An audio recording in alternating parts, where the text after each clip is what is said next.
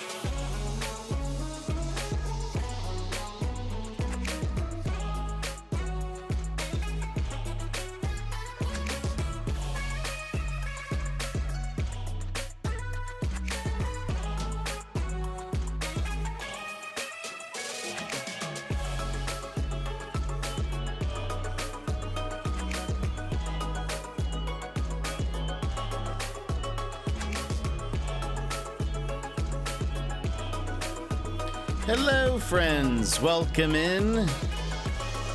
How are you today? Happy Thursday. It is Thursday today. It does not feel like one. It feels like the longest week ever to me, but let's see. Hold on. Let me double check that we have everything connected and working. Today has almost gone too smooth, so I don't trust it.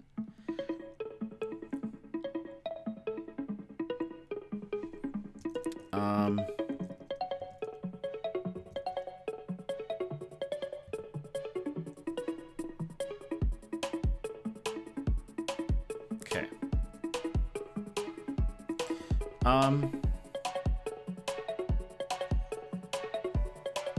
I think we're good to go. We'll go ahead and move over. Wait.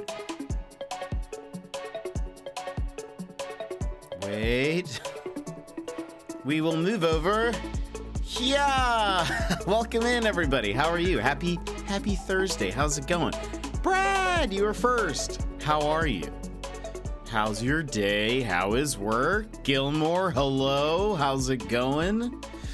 I'm looking at my OBS, and I have 10 billion scenes, or not scenes, sources here in this scene, and I need to get rid of some stuff. So I'm just gonna, while we chat here, just gonna, oh gosh!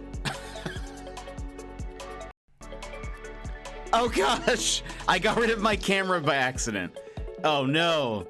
Oh no, but it's back. But wait a minute. Oh no. Okay, that's back. I think we're fine. Like I said, Gosh, I hope that didn't mess anything up. I'm sure it's fine. Like I said, everything was going too smoothly. Okay, this gets deleted.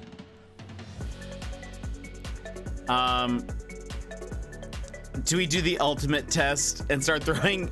No, I think that's fine. Non Tere Plus Ultra. Valk! Lamau, don't get rid of yourself. That's important, Jetpack 13 lol. Valk, welcome in. Thank you so much for the 19 months. Insane. Yeah, no. Gosh, when it came back, there were so many things flashing on the screen. I don't know what happened. But Helene, welcome in. How are you? Valk, how's it going? Helene, how's it going? I think the only thing that I'm sure it's fine. I deleted the nested scene. So I didn't like delete my camera specifically. I deleted the link to the camera and the scene that uses it. So I think everything's fine, but I got real scared there for a second. That was PlayStation Home. That was us talking about PlayStation Home yesterday. Oh, 10 hearts. Let's keep that. That makes me happy. I guess I think we're getting rid of the Gollum shirt. I honestly want this shirt. Smigel. Mi precioso. All right. So, I'm good, thanks. How are you? I'm doing good. I'm very excited about today's game. All right. And are these all the Apex ones? Yeah. Okay, so let's delete these. Very excited about today's game. You guys voted on it. And you chose correctly. I'm just kidding. Either one would have been great. I'm honestly surprised. I'm honestly surprised you guys chose this one over the cozy farm game. But you know, you guys surprised me. Vix, welcome in. How's it going? I was here for the farm sim. Did you vote for farm sim? Then I apologize, Brad. Puzzles are, this is a different puzzle type game. It's not like we solve, I don't know, you'll see. I wanted to detect things, that's fair. I think it's great. It's like a walk back in time with the screenshots. Oh yeah, absolutely. It's all of these past conversations that, oh right. We were talking about, Star Wars Day maybe? Something like that. Wow, that's from a long time ago. And by that I mean last month. What is this? Oh, deal with it. That's funny. What's this? Oh right, Disco Elysium Animal Crossing. Oh, and that's... oh boy. PC Last of Us. Wait, what was this? I kind of want to keep those around. Why? I don't know. We never know when we're talking about Animal Crossing and Disco Elysium again. That's actually most of the stuff. But Mod Day, I know, it was such a long time ago. So I think what we'll do, so we might be able to beat this game in 2 sessions, but we'll start the farm game on Monday. So it was more of a what are we gonna do first rather than like which one are we ever gonna do. I'm okay, didn't sleep good last night, so pretty tired, so down to just chill here until I can sleep. That's fair, that's great. Well, I hope you get some good sleep tonight. I will say, so if you guys may remember, there were actually 3 games I was really interested in. Well, one of those released today and did not, it's surprisingly, this might be shocking, it did not get good reviews. In fact, it got pretty terrible reviews, but the Gollum game, I think I'm taking out as an option, at least for the time being. But the reviews for the game are very bad. It is earlier today. I don't know if this is still correct. Earlier today, the Gollum game was the lowest rated game of the year on Metacritic thus far. It was like at a 30 something. I just watched someone turn the game off on stream. Oh no. I had requested a code for it and I just never heard anything. And so when I started hearing everything today, I, what's the word? Like, rescinded my asking of a code. I feel like, I mean, granted, getting a code for free would be great, but there's usually some expectation that we play it like somewhat soon after getting a code. And I sort of decided, maybe we wait, because it sounds like, well, okay, so a lot of the reviews for the game thus far have mentioned that the mechanics are kind of rough, and like it's kind of hard to play, and the fact that it's a stealth like platformer type of game, I feel like that makes it even more difficult, because in a stealth game you want to make sure that your controls are, snappy and good and smooth, and because you're hiding and it's really annoying if something happens. Opont sent me a review where the guy just died, not even to like enemies and stuff, but just like the controls are what ended up like killing him most of the time. And so I was like, I mean, maybe the game is salvageable, but I don't know if it's like right now. So we're gonna wait and see what happens. But luckily though, we did get a code for today's game, which is called The Case of the Goldenidol. It is like a Obra Dinn-esque murder mystery solver type thing, where you're like shown different pixelated scenes, most of which are murder scenes, and you have to figure out what's happening based on the information that you can pick up on every scene. There's like a narrative that's like a through line between it, between each of the scenes. So I've heard very good things about it. I had actually wanted to play this game since it released, but it released on Steam, and I think it was actually also on Mac, but you guys, I don't need to explain this to you. You guys know why we don't stream off of my computer.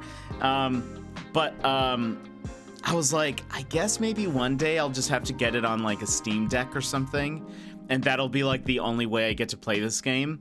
But last week they announced that this game was releasing on the Switch, and so we are playing it on the Switch. I am very excited that we got a code. I got the code this morning, or like super late last night. So I'm very, very, very excited to be playing this game. But like I said, we would have either been playing the Farm Sim game today, or we'd be playing it next week. So we'll start that one next week. But we played a game yesterday, and we won't go into the specifics of it because it's not necessary. We did play a game yesterday that ended up being like way more intense than what we even knew. What we even knew was in the game. It was a rated T for teen game. It was super intense. Is it a secret which farm game you're going to play? I'm gonna wait until well, I guess I could tell you. Maybe I keep it a secret.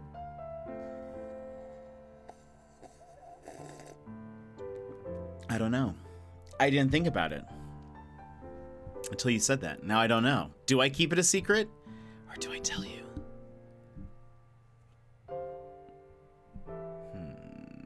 Maybe I'll tell you tomorrow.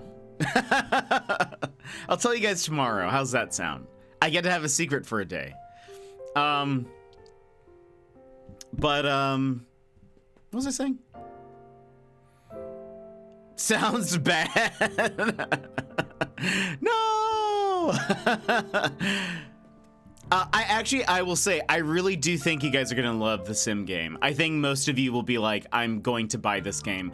I will give you a hint. I'll tell you that. I'll give you a hint that the game is technically not out yet.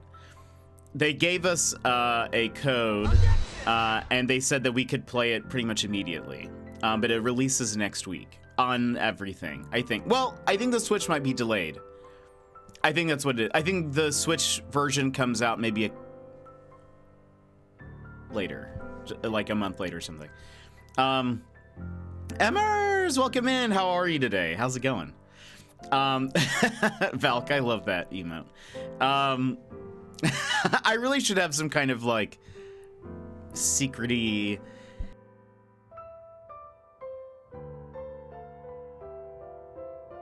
Excuse me, emote. BRB shower. All right, Emmers, we'll see you later. Have a good lurk. Thank you, Brad. Oh yeah, yesterday, but secrets don't make friends.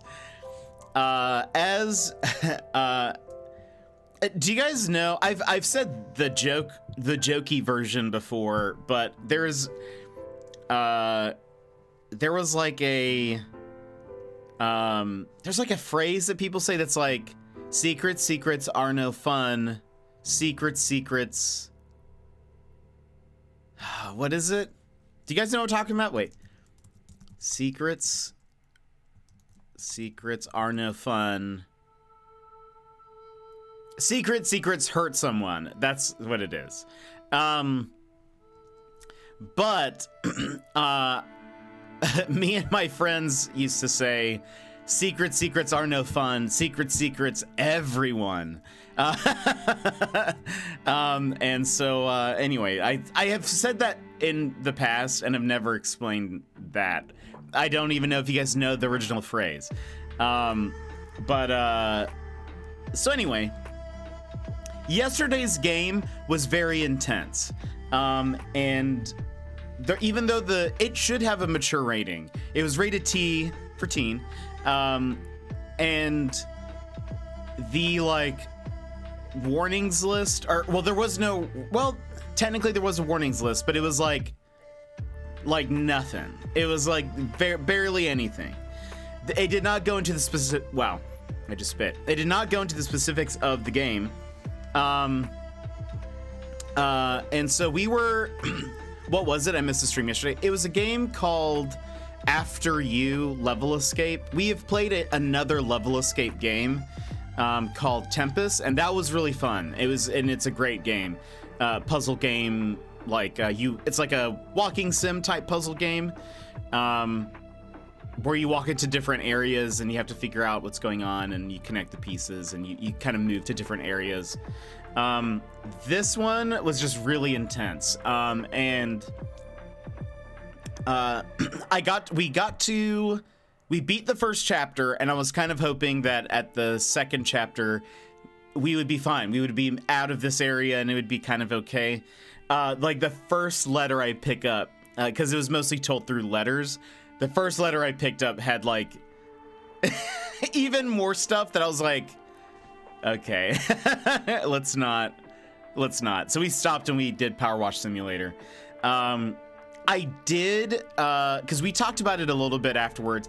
I did end up talking to the PR company of the game to say, hey, just so you know, I don't know like how much you know, but this game like kind of took us by surprise. Like there was some stuff that is very detailed in certain ways that felt weird, and we were kind of uncomfy with it. And we're like, I suggested that they have some very clear like content warning stuff, just so that kind of stuff doesn't take us by surprise. And I did learn, because I tried to find out, because it's rated T for teen, and I was like, how did that happen?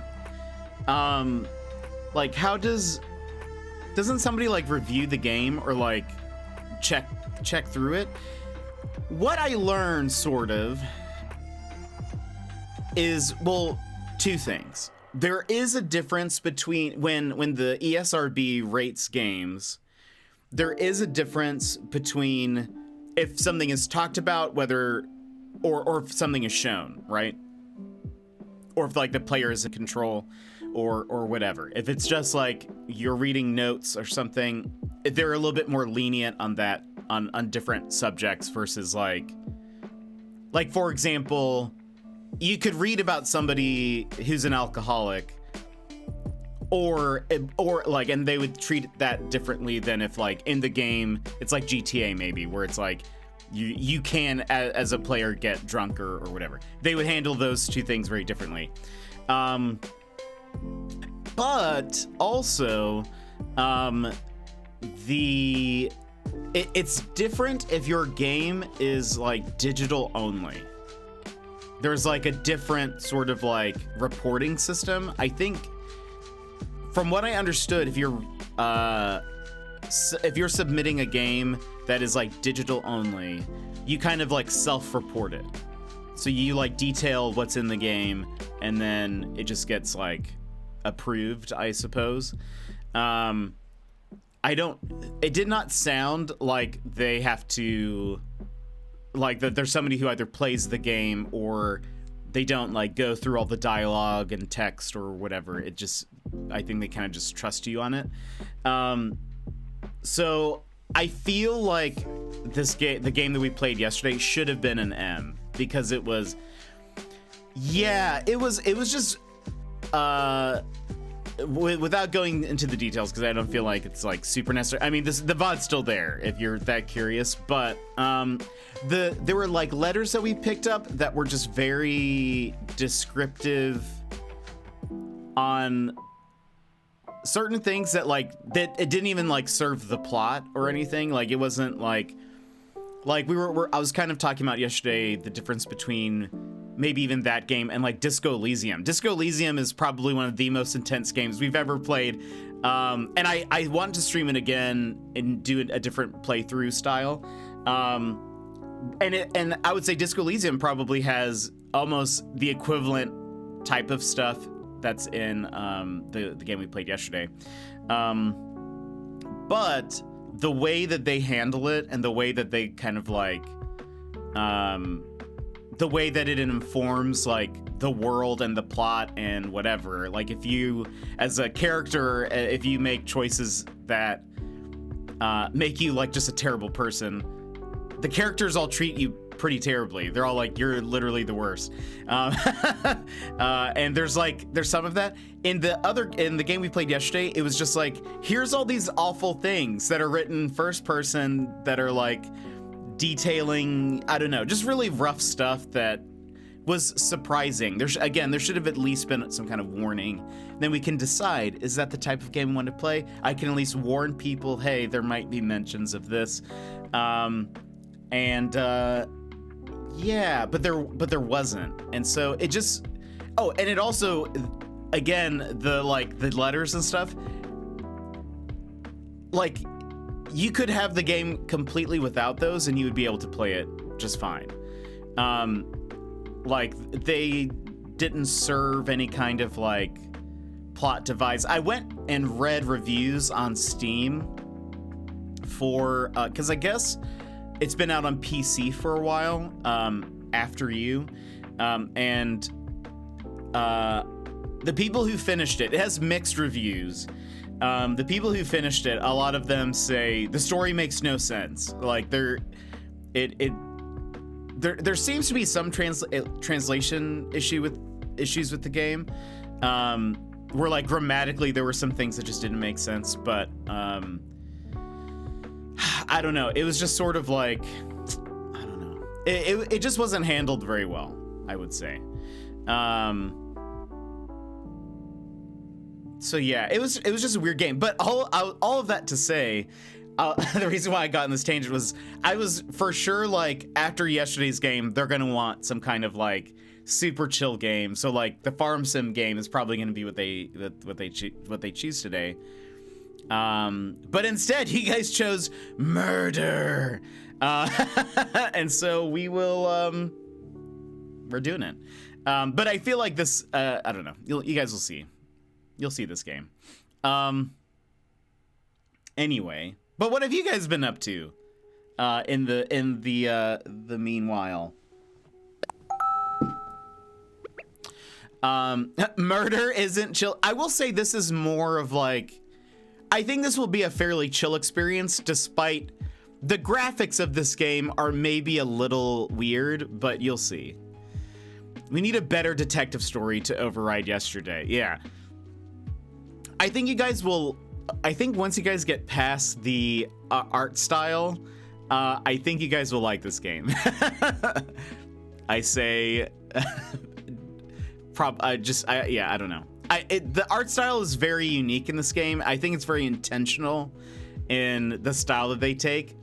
I did not enjoy the art style of Oberdin. This is very different art style wise. I don't mind pixel. Yeah, I think so. This game has like depicts murder, like you're at murder scenes most of the time, I think. But it's not. I don't think it'll be shocking or anything because it's like pixel art. I will say like the way they draw the faces and stuff are all kind of like off-putting, and I think that's totally intentional. So you'll see, but you don't actually move around or anything. So anyway, we'll see when we get into the game. But I will say I loved the art style of Oberdin though. Oberdin is probably one of my favorite games we've played on stream. I think it's incredible. So that when I've heard that this game was kind of compared-ish to Oberdin, I was like, I am so excited. I want more games like that. It's like there's a lot of like logic sort of things happening here where you have to figure out who's who and what's happening and kind of deciphering the situation. I think you guys are gonna like it.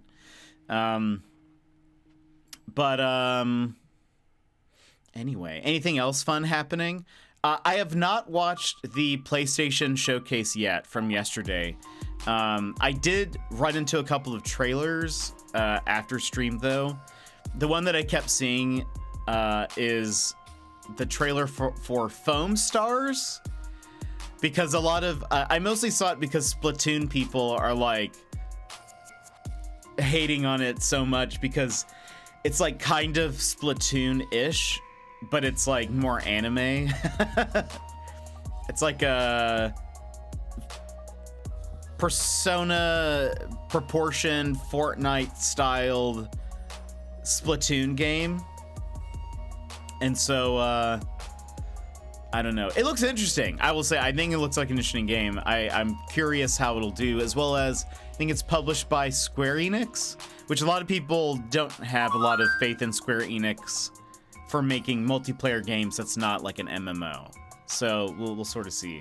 Is that the temperature over there, Brad? It's 71 or 72. Right now, well, it's been raining all day. Right now, it is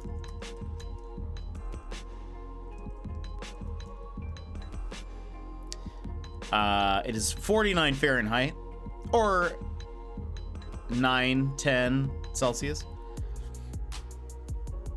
No, I want to make some more backgrounds. I just haven't had the chance to yet since I've been working on stream anniversary stuff. But I do want to update it. I need to have, so we have other backgrounds already. I have been going back to this one though because I really like the low lighting of this one. It feels much more cozier to me than say like, where's the room? Like this one. I don't necessarily like the lighting. And like that, it seems weird, but like having, oh yeah, the background's up. Having this one, it just feels so cozy and nice. How hot does it get in Alaska? At like most, I don't know what like the record for the year usually is, but usually the high is 80-ish, 80 Fahrenheit. So like 26 Celsius. That's like hot for us. That's like very hot. That is a very, very hot day. Our averages in the summertime are like in the upper 60s. So let's say it's we'll say 68. So 20 Celsius. Yeah, that's hot for us in the UK. Yeah, it's and that was my mid temp yesterday. Yeah, it gets really hot here, or it feels hotter here once you've like kind of just become acclimated to the weather in Alaska. Plus, and I think this is very similar, I think, to the UK. We don't have, like, in Alaska, we don't have a lot of like central AC. So you have to just have fans or like window units or whatever. But most places in the US have central air conditioning. But Alaska doesn't, because it's like most people don't want to pay for the upkeep and installation and all that stuff for something that you only are going to use 3 months out of the year, maybe. So we don't have AC in the UK. Yeah. As the norm. Yeah, that's what I've sort of picked up and gathered. So yeah, it's so it feels really hot, and the thing is also like usually during the summertime I'll end up complaining about the heat when it's like still like much cooler here than anywhere else, but our homes are sort of built to retain heat, and so once your house gets hot, it's like it just stays for a bit, so it can get kind of annoying. It's kind of rainy. Excuse me. It's kind of rainy, possibly today and tomorrow. It's only a high temperature of 77, but then it'll go back down to the mid 80s next week. Yeesh. Yeah, I'm sort of dreading the upcoming weather. Like, once we start getting to the 60s, I'm not going to have fun. Oh no, next week it looks like we have some days in the 60s, but I just gotta power through the next couple of months, and then we'll be back to everything being cool again, and I will love it. June is usually an average of 82. Yeah, I melt in the heat, and so I don't know, I just don't look forward to it. So like 82, gosh. And what's funny is I used to live in like the South, so which gets very hot and humid, and I don't know, I just do not like. Do F to C. Yeah, there we go. Maybe that was an autocorrect that happened.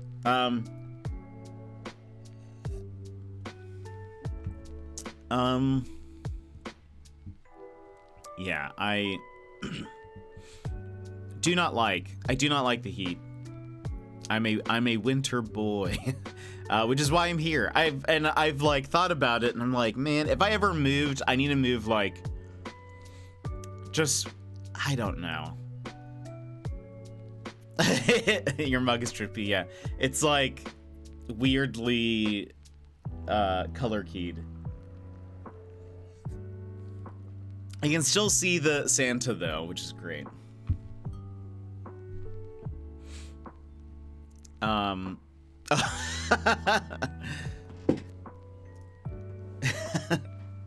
There we go, yeah. What was I saying? What was I gonna say? Oh, that I just need to move north. Yeah, I would need, or move to Antarctica or something. I would need to go to like, I don't know, like the northern parts of Iceland or something.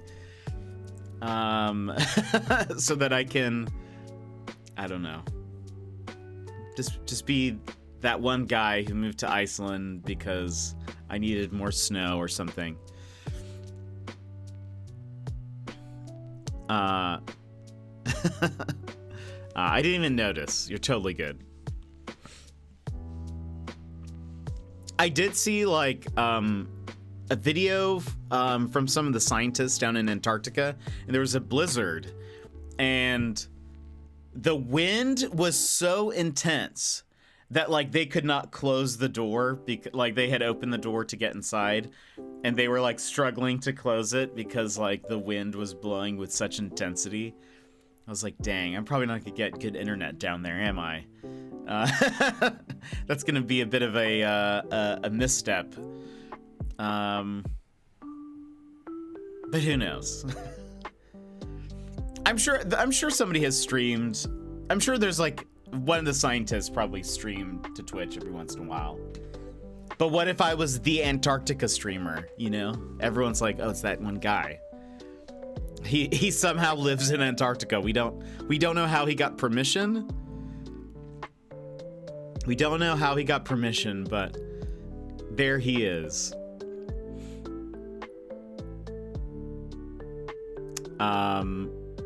What else? Has anything else happened? I feel like I need to actually go through those games that were announced. But I did see that, you know, for those that are very concerned about this, I did see that Grumpy Cat, the LLC, had released a statement. I guess someone tried making Grumpy Cat cryptocurrency or something like that. They're like the official Grumpy Cat company is suing them for like copyright infringement and like using their name to trick people into purchasing cryptocurrency, I guess. So for anyone who is interested in Grumpy Cat crypto coin, I hate to inform you, but it's not real. Or, I mean, you're being misled. But that's really most of the news that I have. So basically, we talked about Gollum, one game from the showcase, and Grumpy Cat coin. So I feel like we've covered all of our bases that we normally talk about.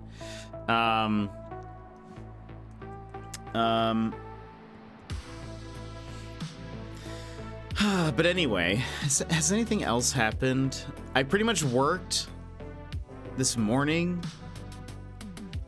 Had a very tiny breakfast. I was so exhausted this morning. I don't know if anyone else has felt very tired today, but I was like, I just did not want to get up. So the other day, there was a forklift operator game coming out on Switch. Awesome. Oh, I did hear that, Helene. For when you're done with power washing. Yeah, I guess there was a farm, I saw a farming sim game.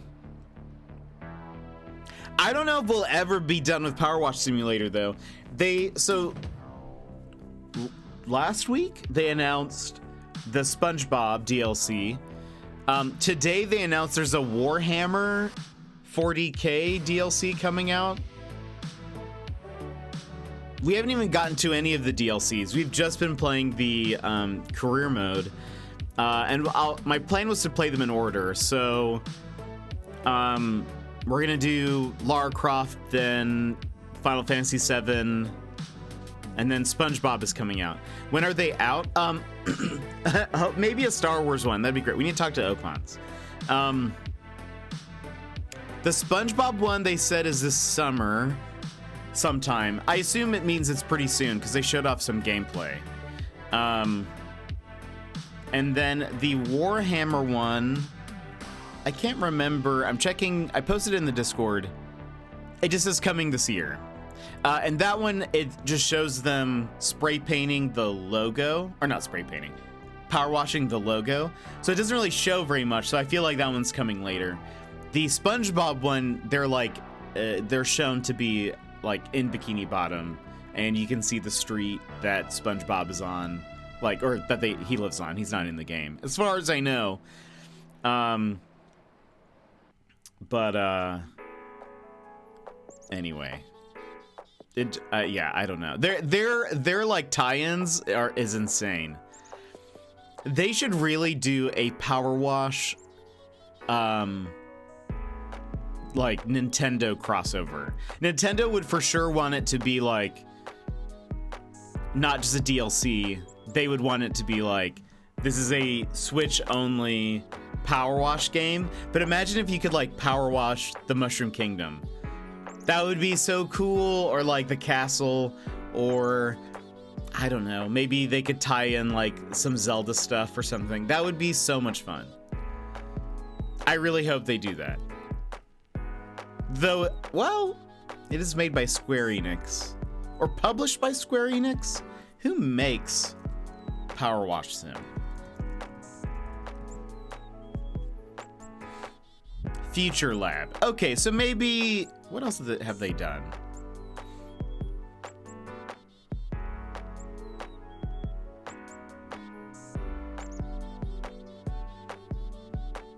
I don't know if any of these games are...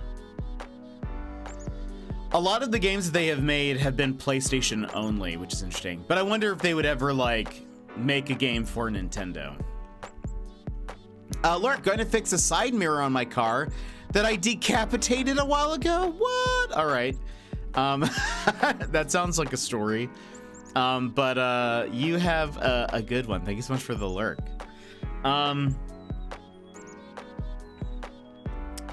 Let's go for like another 5-ish minutes and then we'll be hopping into the game.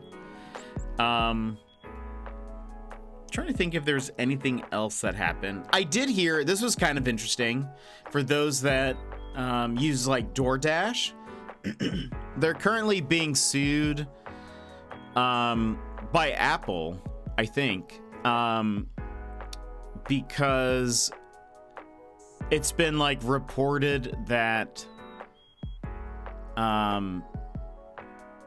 if you use the DoorDash app on an iPhone, you will be charged more for items and for fees and stuff than if you use an Android and order from DoorDash, which is interesting.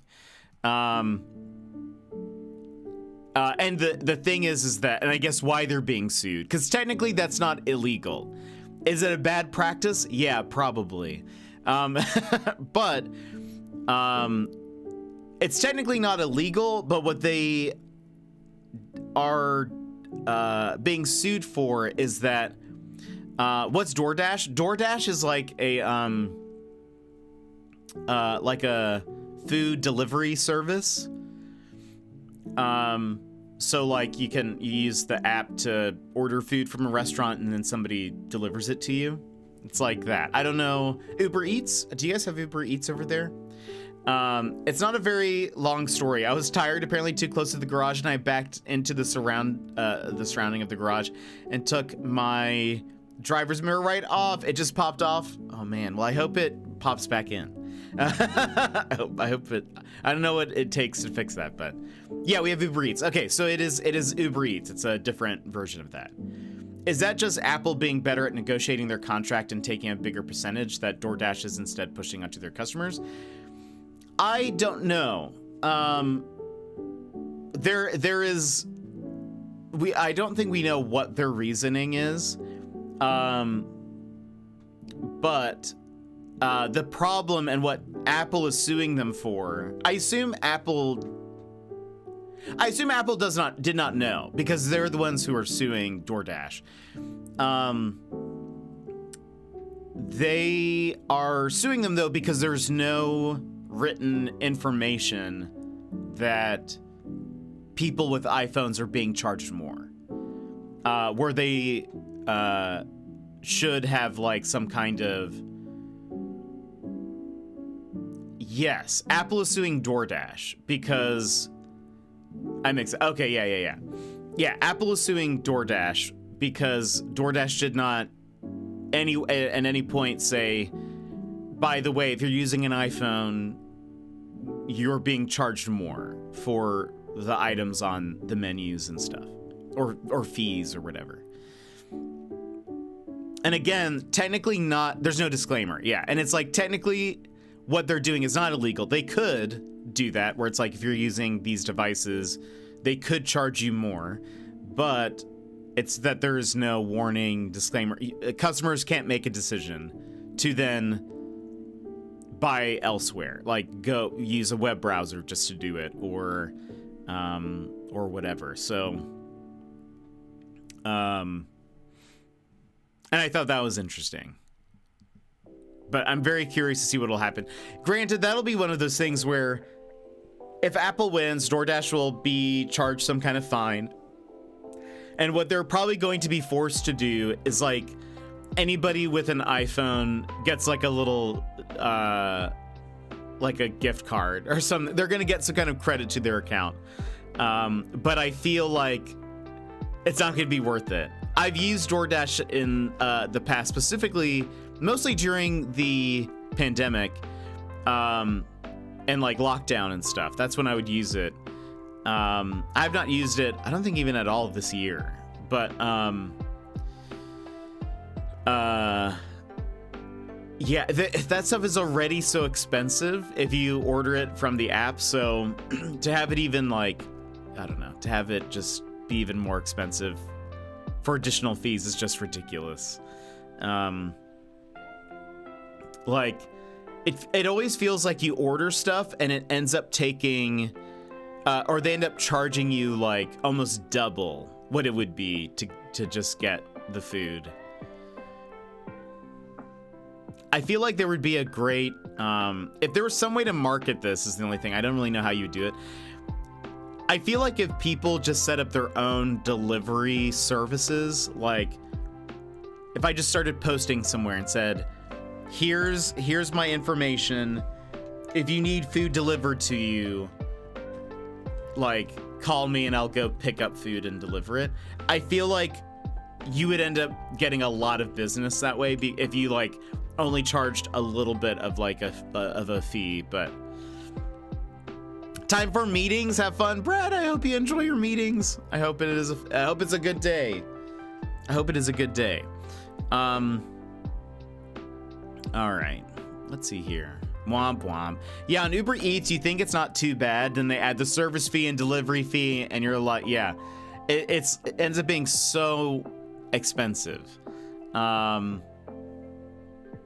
So yeah, I that's part of the reason why I don't use them anymore. It's just like, I mean, I would rather, just, I don't know. I would rather just go, pick up the food myself because it's not worth it. As well as, and then on top of that, you also have, excuse me, on top of that, you also have, tip. Well, in the UK, do you guys tip on like Uber Eats orders? I assume you would. But I don't know. I know that there's not as much of a tipping culture outside of the US.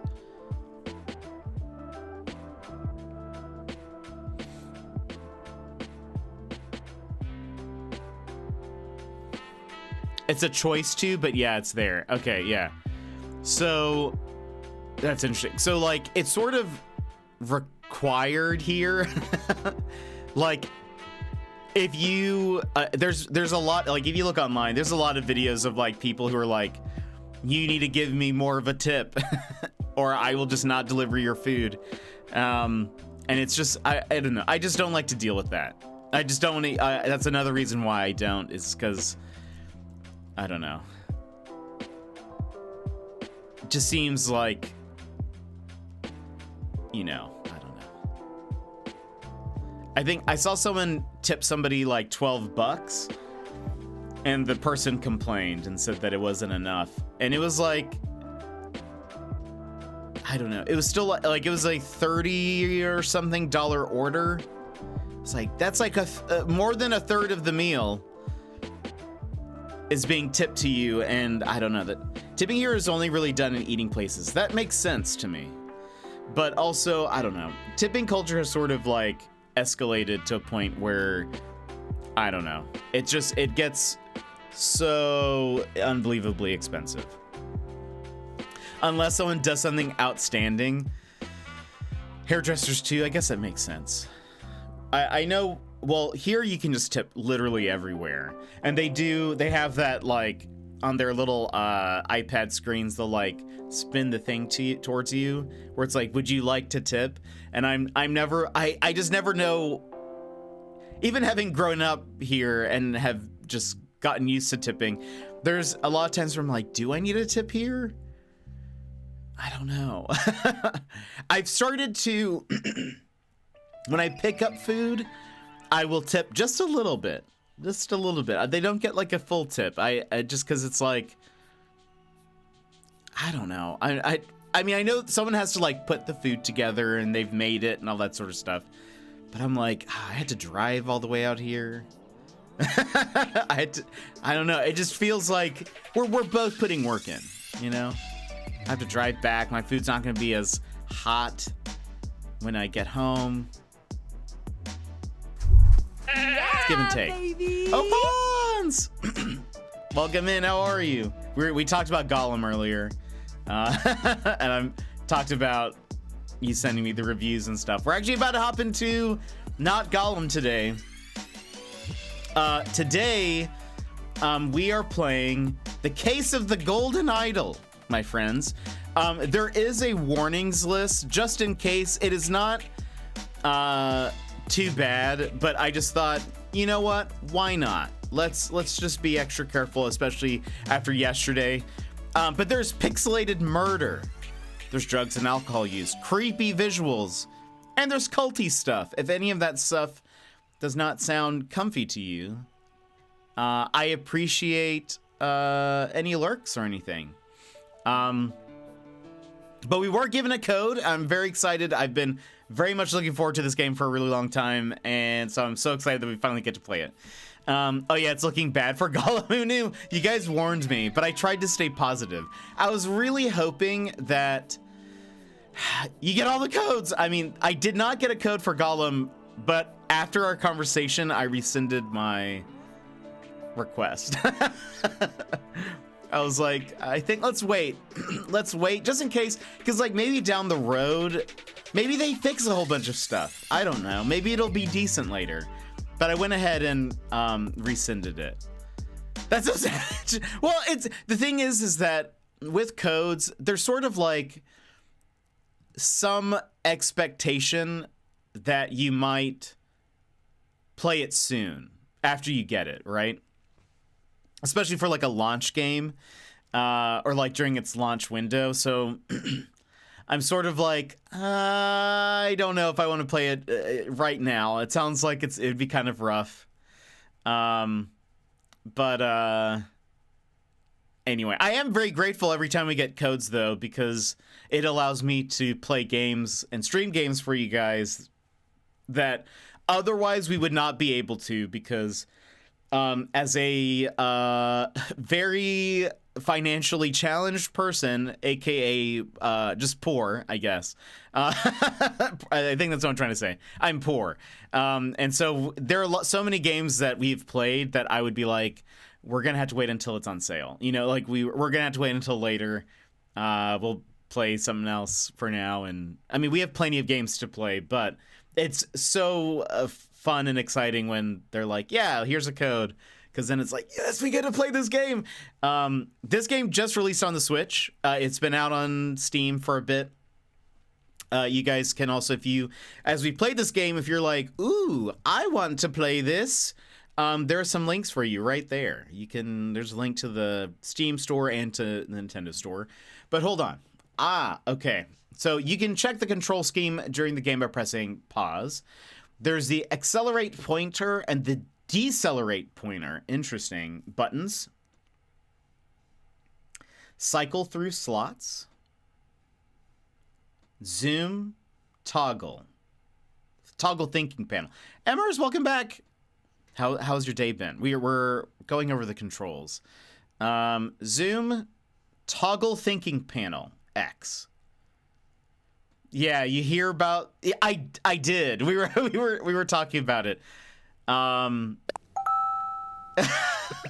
It's. I said earlier. It's. At this point, it's the lowest rated game on Metacritic for the year, which is really sad. I was really hoping it was going to be like, I was going to be able to prove you guys wrong and say, look, it's great. you guys thought it was going to be so weird to play a Gollum game, but look at you now.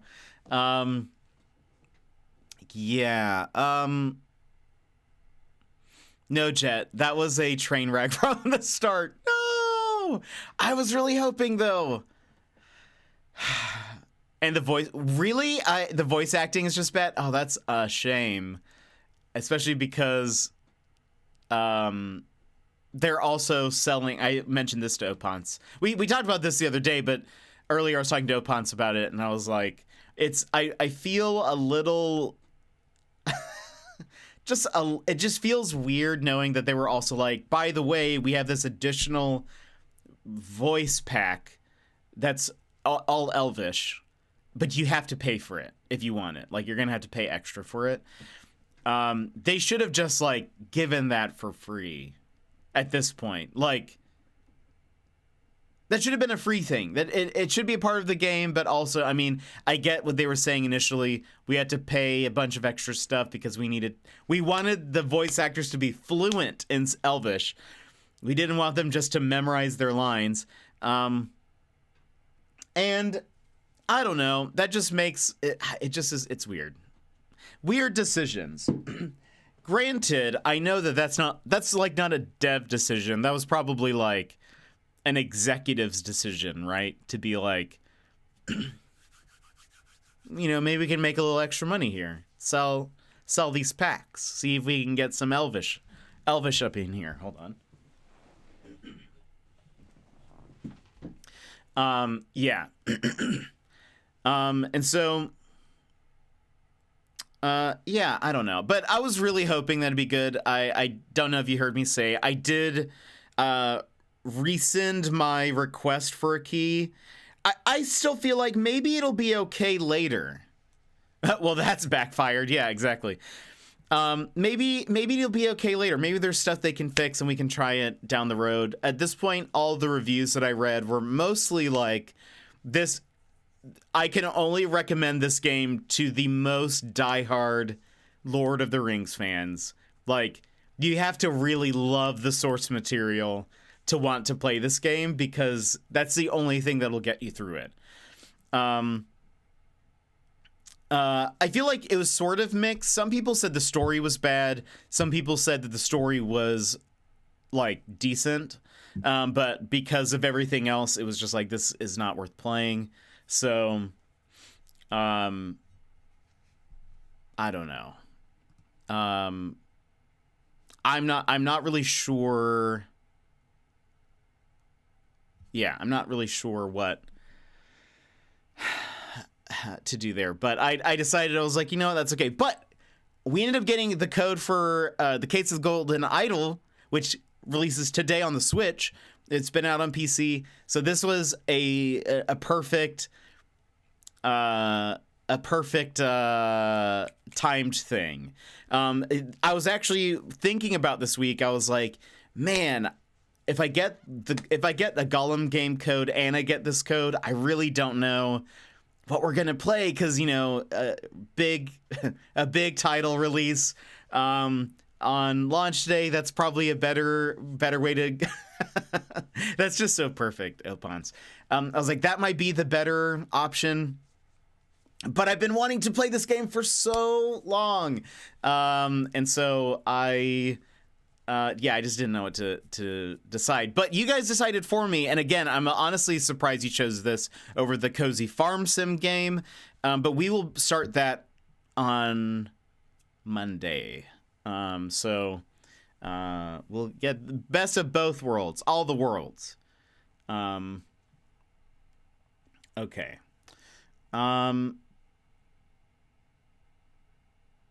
Let me also, before we hop in, but by the way, did anyone here pick up the Gollum game? Also, I am glad that I did not pick up a Gollum onesie.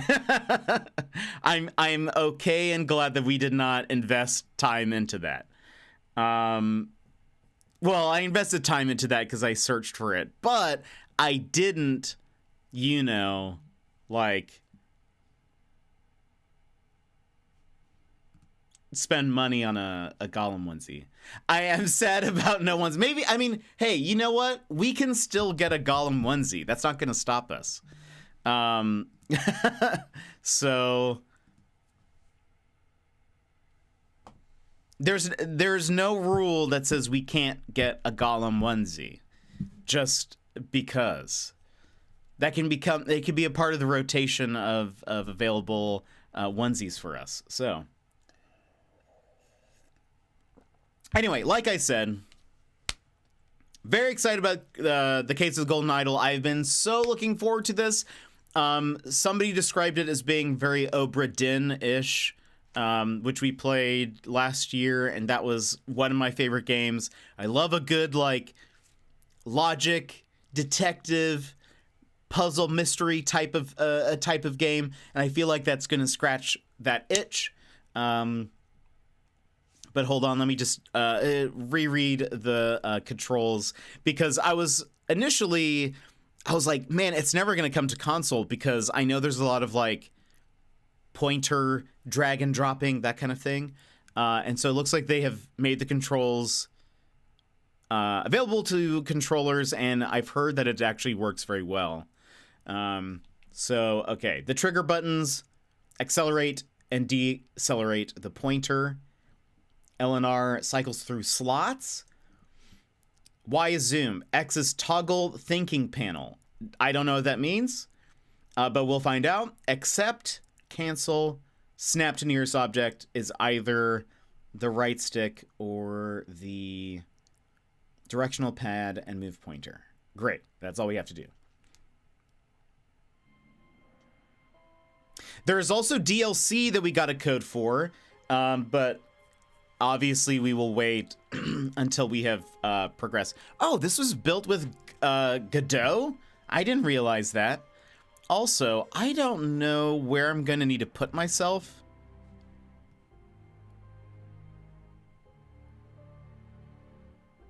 Put myself here for now, and then we'll see if I need to adjust the camera and stuff. Okay, that's fine.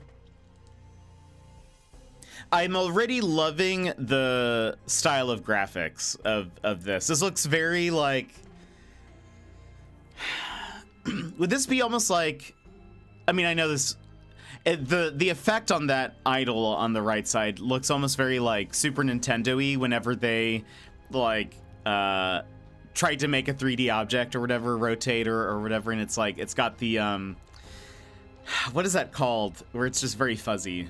I like it. Early PC games also, and I think that's probably what this is inspired by, I would imagine. Prologue. An abrupt termination of contract. Oh boy.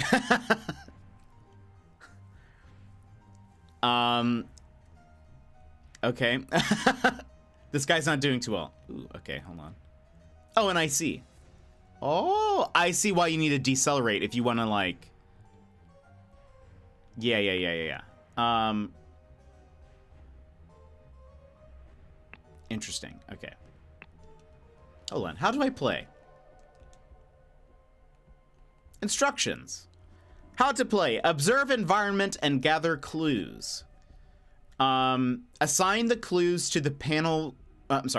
Assign the clues to the right slots in the thinking panel.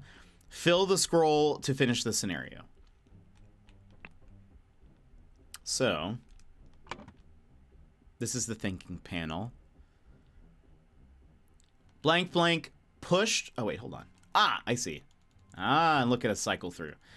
Blank, blank, pushed blank, blank from a cliff in the blank of blank on Monkey Paw Island.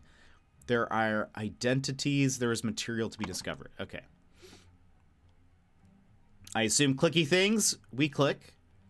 In the backpack, we have a tobacco pouch and a pipe cleaner. 2 bags filled with coins and gems. A bag of medical instruments and some medicine. A golden statue with a red stone. and a bag filled with coins and gems. I knew what you were plotting, you snake! January 5th, 1742. Both parties agreed to these terms for the expedition to Monkey Paw Island. Albert Cloudsley. Okay, so that adds... You guys, I'm covering it. That adds the names to the list down below. Has rights to 2/3 of all valuables for funding the expedition. Oberon Geller has rights to 1/3 of all valuables and any golden statues found for providing the map to the expedition site. Dr. Oberon Geller, I guess the name's already there, so it doesn't matter. And Esquire Albert Cloudsley. A pipe, a dagger. Ah! Oh boy. A scalpel. Okay. And a map. This clue has been added to the thinking panel. Horn? Horn of finger. Horn. Wait. Also, hold on. Ah, I can also use this. That's great. Oh, horn's already been selected, my friends. Ruins of Xenopolis. Bay of Shadows. When you have clicked on a spot, you can access it with directional buttons. Ah, okay. So then... Yeah, I see. Okay. A medicine bottle. So this is a doctor.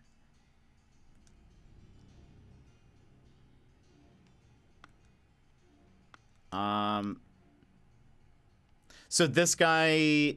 Wait. This was... So this belongs to the guy who was pushed? This belongs to the guy who's doing the pushing. So... where's that note? Dr. Oberon Geller. Can I do this? Ah, Oberon Geller.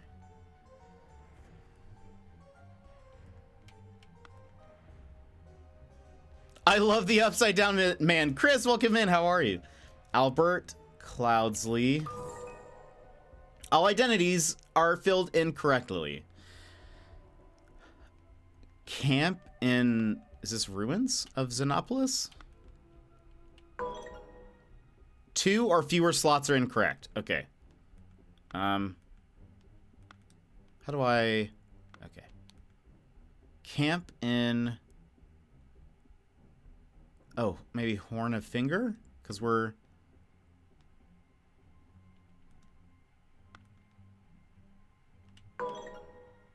No. Okay. Is there like a... No. Okay.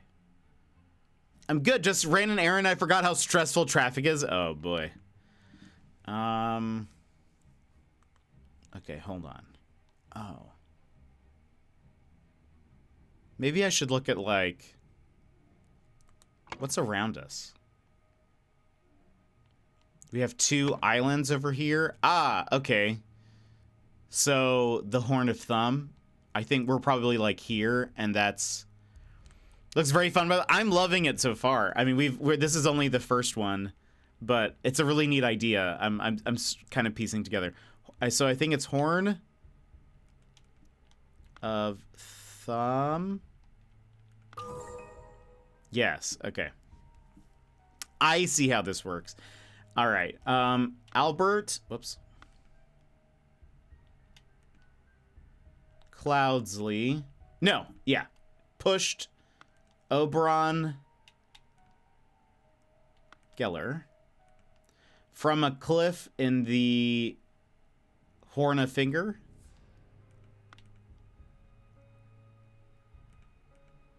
Right, Horn. Oh, I also just realized that these are like color. Like, so color coordinated. So like these were brown, which match these, and these are mustard. So you know, like, come with me. You know that they're supposed to, oh, no. Did I have that right? Thumb.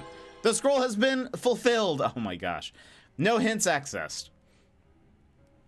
While Dr. Oberon Geller was surveying the poor weather with his looking glass, his expedition partner, Albert Cloudsley, Esquire, suddenly pushed him off the cliff.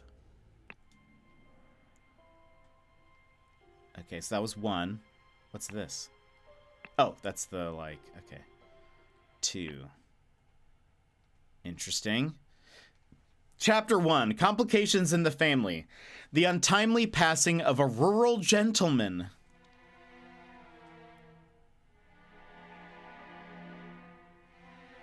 That guy does not look to be doing too good. Okay, we have... Oh, this is from the... yeah, this is the idol from the menu. We have an idol. A horse is running in the yard. A yacht is slowly floating in the river. This clue has been added to the thinking panel. Attire. Blank blank, Lord of Blank passed away in his bed. The cause of death was blank blank, which occurred when he fell from a blank while he was blank. Spontaneous combustion. I, Sebastian Cloudsley, will share my humble contribution to the science of anatomy and chemistry. Okay. August 22nd, 1786. Woke up, a beautiful day. 12:30, washed and dressed in my dining attire. Had a beautiful roast duck for lunch. Changed to my hunting attire. I like having different attires for your different activities. Rode to hunt badgers. Had no luck today and returned home. Changed to my researching attire. Changed to my dining attire. We already clicked on that. Had a tasty beef loin for supper. Filled in my diary and went to bed to continue reading for my research. If I had attire, really it would be like... woke up still in my pajamas. Did work in my pajamas. Changed into my streaming attire. Changed back into my pajamas. That would be that would be my whole diary. This clue has been added to the thinking panel. Okay, is this guy? Dining attire maybe because he's eating. Woodshire, Crow Tower, Blackfield. Okay. What's that? Exactly. Let's see. It's the 23rd of August. Was that? Oh, it's okay. So it's the next day. Hold on.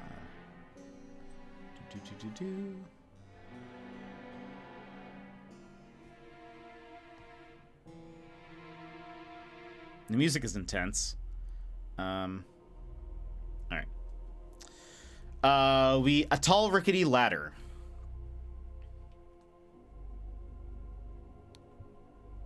Henry Clover lead poisoning. So there was a rickety ladder. Looks like he was grabbing a book on lead poisoning. This creepy mask. This clue has been added to the thinking panel.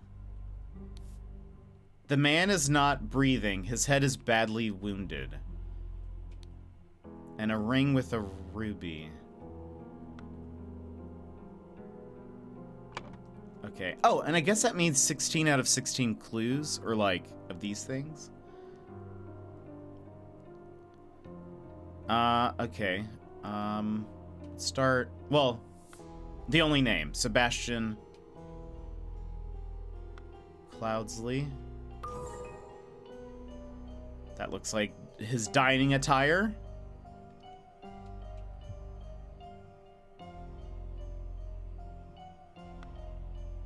Looks like research because of these instruments. And I assume this is, he was in his hunting attire. Okay, yes. So Sebastian Cloudsley, Lord of, okay, hold on.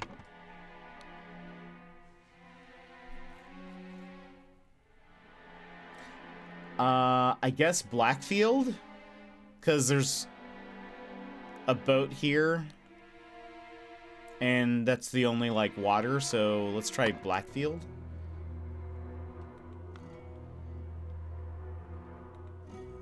Passed away in his bed. The cause of death was a... well, hold on. I mean... The man is not breathing. His head is badly wounded. Yeah, I assume it's a head trauma. Or head wound. Though the fact that there's like a lead poisoning book is interesting. Which occurred when he fell from a ladder.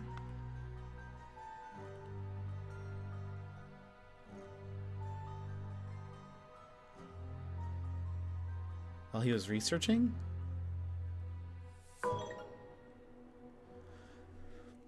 Two or fewer slots are incorrect.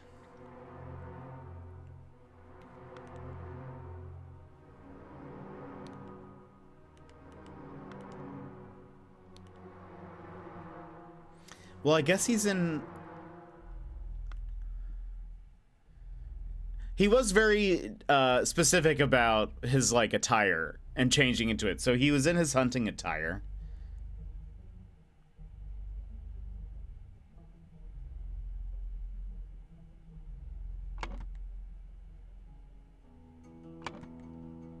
I mean, there's that horse. The scroll has been fulfilled. While the Lord of Blackfield was hunting, his horse threw him off, and he suffered a deadly wound to the head. Okay. Interesting. I wonder... Okay. I'm confused, though. Because, like, look at... Who put him on the bed? You know? That's weird, right? Like, look, there's bloody footsteps. This is... It seems weird. I don't know if I trust this yet. How do I...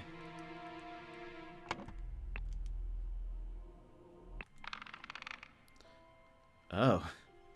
Hello. Cutscene! Sebastian Cloudsley. Okay, so this is the guy who just died. Oops, I did not mean to hit replay. What is happening here? Chapter 1, Complications in the Family. The dramatic departure of an outsider.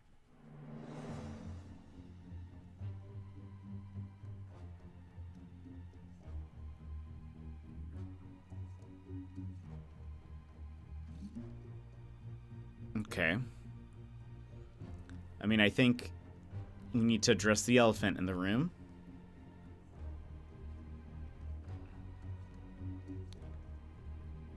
Oh my gosh.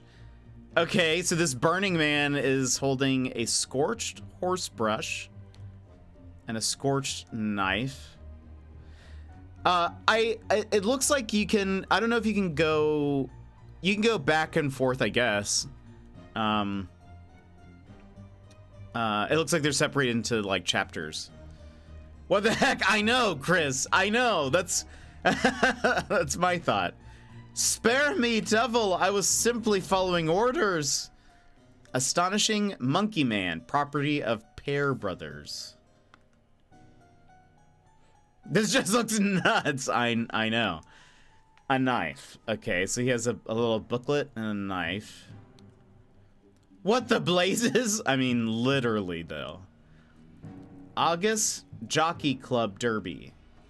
Race win, place show wager. 3 Raging Sultan, 35 pounds. Okay, so this is like a betting, like a betting stub. What's the word I'm looking for? You guys know what I'm talking about. Now, if it's all the same to you, I will take my leave. What? Okay. 1 pound, 2 shillings, and 2 pence. A ring with a red ruby. That was in the last one. I have to say, this is very fun to watch while trying to figure out health insurance, though. Oh, boy. Same. The idol. Okay. Has some symbols and a switch. Spontaneous combustion. To perform the combustion trick, you must first cast a freezing spell. The sacred glyphs for combustion on the idol. Oh, we already have that. Little shepherd's crook. A sideways lull. And a really bad triangle. Okay, so that was the sacred glyphs for combustion on the idol. Yeah, so I think that this is going to like continue. Like the cutscene that played on that before this, the grave, was the person who died in the previous thing. Interesting. This person says Ash Blair, finest tobacco. Prepare the carriage for tomorrow. We are to visit my nephew, EC. 2 shillings and a penny. A saddlebag. A dagger. Stable rota for Adam and James. Horse grooming. James. Stable cleaning Adam. Looks like they switched. And do it properly, you lazy oafs. What an unexpected turn of events. EC. An embroidered handkerchief with the things EC. So that letter, these two people are connected. 3 pounds and 3 shillings.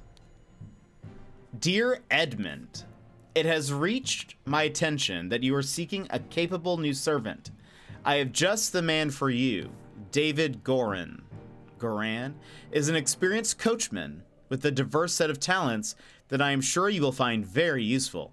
If you are displeased with his services, do not hesitate to let me know. Yours, Theo. I like that you, I like the laugh you added at the end of, reading that sentence, yeah. I mean, there was only one way to read that, I feel like. A stiletto blade. London Gazetteer. Monday, September 7th. Lord Edmund Cloudsy. Oh, we have that already. Do we have this? No. Okay. Speech stirs Parliament. Okay. So is it Monday?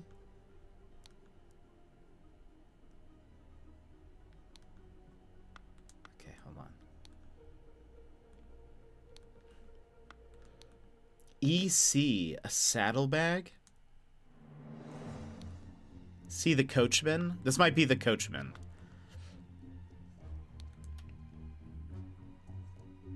Weird.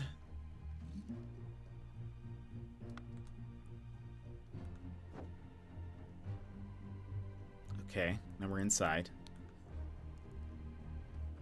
Batley?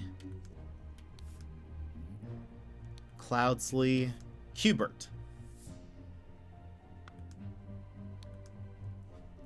Fat Lord?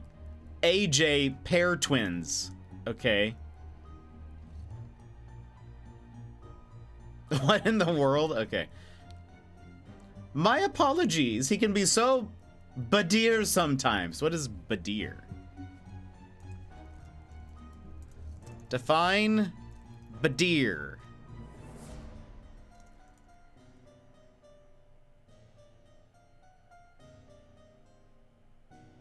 It might mean death, but it also is not an English word. Potentially. So, okay, my apologies. He can be so Badir sometimes. 6 rings with various stones. Simhasana Batisi. Okay, some kind of book. A fan. 4 pounds. And a ornamented Qatar blade. She's carrying that on her person currently. Nicholas Maker, attorney. I would not have expected one of your family to treat a legal document in such a way. I am appalled. A ring with a ruby. 2 shillings, 3 pence. Reading of the last will and testament of Sebastian Cloudsley, September 7th. Okay, so, all right. 1786. Albert Cloudsley, Mary, Edmund Cloudsley, we have that. Rose Kubert. We have Kubert. Sebastian Cloudsley. Beatrix Batley. Married Peter Batley, we have. 4 inheritors, all present. Willard Wright, associate. Okay. These are the 4 that are present. Rose Kubert, Edmund Cloudsley, Willard Wright, and Peter Batley.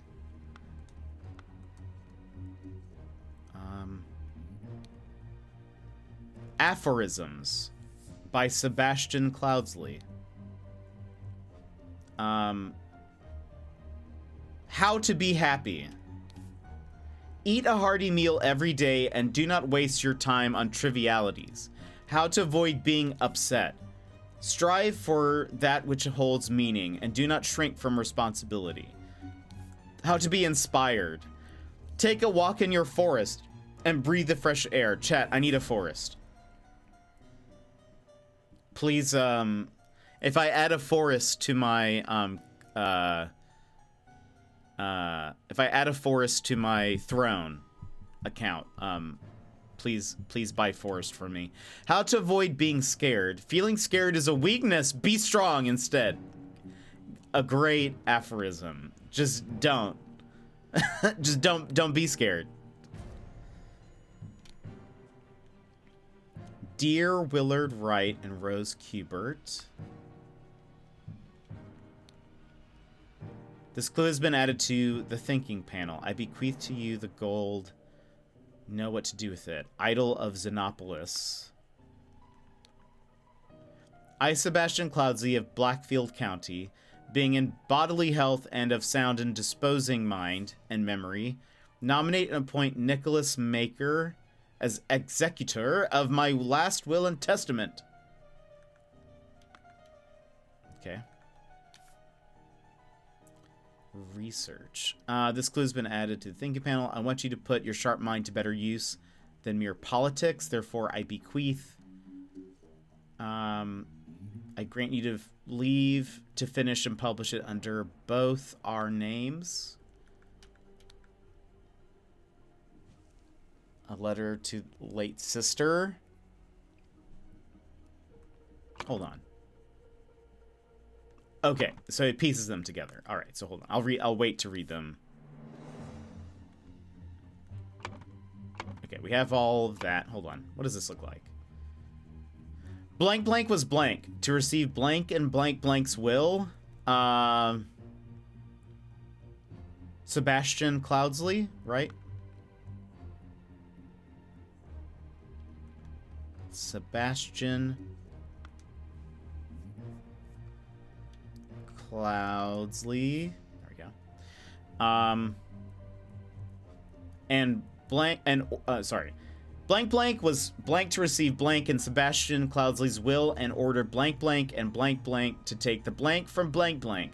Suddenly, blank blank died from spontaneous combustion, I imagine.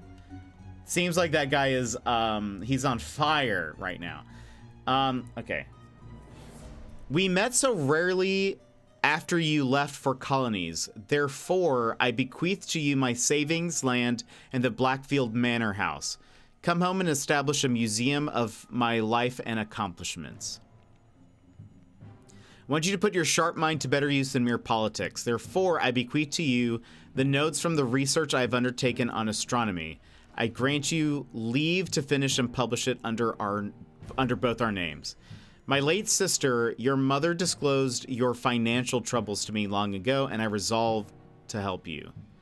I bequeath to you a compilation of my aphorisms to provide the direction. Wait, I bequeath. Oh, wait, that's not. Okay, I read this wrong.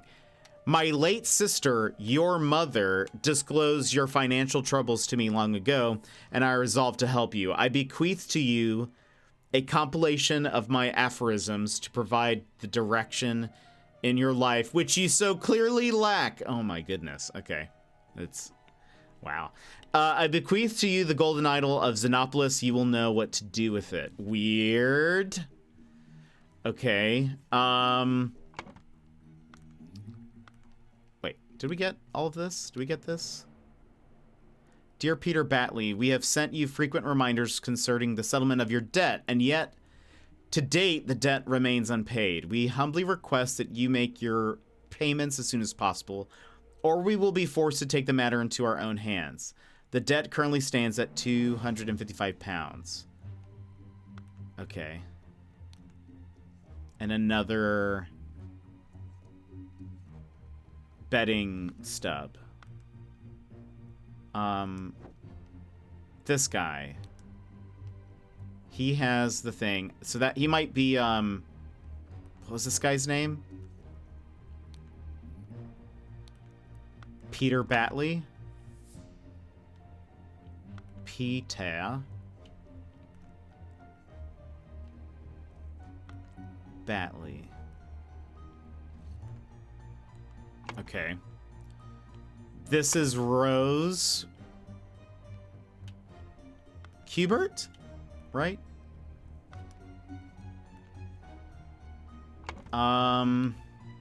Nicholas Maker, I think is this guy. The attorney.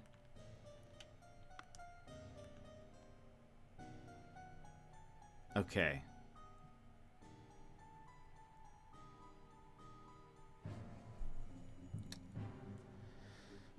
Okay, now these guys. Let's do...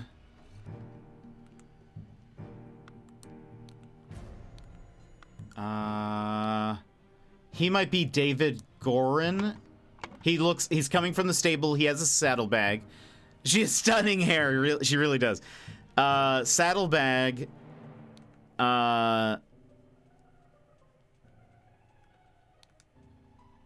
Says something, prepare the carriage. So, what was his name? David Goran. David.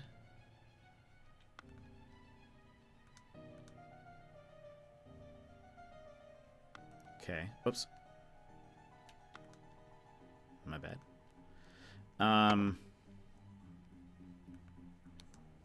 This guy. EC. Edmund Cubert? Is that somebody? Cloudsley, perhaps? Edmund Cloudsley. Okay, so he is related to the guy who died, like, directly. Edmund Cloudsley. Edmund Cloudsley. Now we have these three people. These might be the Pair brothers.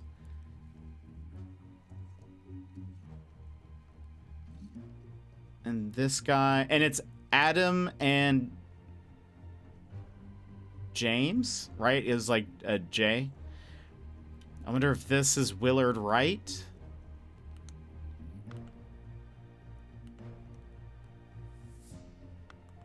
Whoops.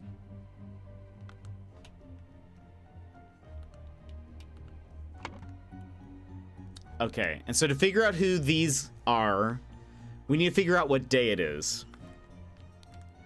This had Monday, September 7th.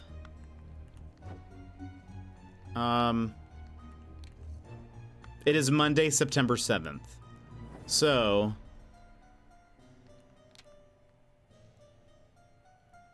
on Monday, James is horse grooming.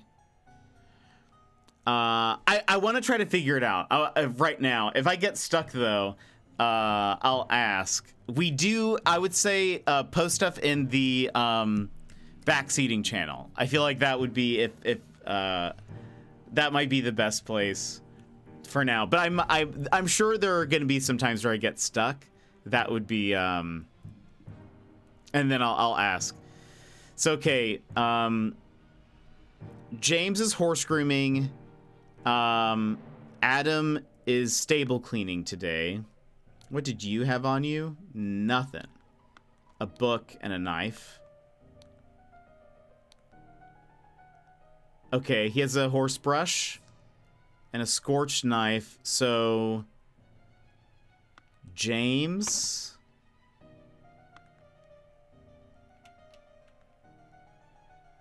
pear. And hold on, let me put pear over here. Adam? All right, let's see what happens. Nice. Okay, excellent. I love that it also takes away any of the like extra names that you don't need anymore. Okay. So he has the idol. This is William Wright.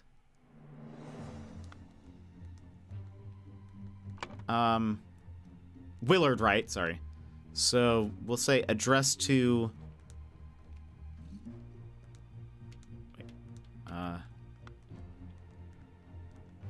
what's happening? Willard. Can I Willard. There you go. Oh, I think my controller was like not connecting to the Switch for some reason. Right.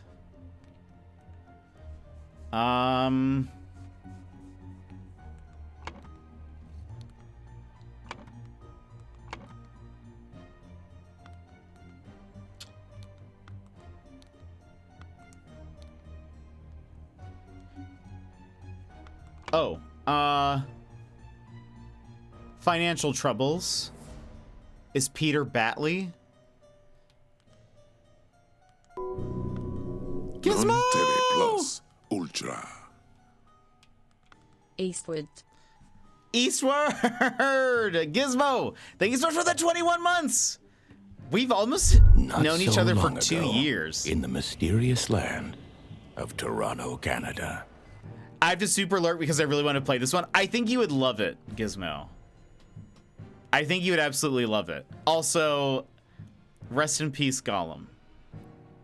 So happy we met. I'm happy we met, Gollum. I mean...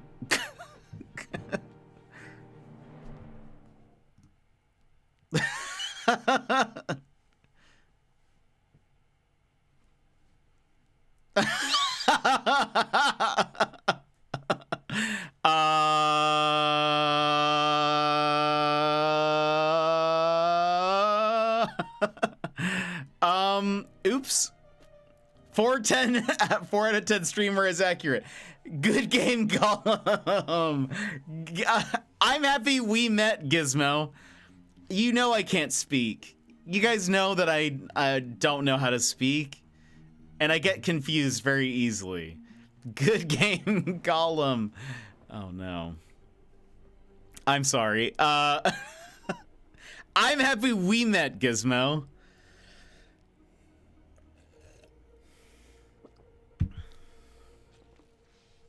Goodness, how are you?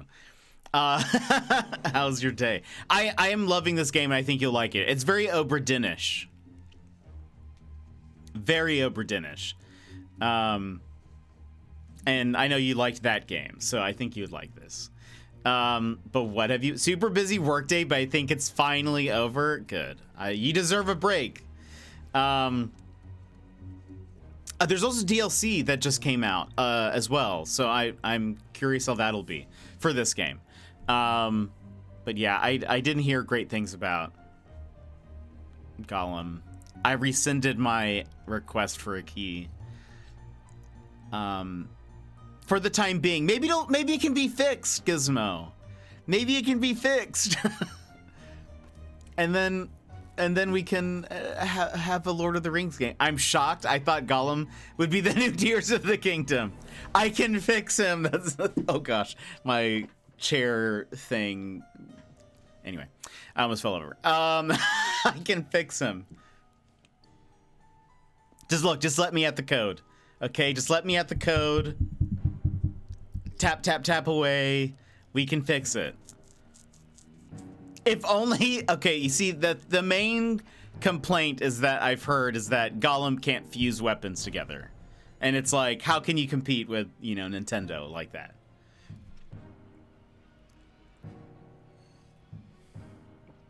I wonder how many games are going to have a fuse mechanic after this. Oh, no.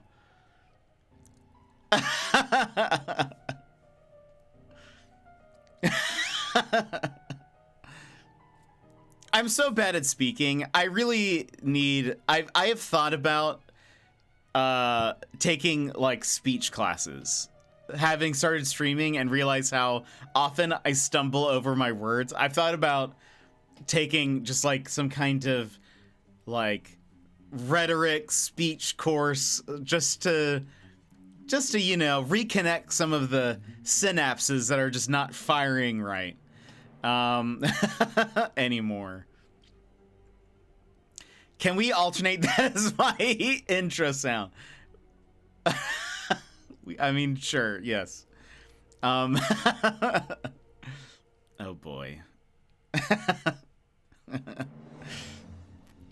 At least the speech and the chair didn't happen at the same time. True. Well, then I could have blamed it on something like, oops, I almost said Gollum, but it was because I was falling out of my chair. But now it's going to be like, no, I can't speak and I'm uncoordinated.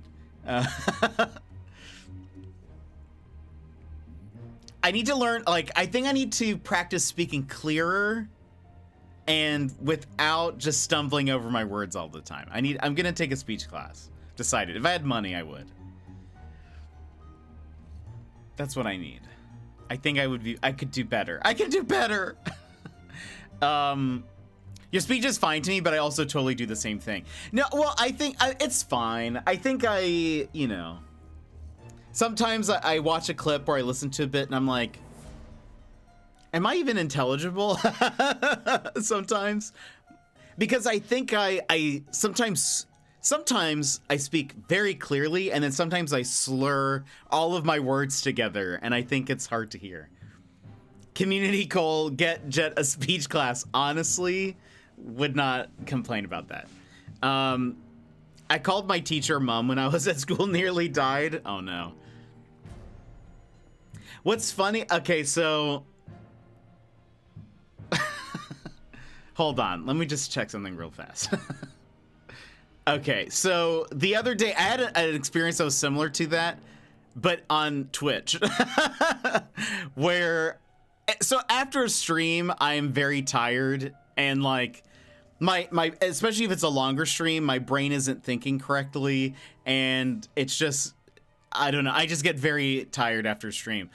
I accidentally said, so somebody asked, we rated somebody and they asked, how was the game or whatever.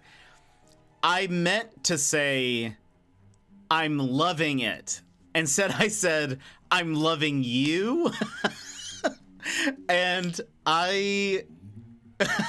after I said that, and I was like, I'm loving it.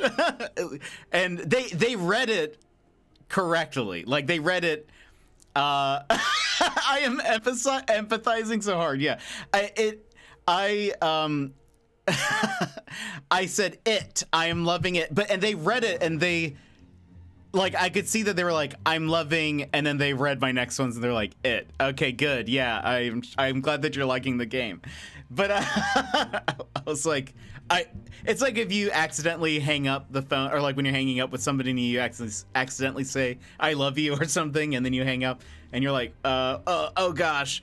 Or you do the enjoy your food and you say you too or something. That was the effect. That was how I was feeling, and was like, oh no. Oh no. Now I feel like, I don't know. Hopefully they're just like, oh, that was a typo or whatever. Because now I'm gonna feel like anytime I interact with them, they're gonna be like, who? I don't know if I trust you. The reason I don't want to go back to retail, and it's not all the customer problems. Gosh. So anyway, yeah, I've had. But again, it's after a stream, after I've been talking for so long, it's like sometimes words are just happening. My brain isn't just working correctly, and I don't know. Or when someone asks, how's your food? And you answer, yeah, really great. How's yours? But they don't have food. Exactly. That happens to me too much.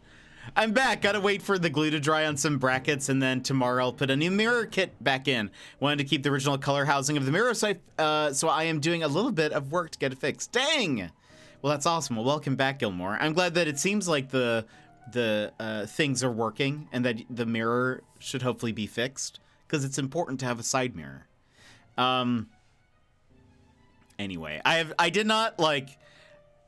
have not mentioned it to them, because I feel like now it's like if I make a bigger deal out of it, it's worse, right? Because they probably don't even remember at this point. But I will think about it. I will think about it every time I interact with them. But now if I bring it up, it's going to be even weirder. So I've decided not to say anything. Hey, by the way, remember that one time that I accidentally said I was loving you? I meant to say, I just want you to know I don't. I'm not loving you. I overcorrect then, and then it's like even more awkward. I didn't realize how much I actually do glance at the mirrors while I drive until I don't. It's important. I like to call it pulling the wrong file from the drawer. Then once my brain feels scattered, it's that one SpongeBob episode where the files are thrown around and on fire. Yes, that is 100% me. Have you ever asked, how are you? Oh, totally. Totally. Especially if it's like I do this all the time. This happens on stream even, where I will say, how are you doing? And someone answers, good, how are you? And I say, good, how about you? And I've realized that I've already asked them. I was the one who started the chain. Yeah, absolutely. Yeah, 100%. I do that all the time. And then you guys will normally, I will, when that happens, I usually end up saying, I already asked that, or we've been there, and then I try to continue as quickly as possible. But I feel like, I don't know, would a speech class help me? Maybe, it might. I think I could work on my elocution. Is that the right word? Elocution. The skill of clear and expressive speech. Yes. Especially of distinct pronunciation and articulation. I need to work on my elocution. But anyway. I also would like, this is just a site, it's electrocution. Thank you. I need to go to an electrocution class. Somehow, like a few months from now, I just end up being like a journeyman apprentice somehow. And I'm like, I don't know how I'm an electrician now, but I am, guys. I do need to work on my superpowers. This is just a minor thing. I think I need to, that I've realized watching clips, I need to stop laughing at my own jokes like I just did. Sometimes I think I end up saying a statement or a joke and I realize I think this is hilarious. And so then I start laughing, and I think it becomes unclear what I was going to say. There are so many clips where I'm like, I know what I'm laughing at, and I know what I'm trying to say. I feel like if somebody had not seen, if someone else watches this clip out of context, they're going to be like, I don't get what's happening. Always laugh at your own jokes. I just laugh too much at everything. And it's not a bad thing, but I don't know. Sometimes I'm like, I bet my jokes would be clearer if I didn't think I was hilarious. Makes it way funnier to me, especially since I can't hear anyone else laugh. Also a good point. There was a video that went viral yesterday of some guy who was asking, when you watch something by yourself, do you laugh? And I think that's an interesting topic. When you guys watch movies completely by yourself, or like a TV show, do you laugh at said show? Like out loud. Sometimes, and I get his point, but it sort of depends. I do. So I think for the most part, I tend to not, but there are some exceptions. Like, if I'm watching a comedy, what'll end up happening is I expel air through my nose very fast, you know, like that's how it ends up. I don't necessarily verbally laugh all that often, but there are exceptions. One, unless it's like something that's hilarious, like it absolutely catches me off guard, then I will start laughing. Two, if I'm watching a show with a laugh track, and I actually wonder if that's part of the purpose of having a laugh track. Because I realized, because I was thinking about it and I was like, oh, well, when I watch Taskmaster, I laugh out loud all the time. And then I think, wait, they have like a live studio audience. Does that help me laugh out loud because I know other people are laughing?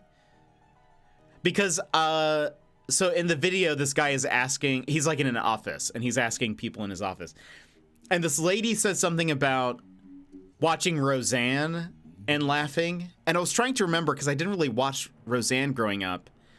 Isn't Roseanne also like, don't they also have a live audience? I laugh at shows and stuff. Yeah, I definitely laugh, but not as much as with someone. I think that's also probably more accurate in general. Or I do the air thing. Yeah, I do. I do. Yeah. I expel air through my nostrils and as a laugh. Laughing is contagious. I think it is. It's like they know things. Yeah, so I was like, I wonder if like that's an effect of having a live studio audience is it gets people to laugh more because you know other people are laughing and think it's funny, so you probably chuckle around like along more. But there are some things that I laugh at, and it's just me. As we know, even just from the stream, there are times where I think of something and I start laughing. But I do think it's funny. Like there are times I was thinking about it in all of this context. This is the stuff I think about. I'm either thinking about what makes a cat cafe, or why do I laugh when I'm by myself? But I have thought about it because I'm like, there are times where I'm watching a streamer and I start laughing. And I was thinking about it, I was like, it does a lot of times, not all the times, but sometimes they're also laughing along at themselves or with themselves or whatever, and that makes me laugh. They're finding it funny, so I'm finding it funny. So I don't know.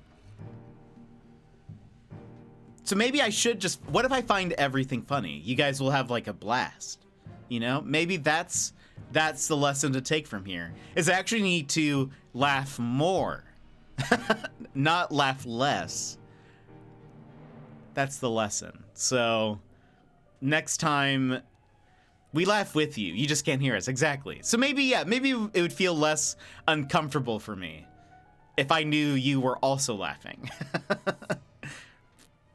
I should have a laugh command. That's just like, I hear laughing, like a laugh track. That would be so weird. We're not going to do that. But that way I know, how great it is that they find this funny. Anyway, this all started because I accidentally called Gizmo Gollum. or chat types laugh when they laugh. Oh gosh, in parentheses, like subtitles. This all started because I accidentally called Gizmo Gollum. So, oh boy. But all right, okay. Let's get back into the game. I have forgotten where we're at or what my thought process was. We have all the names done in this section. We have 2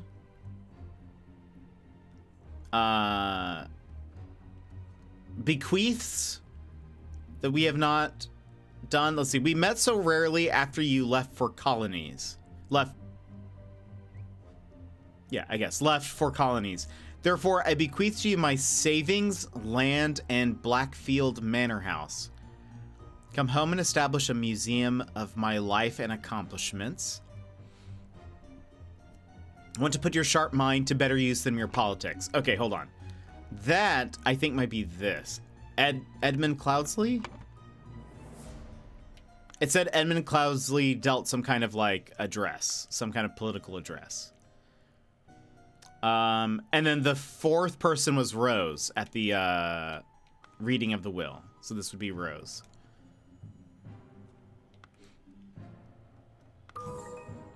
Nice. Okay. So blank blank was blank to receive blank in Sebastian's will and ordered blank blank and blank blank to take the blank from blank blank. Suddenly, James Pear died from spontaneous combustion. Okay. So somebody was upset to receive something from Sebastian's will and ordered Adam Pear and James Pear because this guy, I was simply following orders. Adam Pear and James Pear to take the idol from Willard Wright.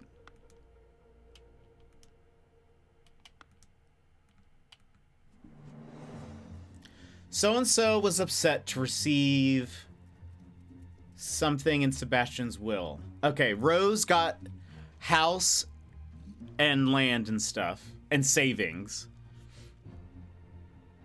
Edmund got his research.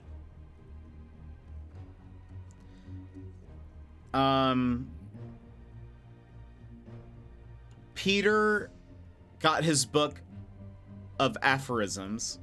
That's probably... And then Willard got the idol.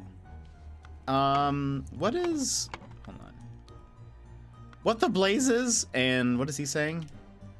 What an unexpected turn of events. I feel like he doesn't seem upset.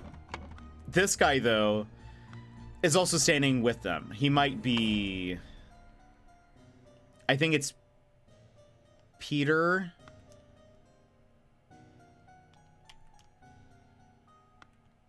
Batley was upset to receive aphorisms.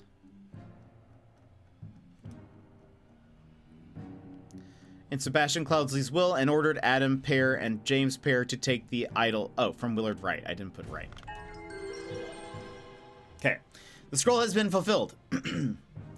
Peter Batley, encumbered by his gambling debts, had placed high hopes on his uncle's testament. Upon discovering he had inherited nothing but a book of aphorisms, he tore up the will and ordered his servants to take the golden statue from the stranger Willard. Suddenly, one of the servants burst into flames. You know, as you do. Next chapter. Chapter 2. The Cursed Inheritance. The Murder at the Little Mermaid.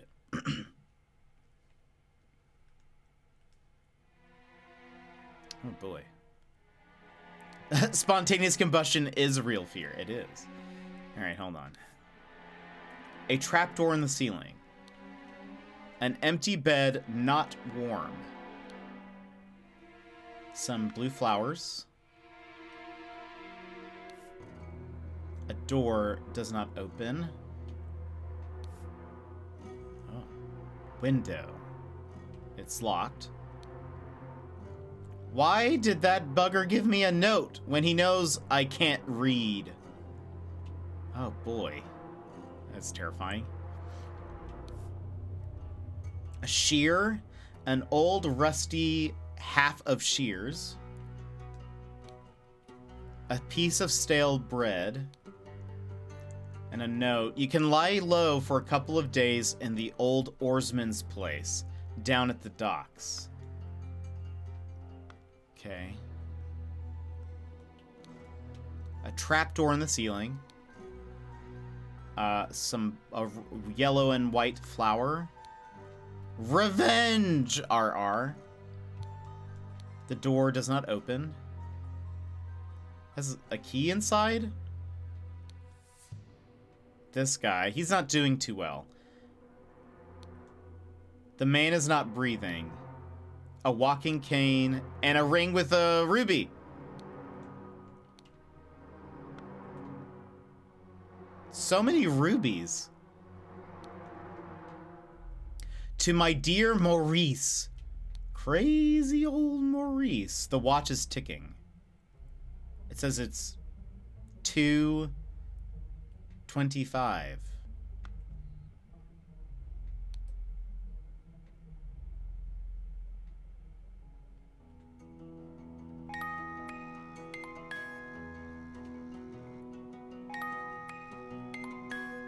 That's not murder though, right? All that red stuff is just, yeah, it's all the red rubies. Okay. Sorry. I thought we could, like, I thought it'd give me a note, but it plays music. Okay.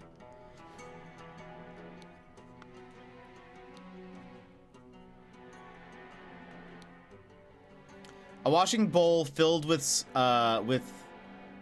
slightly bloody water. Okay.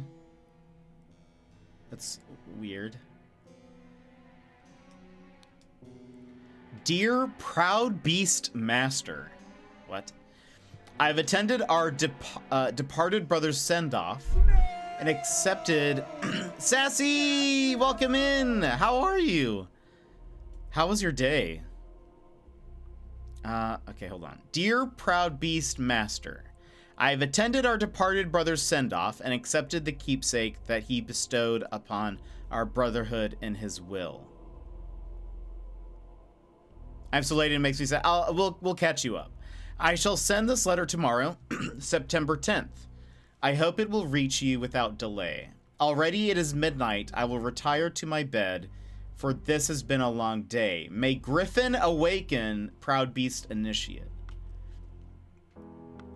Okay, let me catch you up. Also, because I want to check something anyway. So, this is case of the Goldenidol. The way this works is we are solving scenes of mostly murders so far, but we interact with like the little glowing spots and it puts words down at the bottom. And then we go to this page, which is the thinking page. This is the exploring page.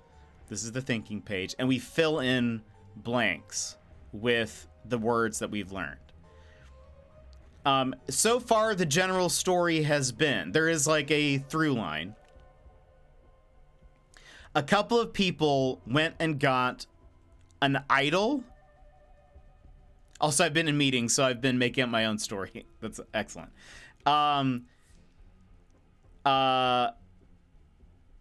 Some people have found some kind of golden idol from the ruins of Xenopolis. Albert Cloudsley. I just realized that's this guy's name. My day was filled with the fallout of the math final crisis. I'm lucky I'm still alive. I'm so glad you're here. and I hope the day gets better. These guys are having terrible days though. But so to start it off, Albert Cloudsley pushed Oberon Geller from a cliff in the Horn of Thumb on Monkey Paw Island. It seems like he thought that Oberon was going to steal the idol maybe, and so he just kills Oberon and takes the idol for himself. Then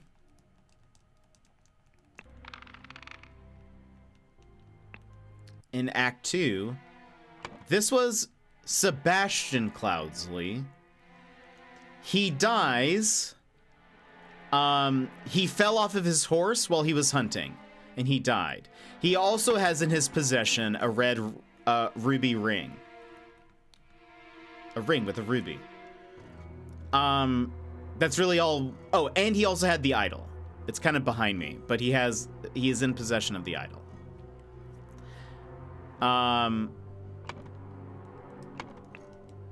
Now, in this one that we pretty much just finished, yes, that is a man on fire. Basically, this is like the reading of the guy who died in the previous one. It's the reading of his will. And to some people, he bequeathed like the land and house. He bequeathed his research notes to somebody. He bequeathed a book of like, how do you describe what an aphorism is? It's like, it's basically just like a book of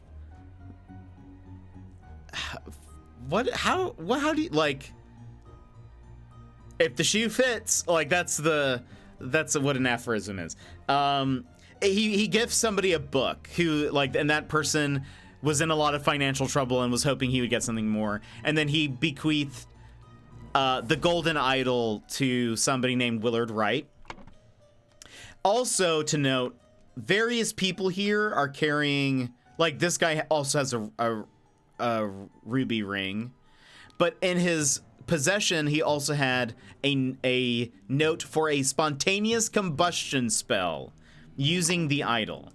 And so we learned that this guy, Peter Batley, who had a bunch of debts, was upset to receive aphorisms in Sebastian's will. Oh boy, Kawaii Trooper, welcome in. How's it going? How are you doing today? Kawaii, welcome in. Crispy, hello. How's it going, everybody? How was your stream? Island Jamie, hello. Let me give you This swarthy, bearded man before some you shout outs here. will soon be your fourth favorite Island Jamie streamer. Lee, thank you so much for the follow. Let's go over here real fast. So I can welcome you all with a fist bump. So Kawaii Trooper and friends, how are you? How's it going? I hope you're having a fantastic day and evening, because I know it's late for you. If you would like a fist bump, please go ahead and punch your screen on the count of 3. 1, 2, 3, wha-bam. How was your stream? How is the getting all of the villagers quest going? Have you found them all at this point? How are you? How's it going? Let's put on some music. But how are you all? And Island Jamie Lee, thank you so much again for that follow. I appreciate it. For those who don't know me, my name is Jet, family-friendly variety streamer. We play a lot of different types of games, indie games, mystery puzzle games, detective games. We're playing Zelda, kind of. We'll get back to it. We put it on pause for a bit. We're playing Tears of the Kingdom. Currently, we're playing a game called Curse of the Golden Idol, which is like a detective puzzle game. And what else? We're going to be playing a farm sim game next week, which is going to be very exciting. I'm very excited to play it. Yeah, how are you? Let's see. Oh yeah, that is still going as well. I have 16 left. Oh my goodness. I have a +2 villagers lead over Rowan. Amazing. Excuse me, amazing. Thank you so much for that lurk, Jamie.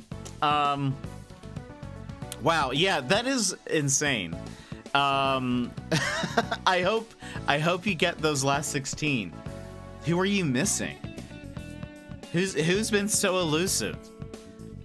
Have you kept like a full tally of like how many of the same villagers you've seen even like multiple times? But I hope you guys are all doing awesome. We're playing a game that we were given a code for. Also, wait, hold on. Did I do this? I did not. Hold on. That should be on. My bad. We were given a code for this game, and I'm loving it. It's very fun. It's very unique. See, now I haven't been putting down doubles, just been ticking off the names I found on a Google sheet. Is there one that sticks out as to like that you've seen them like a ton of times? This swabbing And Luke's Games bearded man journey. before you will soon Thank you so be much your for the follow. fourth favorite streamer. Do you all play Animal Crossing? If so, who's your favorite villager? Boomer is mine. Gilmore just put our emote in the chat. Boomer's my favorite villager. And I love him. He's the best. That's easily Meringue. She's there all the time. She just wants to be on your island.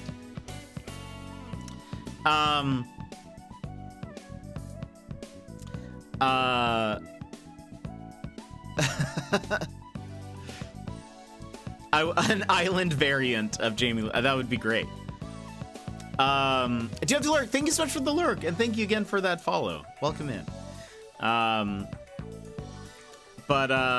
Yeah. So we're right now. Okay. One, have you also been playing any Tears of the Kingdom outside of stream or on it? We just need more Jamie. We do. Jamie Lee Curtis is great. I'm enjoying Tears of the Kingdom. We started it, and then there's just been so many games that have come out that I've put it on pause, which I think is fine because we're kind of letting people get ahead of the game, so that way I can play it and not be spoiling people. So we'll eventually go back to that. But Kawaii, next week I'm playing a farm game, a farm sim game, and I think it looks so adorable. And I cannot wait to play it. I'm not sure. How do you feel about like? I mean, I know Animal Crossing is like a sim game, but how do you feel about like farming sim type stuff? I've not bought the game. This might come as a shock, but I've never played a Zelda game. Oh, hey, there are plenty of people who have not, so I think you're in good company. But it's also totally fair. Some people just also don't like Zelda, so no shock and no apologies necessary. No apologies necessary. Pick up that crown, queen. Oh,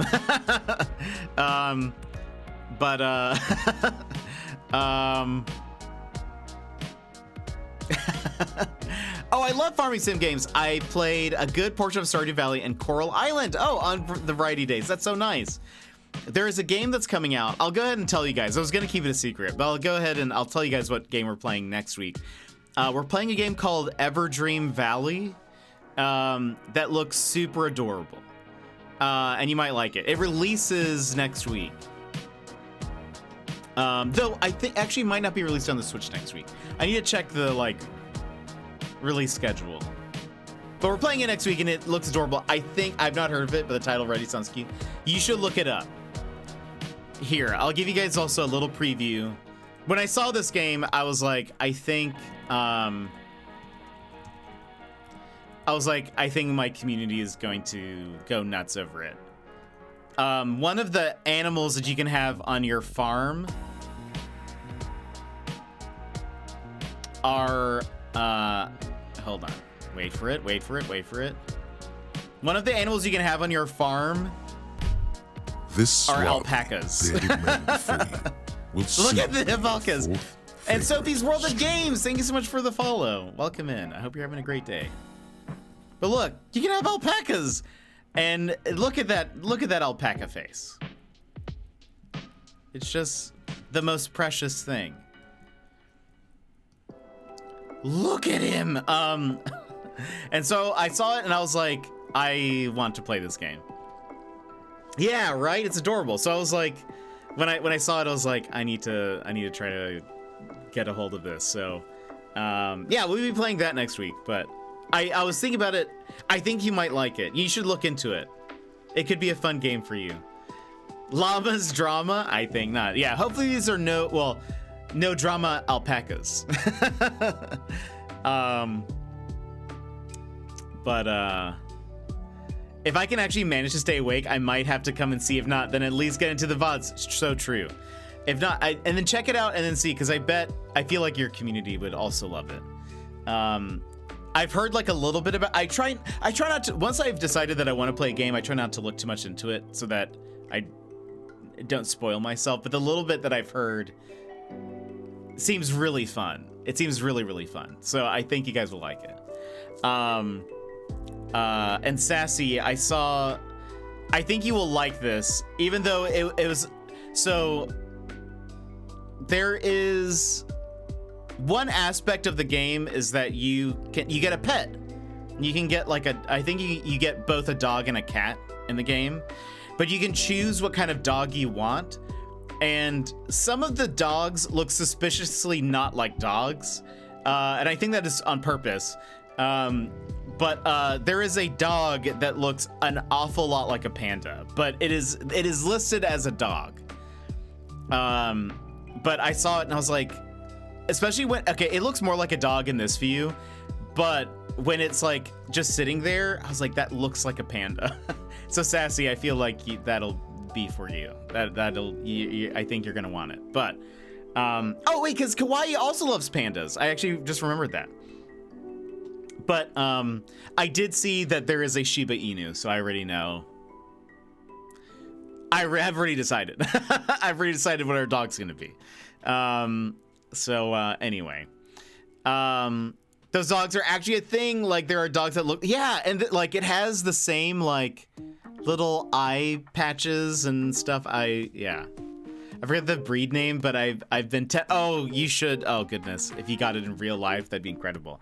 I think there's like 10 different or 12 different breeds of dogs you can choose from in the game. They have like Malamute, like a golden retriever, like all different cool looking dogs. But I was like, I really hope there's a Shiba Inu, and there is. There's an Akita as well, which are very Shiba Inu-y, but they're like bigger. I think Akitas grow pretty large. Anyway, when I saw that there was a Shiba, I was like, all right, our decision has been made. We will get a Shiba. I'm excited for this game. It seems like it will be a lot of fun and cuteness overload. There's like cooking in the game. It did say that there is no, I think you can only cook vegetarian. So you don't like farm your animals. Like they're there as like a sanctuary type of thing. Maybe you milk them, I don't know. But it is supposed to be a very chill kind of cozy type game. You can get like pigs and chickens and alpacas, and yeah, it seems really fun. So I'm excited to try it. I think you can also decorate your farm, I think. So I don't know. I'm excited. I'm also excited for later this year. Oh, Fantasy Life? Is that what it's called? Comes out on the Switch. There's a new Fantasy Life game that seems very Animal Crossing-ish, but mixed with like some RPG elements. But it also seems like they were copying Animal Crossing because you have an island that you can decorate. And anyway, I'm gonna when that game comes out, I will be hardcore trying to convince people to also get it because it is multiplayer, and you can like invite people to your island, but you can go on like adventures. I bought the alpha access. Oh, Puff Pals! I think I've seen like the devs on Twitter. It looks so fun. Puff Pals Island Skies, but not sure when that will open up. All I know is that it's still this year. When that happens, I'll have to watch you play because that sounds so fun. There are so many great games coming out soon. I think next month there's a Wholesome Direct, which is like, I love the Wholesome Directs because there's so many games when I watch it that I'm like, oh, I basically watch it and I'm like, sweet, show me what games we will be playing this year. Because I just love those games. But Kawaii, if it is getting late for you, please take care of yourself. Get some food, get some sleep, etc. I will take care of your peeps. But I know what it's like at the end of the stream. We were actually just talking about that not long ago. About sometimes when I raid people, my brain is just like melting at that point. My brain is just everywhere. And I'm like, I'm so tired and hungry or whatever. So please, if you need to take a break, go stretch, etc., take care of yourself. Please do. We are actually not playing as cozy of a game today as we normally do. We're solving crimes. Technically, mostly murders though. And it seems kind of, this has been a super fun game. Yes, that's all I'm gonna say. But if you guys want to stick around, I appreciate the lurks and the chats, etc. So please welcome in everybody. And again, if you are not following Kawaii, please take care. Please take care of yourself and drop her a follow. Let's see. Yeah, I should be heading to bed, but luckily only a short morning shift, so I should survive. Good. Always lovely to catch up. Hope you have a great rest of your stream. Kawaii, get some rest. Hope to see you later. And have a good one. We will go back to this. I was actually just catching people up to this. What we were saying, and for new people here, basically we're solving these murders. Also, I can stop the music. I can pause that. There we go. We are trying to discover what is happening through this like story, and have an amazing weekend. You too. We're trying to figure out what's happening in the story. Basically, there is a golden idol that has been found in some kind of ruins, and it is being passed along from person to person, and it seems to be something special. There's like a reoccurring theme of people having ruby rings that seem to be connected. But on this level, I was catching everyone up. All these people are at a reading of a will. The person who owned the idol has started to bequeath some stuff to people. I think what I was explaining is there is this guy. Also, there is going to be a man on fire. This guy here had a lot of debt and was hoping that he would get something worth something at the reading of the will. He did not. He got just a book of aphorisms, which are like pithy quotes, as Brad had posted the definition in the chat. The idol, though, was bequeathed to somebody named Willard Wright. Somebody named Rose was given the land, and somebody named Edmund Cloudsley was given the research that the guy had left behind.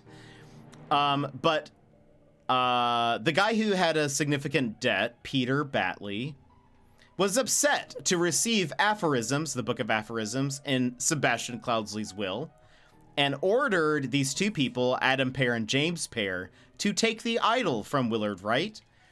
Suddenly, James Pear died from a spontaneous combustion, and that's what's happening here. There have been little notes that we have found. Some of these people have ruby rings, some of them do not. But then we are now in the next chapter here, in Act 4. And we are trying to figure out what happened. We don't have anything written down. We have just been piecing together what words. So, where was I? We looked at this. There's a trapdoor in the ceiling. A flower art. Revenge is written on the wall with blood. Oh. Do we think... thinking about this, I thought initially somebody wrote revenge and signed it, RR. I'm thinking now... What if this person wrote that after being stabbed or something? He's left that the person who he was killed for revenge, And maybe the person's name is RR. Something to think about for later. There was a washing bowl filled with slightly bloody water. Let me read this again. This is, I think, where the last thing we had added. Dear Proud Beast Master, I have attended our departed brother's send-off and accepted the keepsake that he bestowed upon our brotherhood in his will. So I think they're talking about the idol and the reading of the will from the last scene. I shall send this letter tomorrow, September 10th. I hope it will reach you without delay. Already it is midnight. I'll retire to bed, for this has been a long day. May Griffin awaken. Signed, Proud Beast Initiate. This person has a ruby ring, and I think this is like the brotherhood that they're talking about. All these people are connected in some way. There's this guy. Alarm! Alarm! A break-in! Watchman's lantern. A spear. Henry Parker. Henry, there you go. Watchman's alarm rattle. So this guy is Henry Parker. Where did we get Maurice? Crazy old Maurice.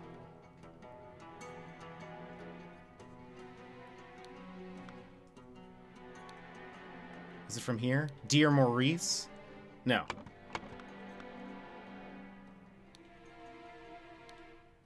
Is it this guy?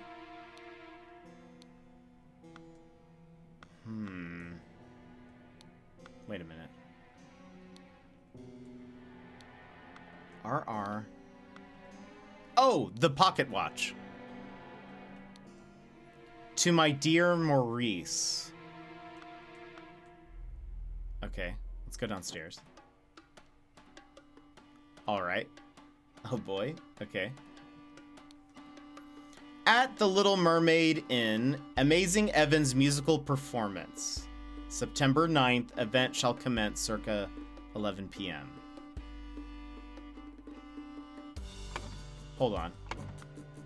Let's go up for a second.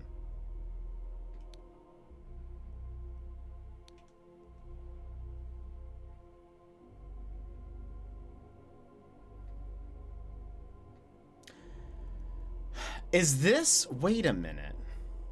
Okay, he wrote this letter because it has the ink and that.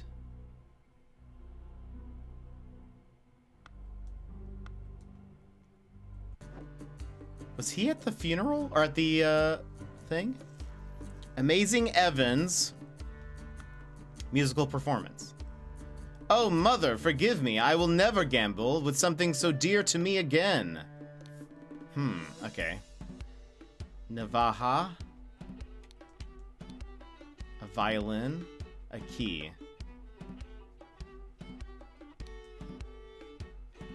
Tab. Green. Briege Blair. Willard Wright. Ash Blair. Okay, I'm piecing this together. I think I know what's happening. Where did that boy go? I really need to pee. September 8th, dear Oscar Boyton. It has come to our attention that the good owner of the Little Mermaid offers services to those who want to transfer products that are less agreeable to the authorities. I will come by in 3 days. If you still have some spare space in your gin barrels and you are willing to earn extra money, reach out to me.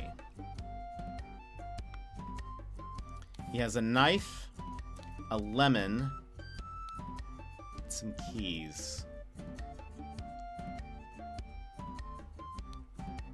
The door to the street is shut with a latch. This is the guy from the last one. He's Willard Wright. Right? No.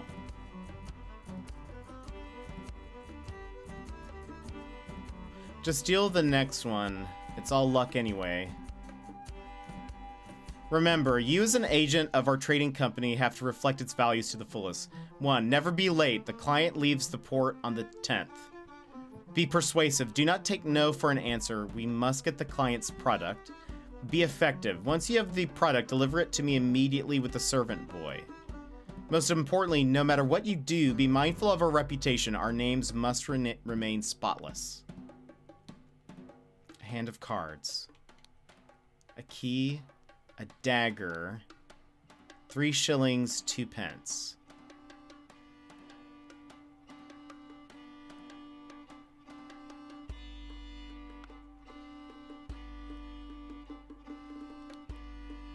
Be calm, John. He was a perfect gentleman. He bought me a drink and then retired upstairs. A hand of cards. To Annie. You are beautiful. Like a rose. For you, I will take any blows. Annie, you are like a glass of wine. Your hair is very fine. Love it. I will find gold in a mine. If that makes you forever mine. Your piglet full of love. Oh boy. Okay, look, some of these rhymes were a little weak, okay? And the fact that it's rose blows and then wine fine mine mine, that it seems like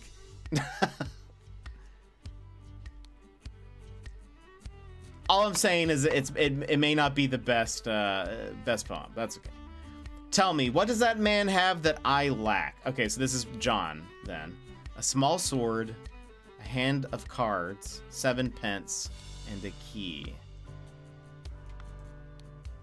So she had a key. Wait, do they all have keys? 1, 2, 3, 4, 5. Okay. So this is Annie.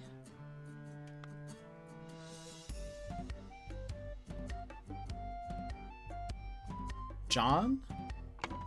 Did I not? There you go. John.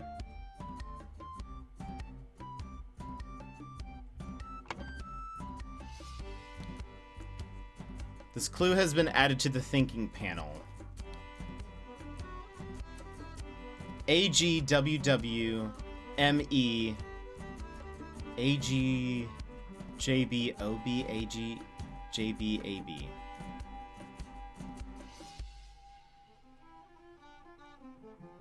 Is this like... Okay, we're still missing 3 clues. We did that. Key. Dagger. Do we look at all of his stuff? Small sword.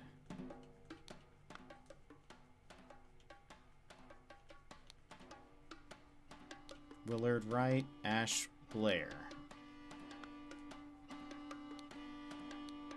We did all these. Oscar Boynton. Knife. Lemon. Key. Robert Redruth. Oh, goodness. I bet that is this guy. Oh, yeah, that looks exactly like him. Okay, Robert Redruth. That's kind of a cool name. I think this is Willard Wright, right? Hold on. Let me go back to here.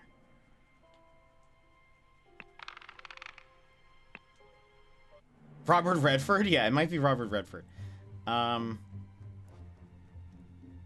This is David Gorin. Oh, okay, wait. And then Willard Wright. Okay, I think Willard Wright is the one upstairs. No. Wait a minute. I'm so confused. Willard Wright. What does your face look like? Willard Wright is the one upstairs. This is the guy downstairs, isn't it? So...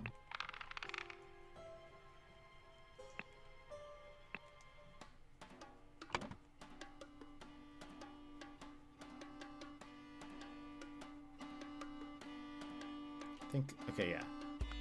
So he took the idol and then he died. Willard... Right, or was killed. Annie... Green?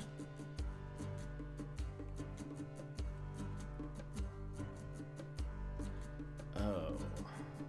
Oscar? They're all playing cards. Oscar Boynton, because it's OB, and his name was in the thing. And now John. Or wait, hold on. No. No. I'm getting confused. Right? Wait, why would... Oh, okay. I see what's happening. I'm sorry. This is Oscar Boynton. Can I move this here? Sweet. WW. Okay, hold on. AG, Annie Green, Willard Wright. Oh, there are slots up here. Hold on. This would help.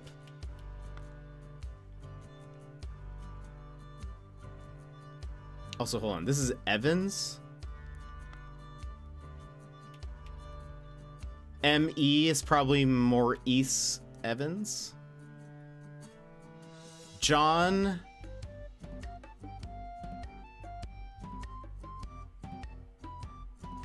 Oh, Ash.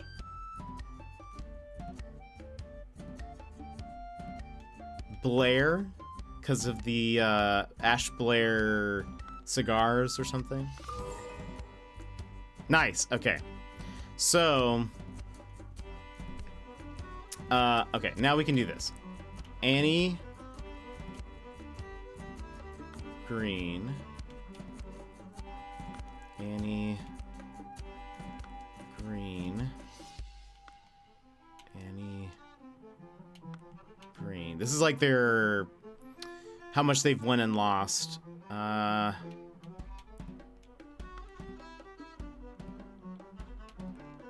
Willard Wright.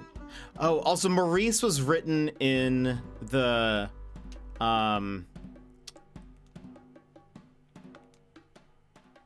on the pocket watch, which he the musician says, I can't believe I lost like such a valuable thing. Ash Blair and OB Oscar Boynton. I was confused. I didn't realize that like people were joining the game and then leaving. So that's why I thought initially this guy was Oscar, because he's still playing. But I realized, oh, there are multiple people who are like dropping in and out of the game. Maurice. Crazy old Maurice. Nice. Okay, we're crushing this. So-and-so crept into Willard Wright's room.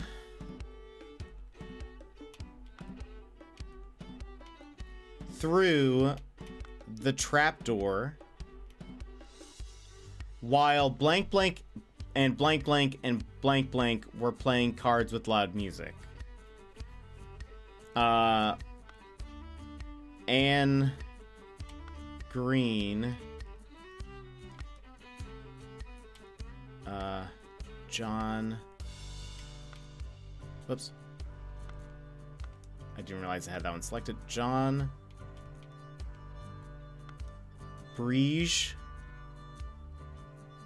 Okay, and I want to say Ash Blair, but I'm not positive yet. A fight ensued upstairs, and Willard Wright got stabbed with a... okay, it's probably going to depend on who did it. Also, what's RR? Robert Redruth.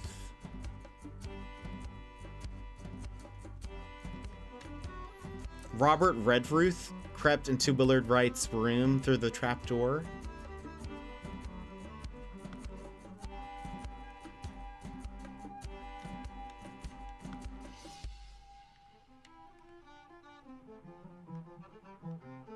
Ash... hold on. How does this work? These are 3 different games. I see. So... Annie Green, Willard Wright, and Maurice Evans were playing. Then Annie, John, and Oscar were playing. And then Annie, John, and Ash are playing currently.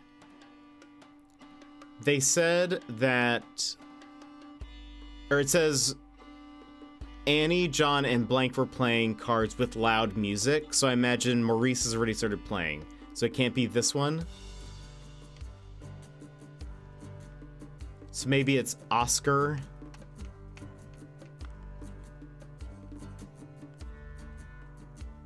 Boynton?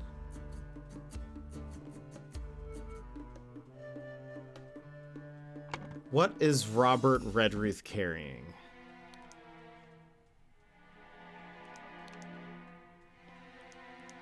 Shears. That's right.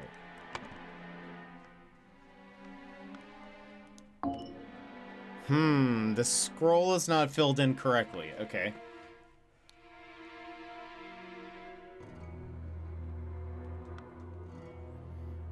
Curious. I wonder... Hold on.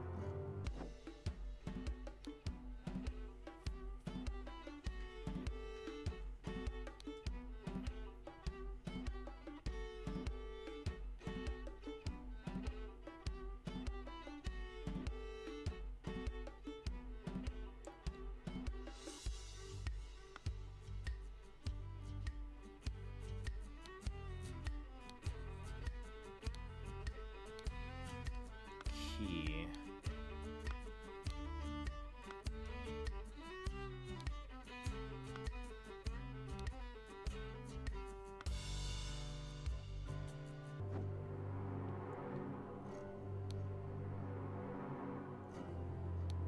Oh, wait, hold on.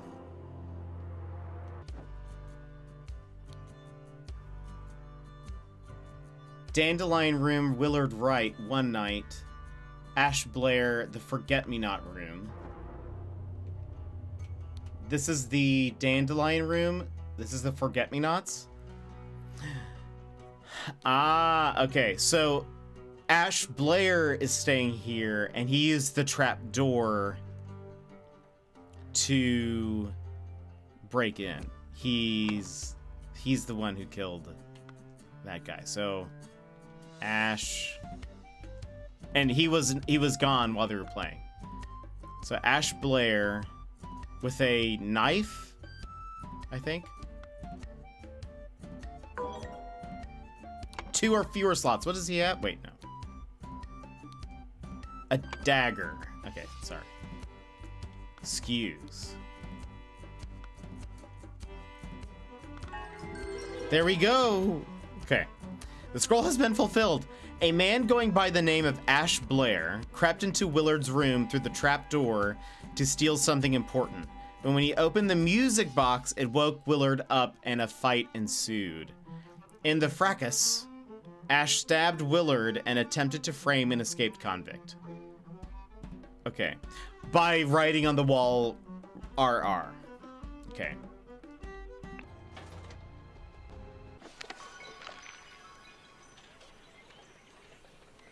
Good morning, innkeeper. I heard a man was murdered here a week ago. Aye, a deranged convict did him in. Now leave. Tell me more about the evening when Willard Wright died. I will make it worth your while. Okay. Oh boy. The Cursed Inheritance. The Intoxicating Dinner Party.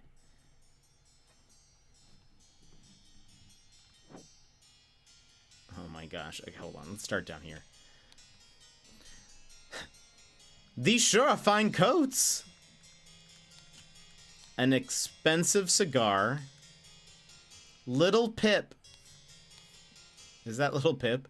Run to the city and grab me some Ash Blair tobacco and a bottle of gin. I will pay you when I am back. David.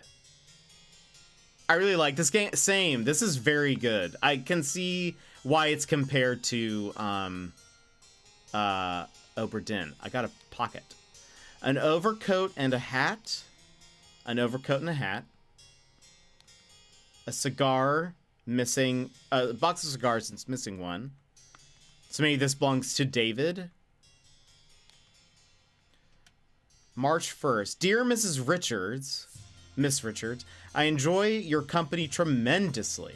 When I visited your father last month, I am certain that you would wish to hear the rest of my thoughts on the shortcomings of our society. We live in a society. I invite you and your father to a dinner on April 8th at my manor. Edmund Cloudsley. Give me Edmund. Okay, there we go. Oh, what? Okay. Dear Mary, here's something for your diary from me. For you, I would fight a tiger and win, Peter Batley. 1788, March 5th. Oh my gosh. Okay. A syringe with some liquid left in it. Oh my goodness. Okay, this is a huge level. A mattress. Monkey Man 1 versus Striped Darkhand. Monkey Man 2, Tooth for Tooth. A key? Or something? Maybe it's not a key. Some kind of file. A couple of pennies, a fancy handkerchief, and a shiny pocket watch. Is that related to... That's a lockpick. Oh, is that related to the pocket watch from the first one? A small bottle filled with amber liquid.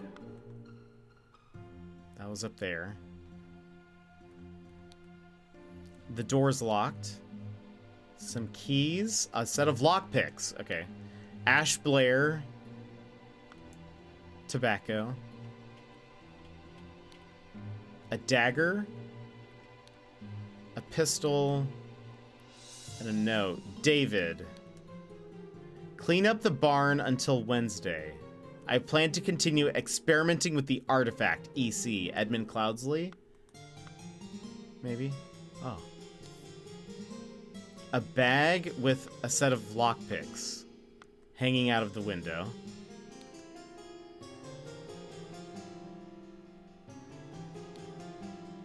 A stack of candles. April 7th. Dear Diary, this has been an ordinary day, mostly spent in preparation for tomorrow's dinner event. I do believe the time has come for me to ask for a raise in salary after all these years I have loyally worked here. It is a difficult conversation to be had. Shady! Garbage! Yes, I loved this game. I have been wanting to play this game forever. It just released on the Switch. And so that is why we're playing it. We got a code for the game. Very excited to play it. I will strengthen my will and talk to Master about it tomorrow. About a salary. Okay. That was that. Hortius? The Wise Slave. Fables about rulers that make you think. 1 pound and 2 shillings and some ink. Was that here? Okay. A sealed pot labeled print paint. Down with parasites. Oh my gosh. Too long they have feasted on our blood and sweat. I love this, this drawing. Okay, hold on. The door to the outside not locked. This is roughly what I could see this getting very difficult. I just realized how large this level is. We haven't even explored the upstairs yet. Of course, I can give you some candles for your room, Lucia. I assume you are itching to continue reading that scandalous novel. Small, simple key. Dear Ada, I do believe I failed you. No, I have to use this letter to share good news. There is no substance to the claims that your late husband used his position to squander church money. The judge has decided to remove all accusations, and you will be no longer a target of baseless gossip. I truly and sincerely hope this will provide some comfort in these dark times when ignorance and impudence go hand in hand. May our Lord steward over our poor souls. Let's see. I've done the final thing necessary to hopefully put out the work fire. I can finally pay attention to the game and attempt to figure out what's going on. Oh, sorry. I thought you were here. I tried to catch you up. Let me know if you want a rundown of what's happening. Thank you, dear. No, I threw it out. I do not read such dirty literature anymore. I do hope our master's guests are satisfied and that Brian served everything as instructed. Small, simple key. Another key. The dinner party will take place on April 8th. Everything should be ready before noon. Prepare roast boar. Young Miss Richards appears not to enjoy meat. Therefore, prepare some alternative side dish. Richards? We do have Richards. Oh, and I tried to listen, but my phone was exploding with parent complaints. Oh no. Okay, so I will catch you up. Let me just finish this room. Hold on. To Mrs. Smith for 3 years of service.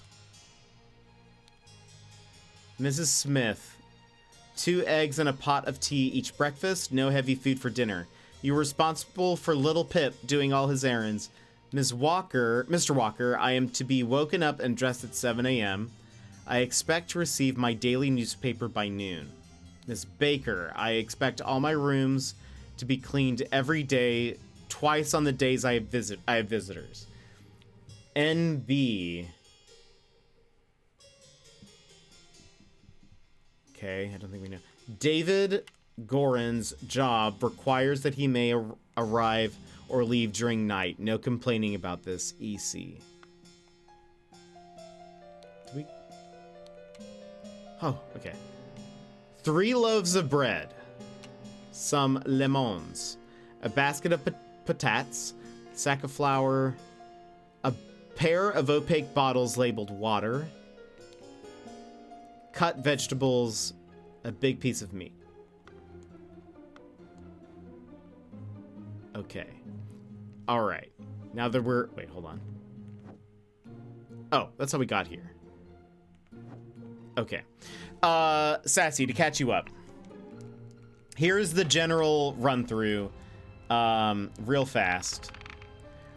Basically, each level we are like going into a scene and investigating what happened. I wish. We're trying to investigate what happens. We have 2 different pages, the exploring page, which is like the image, and then the thinking page, which is where we like put the solutions down. So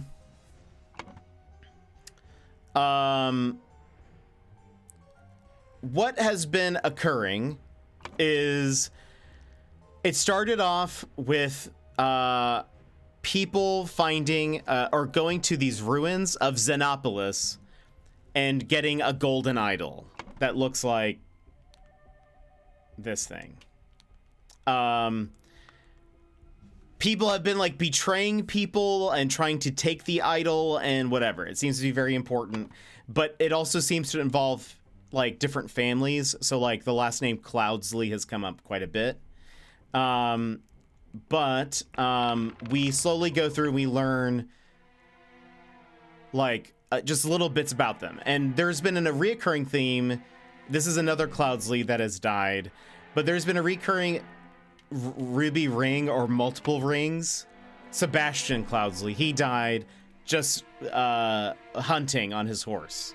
He fell off, it seems like. But so Sebastian dies. He owned the idol at the time.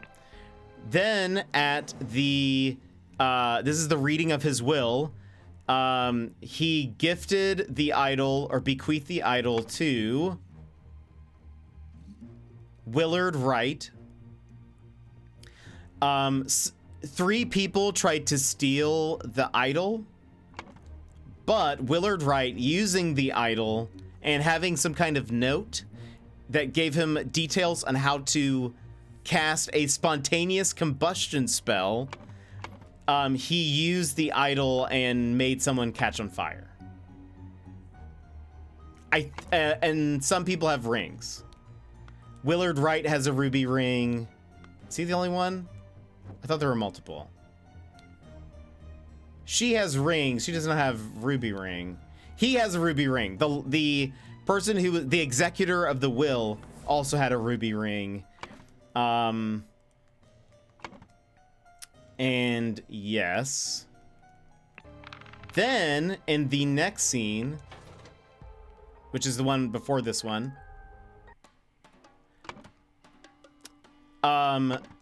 somebody upstairs at this hotel, it is actually Willard Wright. So the guy who just got the ring, I'm sorry, the guy who just got the idol in the previous scene, he was murdered and the idol was taken from him. And we learned, and again, he had the ruby ring. I think some other people here had ruby rings, but we learned that a man going by the name of Ash Blair crept into Willard's room through the trapdoor to steal something important, the idol. He accidentally woke Willard up and they fought and he killed him. And so now we are here at this one where an intoxicating dinner party. When you explore, you find keywords, you fill into the gaps in the thinking page like Mad Libs. Yes, you need to get them all in the right place to win the level. Is there a reason some words are read in? Yeah, yes, and he explained that. Nouns versus adjectives versus names. So like here, for example, I want to already start putting, she says, she calls this other woman Lucia. So we're going to put that here. We don't know names yet, or like last names. And then I think she was Ada? No. Does she have something? Wait. A note. Ada.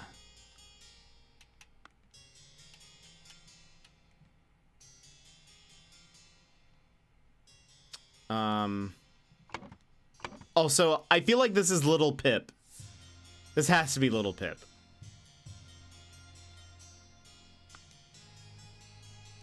Okay.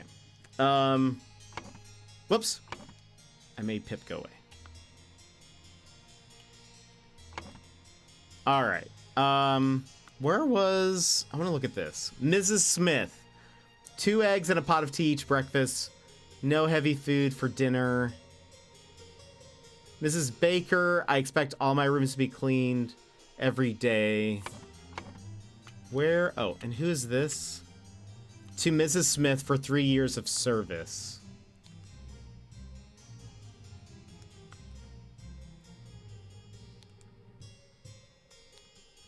Stack of candles. Oh, wait, she says, I can give you some candles for your room. So, Ada?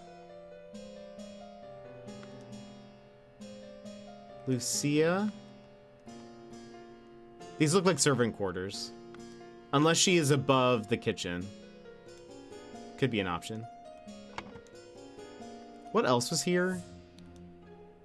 A diary. She's worked here for years, so she's Mrs. Smith.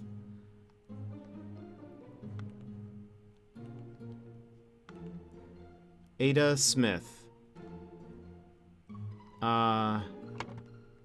So does that mean... What's the other name? Mrs. Baker? She might be Ada Baker? No, Lucia Baker. Baker. Yeah, it is very Oberdinish. When you have all but 3 guesses correct, it tells you, so you know you're almost there, but until that point, you get no hints. Yeah. There is, like, we can ask for a hint, but I'm not, you know that I won't. Maybe Little Pip lives here. Seems like a kid's book. Small bottle filled with amber liquid.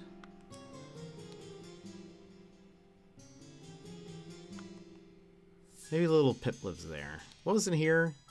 Ash Blair tobacco, key, or lockpicks, a dagger, a pistol, and a note.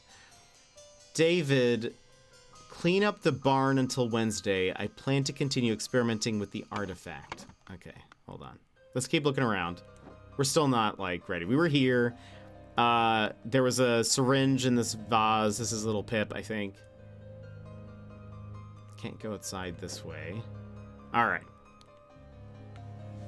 This clue has been added to your thinking panel. All right, what do we have here? A partially eaten piece of roast. A partially empty glass of amber liquid. And a partially empty glass of red liquid. A partially eaten salad. A partially empty glass of yellow liquid. A full glass of cloudy liquid untouched. A salad untouched. A partially empty glass of clear liquid. Partially empty glass of red liquid. Partially empty cloudy liquid. This cloudy liquid was untouched, right? Untouched. Beef, or the boar, was it? Roast? Partially eaten salad. Partially eaten salad. Partially smoked cigar. And partially empty glass of red liquid. Okay. What are those? Who needs hints when we're a master detective? So we had to put where everyone was sitting. Who was box of cigars? David, maybe?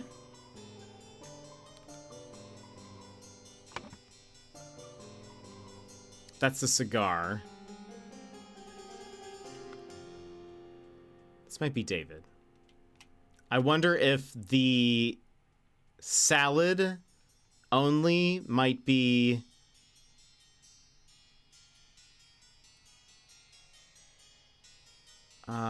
where was the instruction of...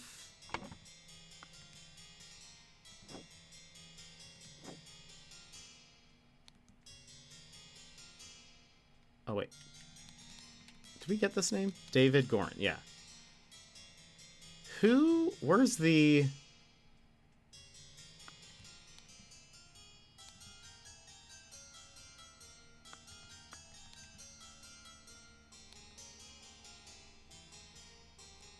Mrs. Richards appears not to enjoy meat. Oh, we have not even been to that room. Richards? Here is what I'm thinking. Wow, you're just having a crack. You don't even have all the portraits. No, I know. I'm like trying to solve it as we go. Also saw your post about another Power Wash Simulator DLC. I'm unfamiliar with the game, the DLC. It's Warhammer 40K is initially like a tabletop RPG type game. I have never played it. It's apparently a very expensive hobby to get into. Let's go back down.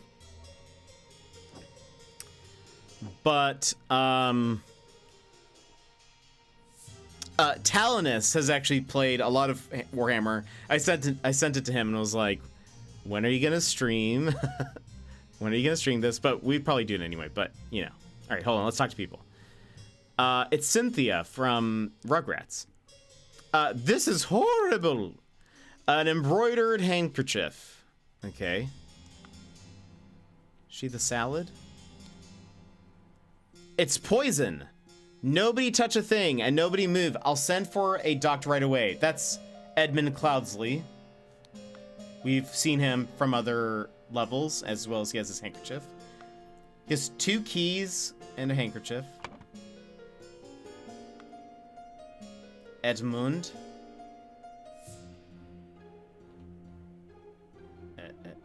Cloudsley. She does seem rather unwell. It's extremely upsetting. Okay, we just have this guy. Green coat. Oh my gosh. The lady is not breathing and her face is blotched. Oh, wait, a fan, 4 pounds, and the ring. She's in the other level.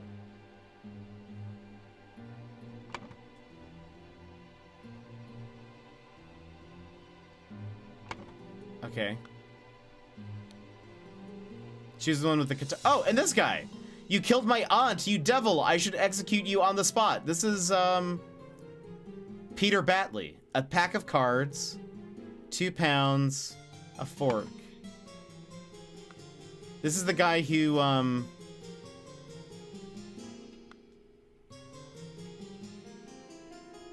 this Rose something?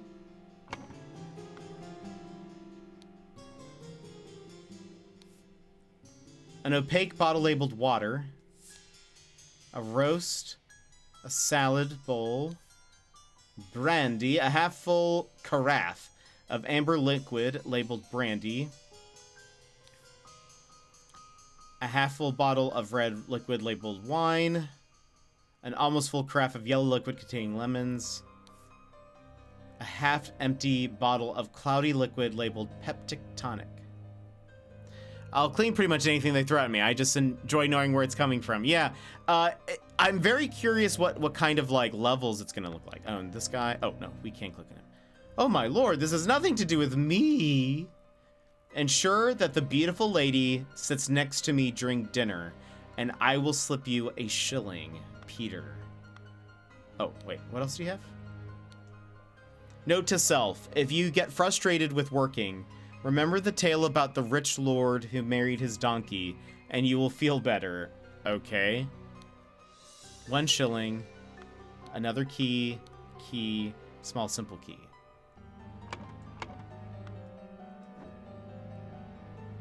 Let's look in this room. A safe with the idol and a bag, gems maybe? Well, Edmund, you seemed rather pleased after the old boy passed away and a spot freed up for you in the House of Lords. Take care of those with whom you ally.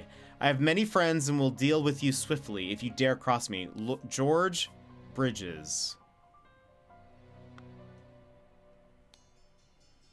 A note with a star.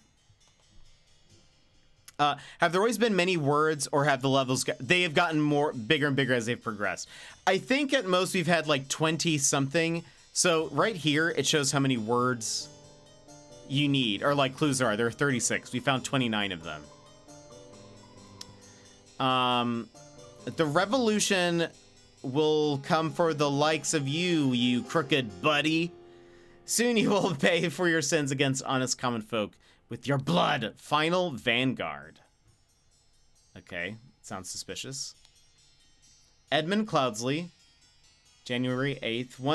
Once more, you have failed to answer our requisition. This is the last warning. This is the last warning you will receive. Your transgressions against us demand amends. The only course of action you have is to surrender yourself to our justice. Last chance or repentance, serpent, or we will unleash one of our stewards upon you. The Brotherhood of Masks. Oh, this is like the family crest. Dear Uncle, I hear you are interested in Lady Richards. I think you are too old for her. I shall court her instead. Secondly, please lend me 300 pounds. It is a small change to you, and I am desperately in need of it at present. Truly yours, Peter Batley. All right. Another safe. Due to the sensitivity of your stomach, I advise abstaining from alcohol for the next month. Also, consider a glass of peptic tonic before eating to avoid upsetting your digestive system. 2 sealed bottles of cloudy liquid labeled peptic tonic. A sealed bottle labeled opium. Okay. Do we have peptic tonic on here? We have tonic. Okay. Dr. Abram Anderton, secret codes. Such trivial ciphers as reading Only the first word of every line are easy to produce on short notice, but extremely unsafe and easy to decode. Consider this simple example. Money as denominator of value has evolved and changed a lot. Still in savvy hands, it is a powerful tool. Money has changed hands. Oh, we might need to reread. Oopsie? Did I misread something? Wait. Oh, I see the count on the side. That's the words you've collected. Yes. So we have 32 of 36 words in the bank. And then once we like complete a page, it will it'll move on. Wait, not opium? No, it for sure said opium, right? Okay, wait. So this is Richard. Wait. Oh, right. Okay, this is Richard's. Peter Batley is sitting here or here. Maybe he's sitting here.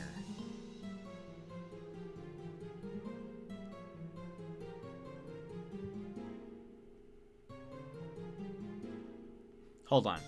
Blank blank wanted blank blank dead. And thus, blank blank poisoned the blank and hid the necessary key in a blank. At the dinner party, blank blank ingested the poison and died. Okay. Secret codes. We're gonna have to reread some of the letters again. Platanello, ideal republic, visions of a utopia with order and structure. This door is locked.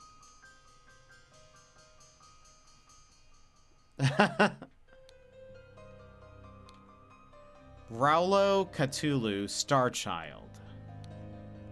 Remember to take the fourth one from every row.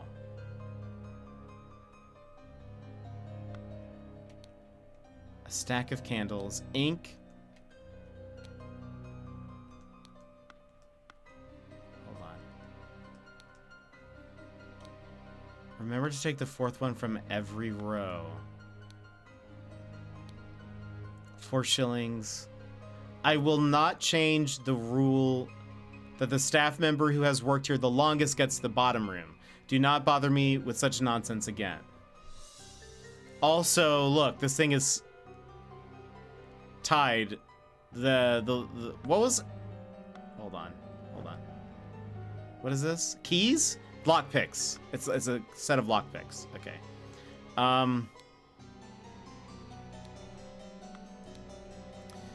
M. Mademoiselle, the Laceless Count, the besmirched lover of Lusitania. A knife. Oh, wait, no.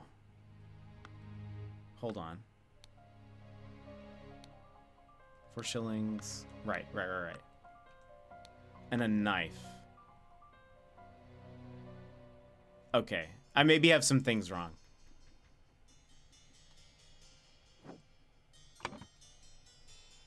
Okay. We have 32 of 36. What am I missing? Hold on. Let's double check that we've gotten Lore, Miss Richards, Young Miss Richards, Smith, Little Pip, Walker, Baker, David Gorin.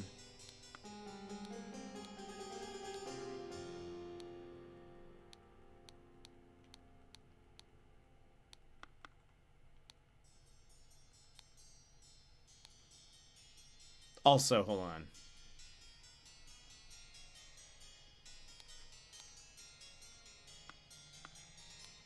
Over here.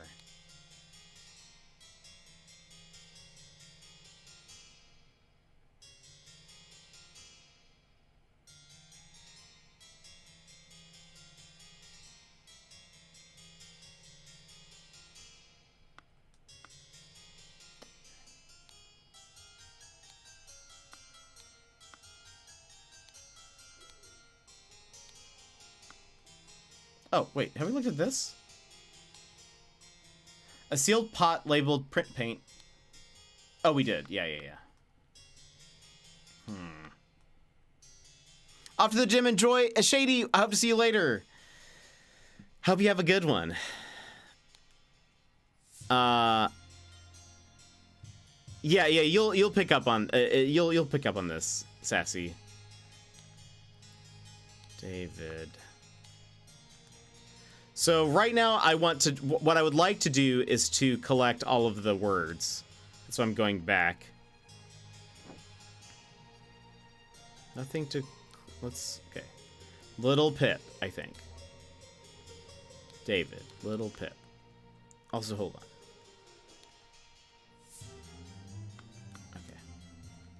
I need to look at all the notes again.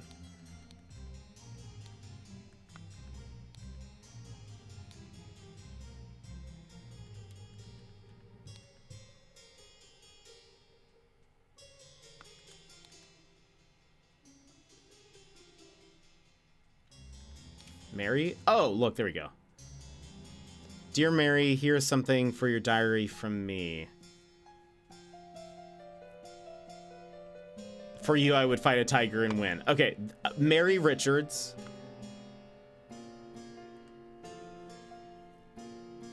Peter Batley wrote that to her.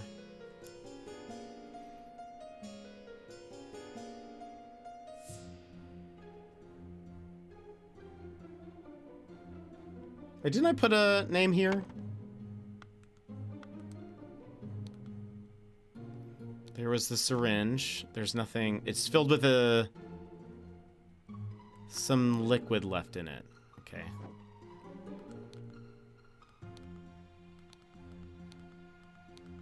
There's nothing we could click on in any of these descriptions.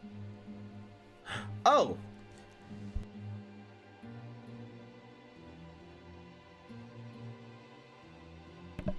I just realized this place is missing a fork.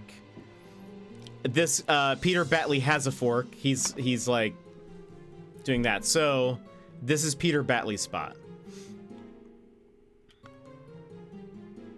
Peter Batley. Mary goes here.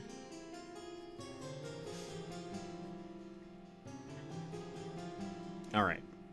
This is where we're at.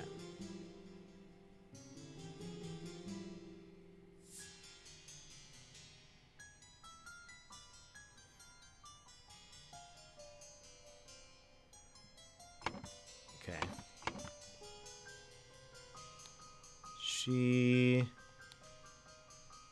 It's poison. Nobody touched a thing.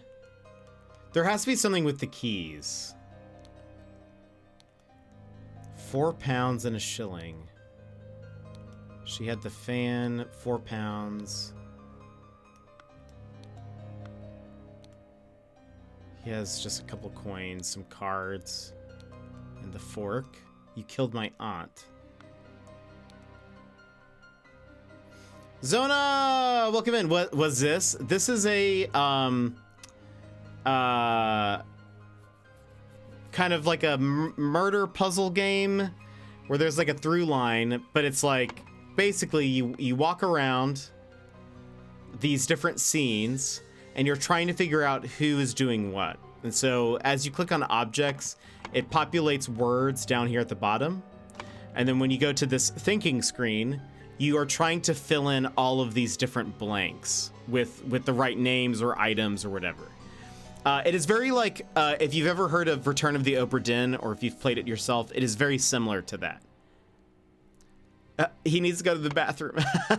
He's accusing this guy for killing his aunt and poisoning her. She did. And he says, it's nothing to do with me. Ensure that the beautiful lady sits next to me during dinner, and I will slip you a shilling. Secret! Welcome in. I love the game. Then you might like this. So, okay, wait. David? No, Peter. Oh, right.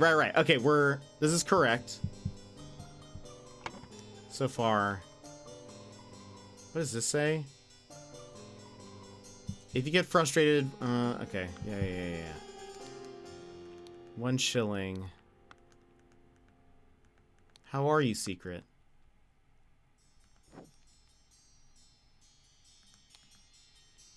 We have so many notes here in the trash. Also, we're missing 3 things we can click on. No, not really. I put warnings just in case. But it's not really an After Dark game. It's more like, it's just, I don't know. It has crime scenes in it. So I thought maybe we'll just put warnings just in case. You got the Hylian shield and Master Sword? I don't think I knew the Hylian shield was in the game secret. No! I did not know that, no. But congratulations for your achievement. Let me see. Peter Batley, we have clicked on these. Oh, I want to check something here. Edmund Cloudsley.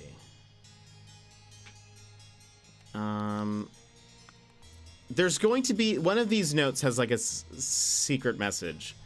No. It wasn't in Breath of the Wild. It's okay. It's okay.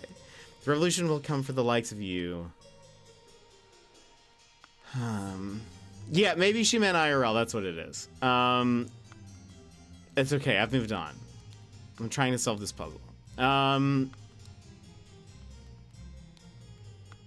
So there was a note we found that was like, or this, the secret codes. Reading the first line of every letter.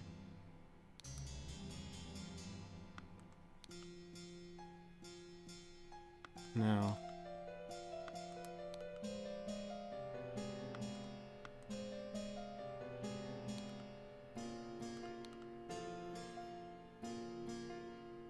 There's also the take every 4 from... No, you're fine.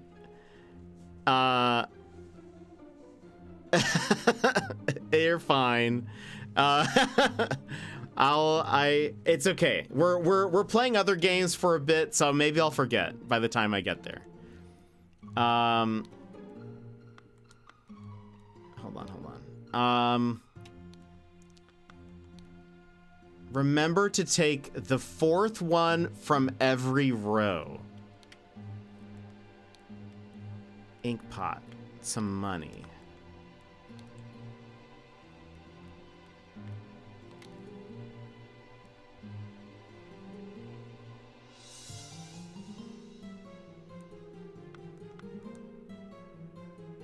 So we're still missing 3 things. Let's go back down here. Self bomb, no. Small bottle filled with amber liquid. I bet Little Pip lives here. This has to be Little Pip's room. Did I put it? No. Little. By the way, we're gonna play a game next week that I think you're gonna love, Secret. Little Pip.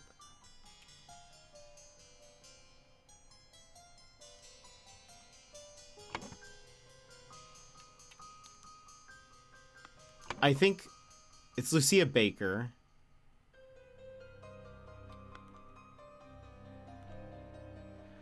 What game? It's called Everdream Valley. You should look it up. I think you would love it. It releases next week, but we got the code early and they're letting us play it early, so we're gonna start on Monday, I think. But I think you would love it. David. Wait, how was? Oh, David Goran. There we go. Let's see. David Goran, maybe. Edmund Cloudsley. Oh, wait, hold on. Walker. This guy is like a butler.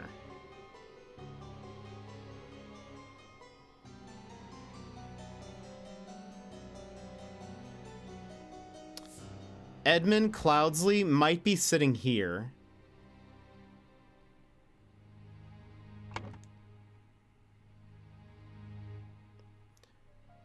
David Gorn's job requires that he arrive. Right. No complaining about this. Is this David Gorin?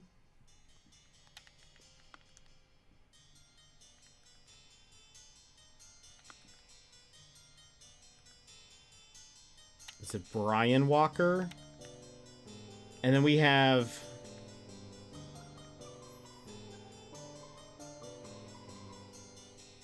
We don't have a name. I thought she was in another level, but I haven't seen...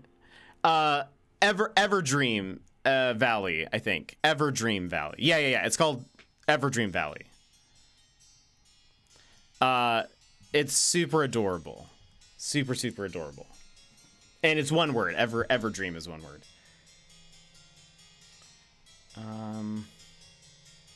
Okay, so one of the things we're missing is this lady's name.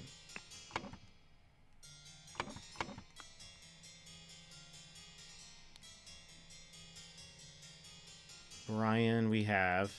I do hope our master's guests are satisfied and that Brian served. Okay, yeah. So it's Brian Walker.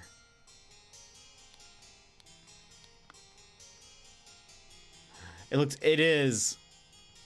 You can get alpacas. Brandy.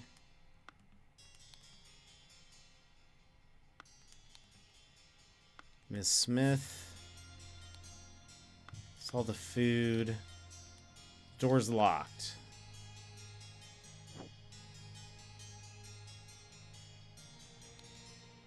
Just double check. I have clicked on everything, yes. It looks like, so if it has dashed lines, it means that... wait, Edmund? Rose! There we go. Goodness. There's the last ones. Did I not look at this? Wait, hold on. Dear Edmund, this cannot continue since my return and move to Sebastian's Manor. He has asked for financial support 7 times. He clearly is unable to make any monetary responsibility. Please, I need your help, my dear brother. Rose Kubert. Dear Edmund, I like your idea. Let's send him to the colonies where his violent nature will make him feel at home. I hear you are having dinner with Lady Mary and her well-to-do father Lothar. There we go. We finally got all the things. If Peter and I were to join you, we could beguile him with tales of adventures in the colonies so we can ship him away. Rose Kubert. Okay, so maybe Lothar. Okay. Miss Baker, starting date 1787, August 1st. Position housemaid, yearly wage £9. Where was that? Was that here?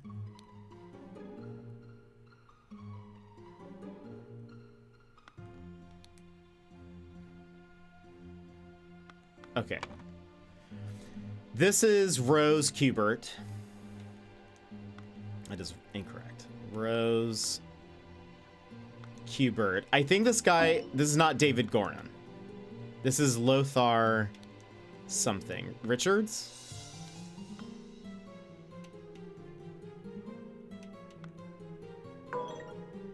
Two or fewer slots are incorrect.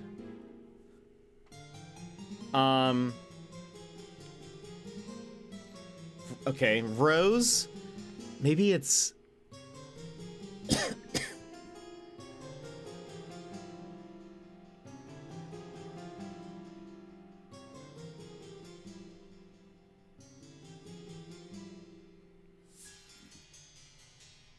We know, I think, that these 3 are correct. Rose, Edmund, and Peter.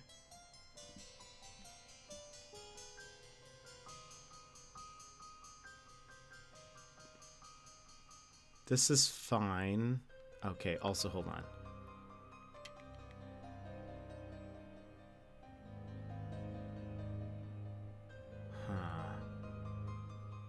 Hold on. What names are wrong? Ada Smith.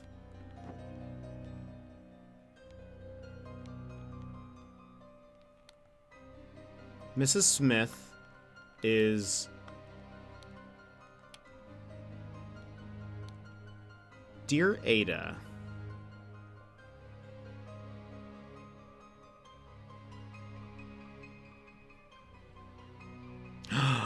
Oh, goodness. Okay. Dear Ada, use substance to remove target. Sincerely, Dark Hand Steward.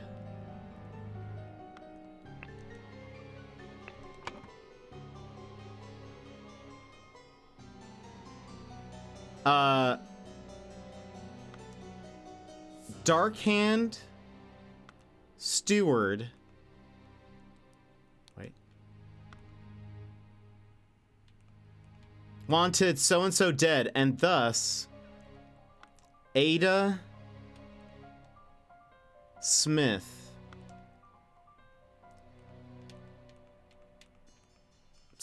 poisoned the blank and hid the necessary key in a bag, the one that's hanging outside the house. She poisoned something. There was a syringe. So she poisoned maybe the tonic. I feel like, okay, so my guess is actually this is like accidental. It was supposed to go to someone else. Maybe it was supposed to go to... Oh. Wait. Maybe Rose was sitting... Oh, wait, hold on.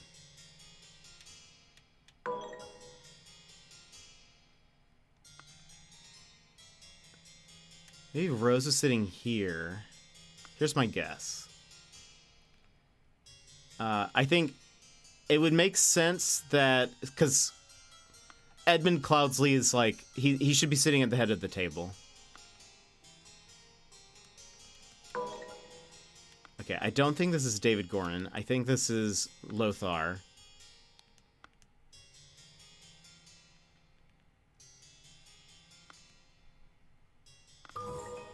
Nice. Okay, so all of these are correct.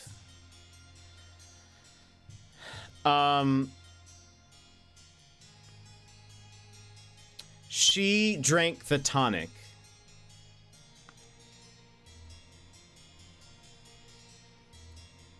And he's the only other one with tonic. And so I think... And he did not drink his. Edmund Cloudley did not drink the tonic.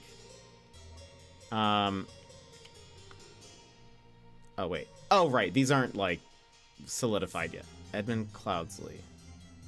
Can you put this back? There we go. I have to put it from down here. Edmund... Oh, no, I need to pull it from here. There we go. Edmund Cloudsley. At the dinner party, Rose Hubert ingested it.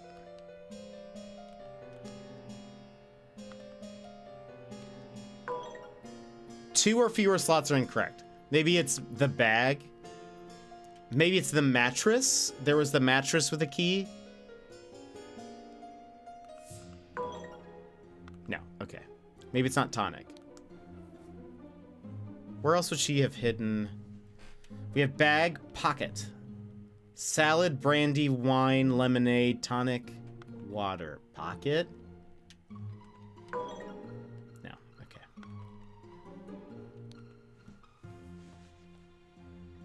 Maybe it's... Hold on. Maybe, is Ada's...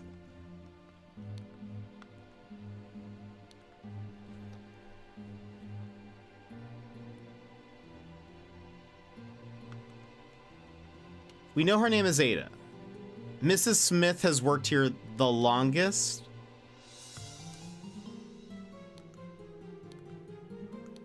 Stack of candles.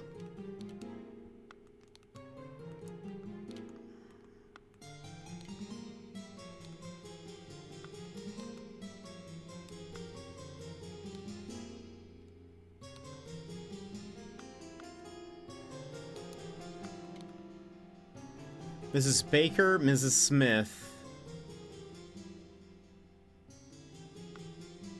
What if Ada Baker? Lucia Smith? I had those mixed up. Okay. So, Ada Baker. Let's put bag.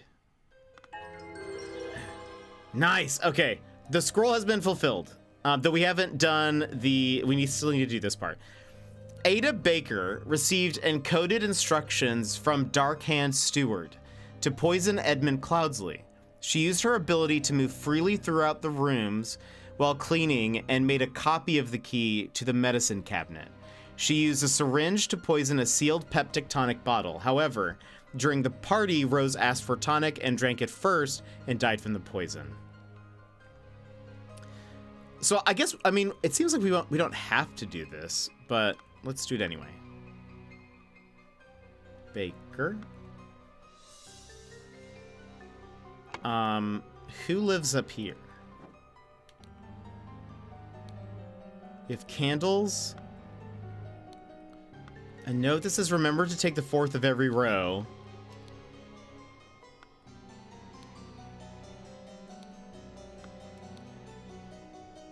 I will not change the rule that the staff member who has worked here the longest gets the bottom room. Oh, okay. Hold on. This is wrong. Ada should be up here. Ada Baker, she has the note, and so she had the reminder to take the fourth word from everything. Lucia is actually, oh yeah. Okay, so she's down here. So who lives here? We have money, a note from Edmund Cloudsley. I will not change the rule that the staff member who has worked here the longest gets the bottom room. Do not... Maybe this is the butler? He's the only, like, staffer.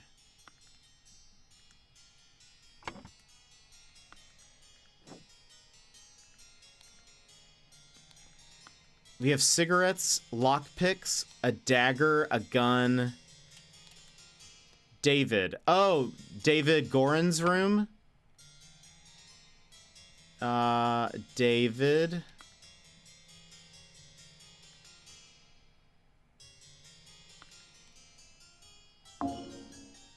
Ah, okay. So incorrect.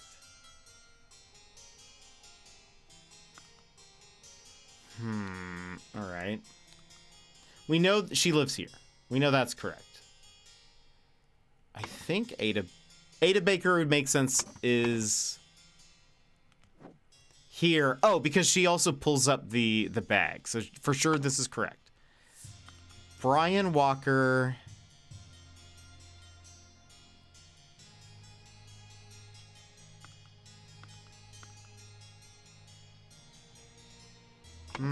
I don't know. Hold on.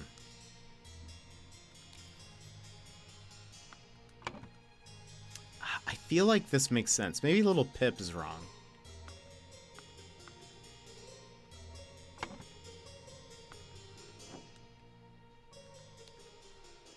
Ashblair cigarettes or tobacco. A set of lockpicks, a dagger, a pistol. David, clean up the barn until Wednesday. I plan to continue experimenting with the artifact.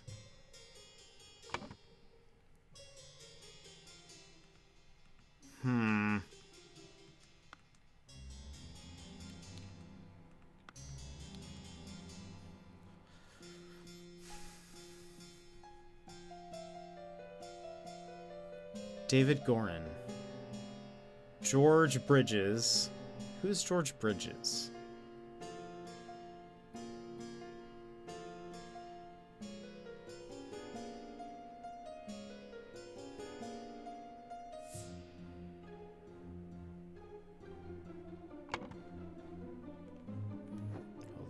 Double checking. This makes sense that this is... Yimid, welcome in. Hello, how are you?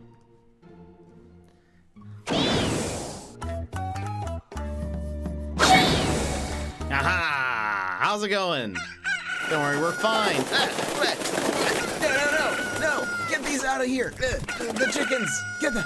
We're trying to solve crimes here. How's it going?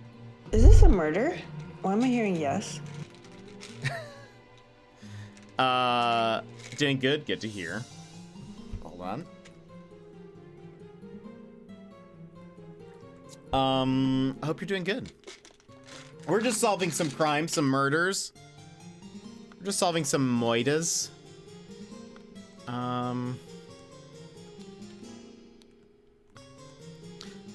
Yes, for sure, Ada Baker's room. Now, oh wait, hold on. Maybe this is wrong. Lucia Smith. No, Brian Walker. I think Brian Walker goes down. Lucia Smith. Maybe she's up top. Little Pip. David Gorin.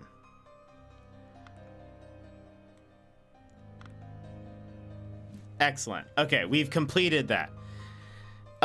It is actually murder. It's true. 2 days till vacation. Oh my gosh, you have to be so excited. Okay, so we completed this entire thing. Yeah, so she... Oh my goodness. Okay. New scene. The Cursed Inheritance. The explosive events in the forest cabin. Burkham Workhouse. We have henchmen for hire in Timberbrook region. Billy Cracker. Oakwood Gang brawler robber. Hardy Abe. Burkham Workhouse brawler has a cart. Little Billy. Oh, Billy's already there. Hobbs Gang burglar enters through chimneys. Jack Nails. Timberbrook Inn burglar picklock. A box of confectionery. Some hats. Okay. Uh-oh.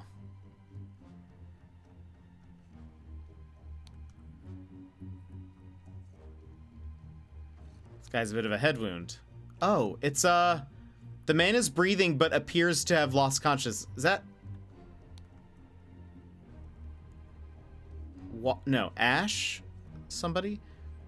I do not care what means you use to acquire what I need, but remember to be discreet as always. Note that I do not want it too decayed. The more recently it has died, the better. EC. One of the old workhouse geezers croaked yesterday. I will arrange for a cart to move the corpse if you send me directions, and be quick before they bury him. I do not want to dig up that stiff. He has money, a loaded pistol, we got the word shot, and key. A scarecrow in a wooden coffin. It's Smith. Ah, by the gods, what was that? Gentleman robber strikes in Westbrook. The infamous gentleman robber Walter Keene, with a number of unnamed associates, held up a coach on the southern road leading out to Westbrook. The scoundrel robbed the passengers of all their valuables, kissed a young lady, then left. This is already the fifth robbery by the infamous gentleman who, as is his custom, appeared wearing an impeccable suit and a new hat in the latest city style. The reward for catching Walter Keene has been increased to 100 pounds. This guy looks like this, so this might be Walter Keene. Everyone, you are not to visit any village or city without my permission. At no point may you disclose the location of the cabin. Mr. David Gorin, you are in charge of all security and arms. Mrs. Lucia Smith, you will taste any food you cook before it is presented to me. Little Pip, you are in charge of Black Vestia, and Golden Doubloon. Both must be fed daily. Edmund Cloudsley. Go, coin, go! Roar. Okay. Ah! This guy. Stabbed. Hey, he's got a ruby, a ring with a ruby, a loaded pistol, and a wrapped piece of confectionery.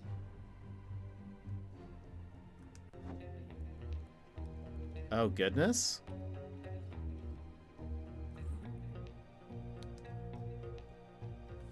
A latch? This guy has a bat, a club. The door has been broken. It has been kicked in. Or something. I finally have the location of my target. Meet us on November 10th, Friday, in the Timberbrook Inn, and bring all your tools. You get your shares, we agree. WK. A set of lockpicks, a saw, a loaded pistol. He's wearing... Oh, Jack Nails, maybe? He has nails on the back of his hand. A shard of a large vase. Here's the idol. A small weight is tied to a pulled down lever at the back of the idol. Has different symbols this time. A rotten apple and a green apple. Oh my gosh, Edmund Cloudsley is in the chest. Them's flying. They are flying. Oh goodness. This clue has been added to the thinking panel. Vacuum.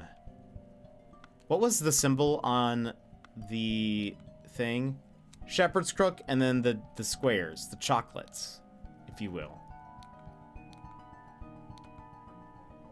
So this one, but it didn't have a dot. I don't think. This simply did not work. After I aimed at the sealed vessel and activated the idol, both air and vessel disappeared. Upon further consideration, it was an obvious mistake. Vacuum V2 attempted with this input, and it was a definite improvement. It decreased the amount of air, but curiously still did not create a complete vacuum in the sealed vessel. Gold filtering. The target must contain some gold for this to work. Seawater is a suitable target, for example. However, a great deal of seawater would be required for this to yield any significant amount. Perhaps I should try it on a ship in an open sea. Okay. Unknown effect. If the implications of this are what I surmise, this could be a tremendous discovery. The next step is to progress from fruit to something for some more advanced organic matter. I must ask David to fetch me a dead body for further experiments. This is vitally urgent. Okay. On the shelf, there was a rotten apple and then like a good apple. I assume this means it's like restoring something to a previous set, and that's why he's asking for a dead body and why David had a note about bringing a body fast. Is because he wanted to, I guess, try to raise the dead, maybe. Spontaneous combustion, which we have seen. Interesting, the speed at which heat is increased appears to be influenced by how strongly I press the trigger and how long I have performed that before it. Freezing. Freezing the target rapidly can create curious side effects. For instance, I should be careful. When freezing water in a sealed bottle, it exploded and the glass shards flew everywhere. What is this one?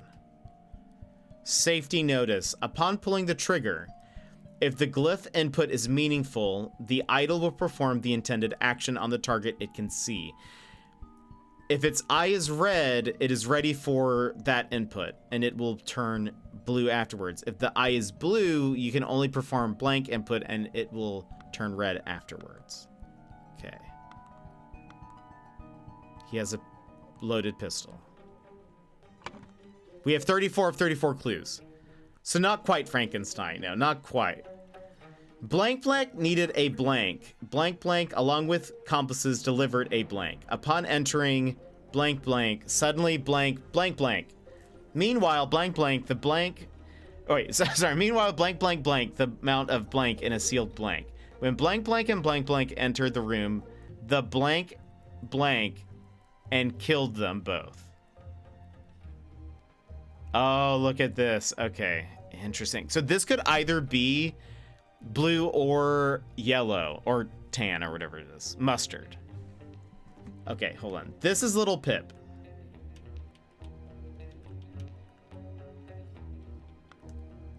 Did everyone get that? This is Lucia Smith. We know that. Where's Edmund? Edmund. Cloudsley. Pretty sure this is Jack Nails.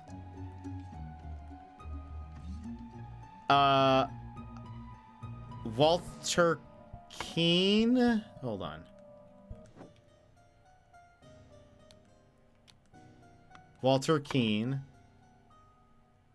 is this guy, I believe.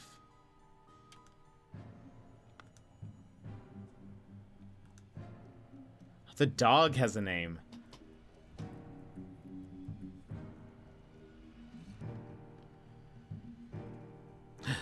Golden Doubloon is named the dog because Little Pip calls him Coin.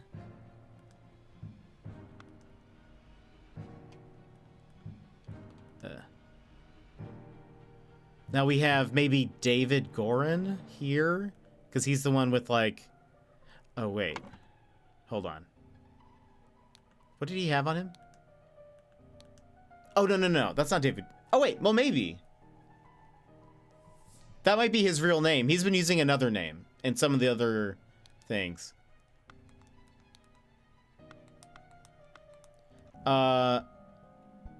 This guy has a club. I wonder if he is...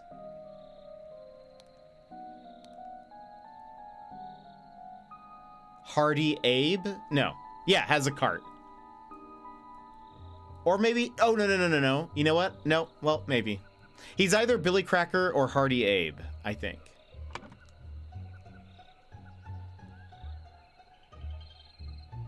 Let's say he's Hardy Abe.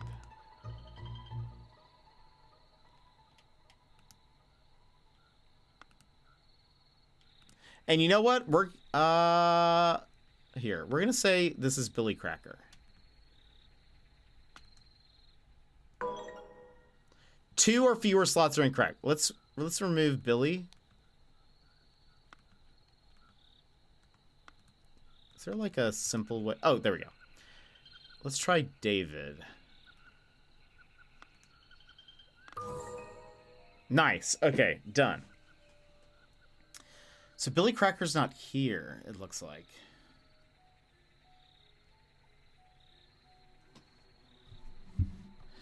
All right. Let's go to this book again.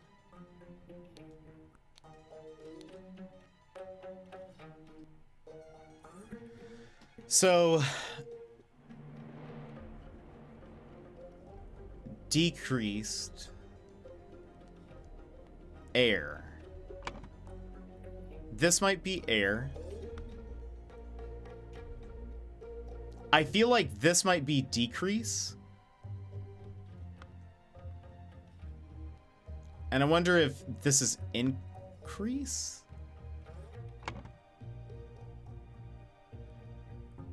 After I aimed at the sealed vessel and activated the idol, both... No. Maybe it's... Do we have a disappear? No, maybe it's fine. Maybe increases. It's fine. Let's look at more of these. This is gold. This is gold.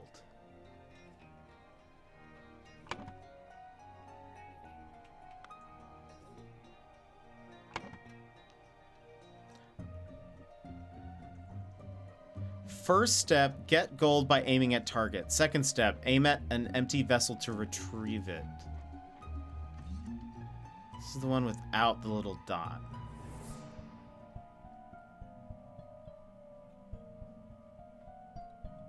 Don't have a retrieve.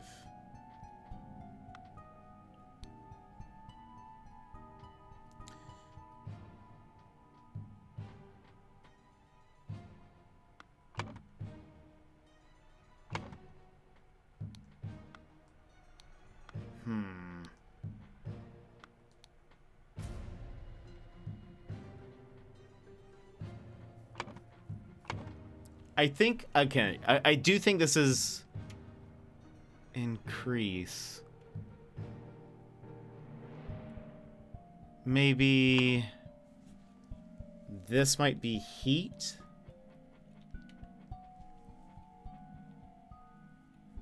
Air. What if this is matter? No.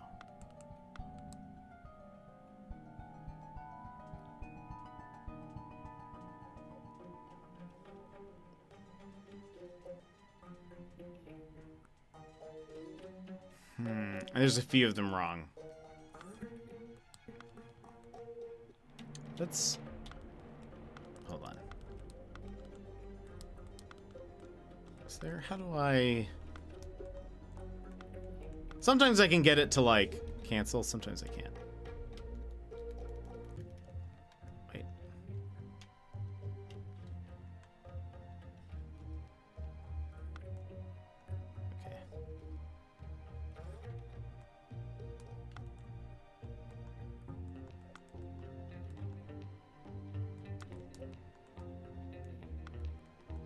Let's put this back.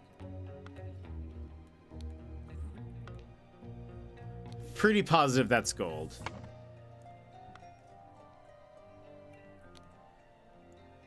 Upon pulling the trigger, if the glyph input is meaningful, the idol will perform the intended action on the target it can see. If the eye is red, it is ready for the blank input, and it will turn blue afterwards.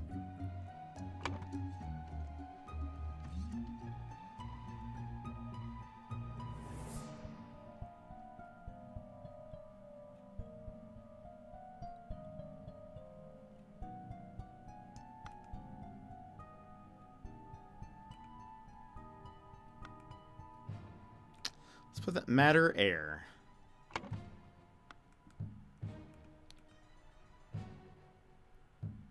Vacuum.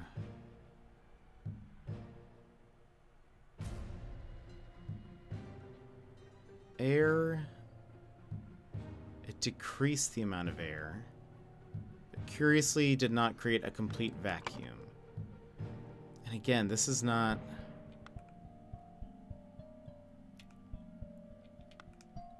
This is what we tried last time. And this would be... Is that the only use of it?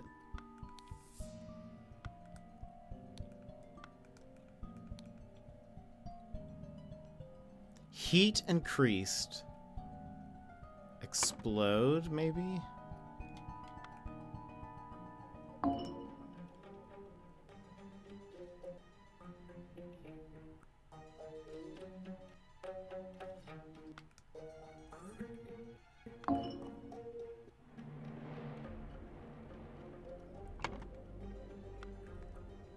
Where's the gold?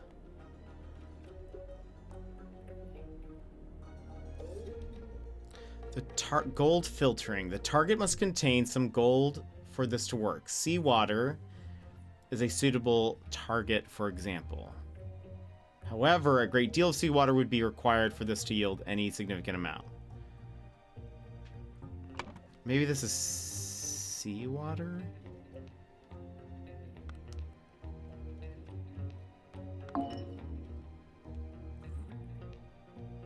Let's put...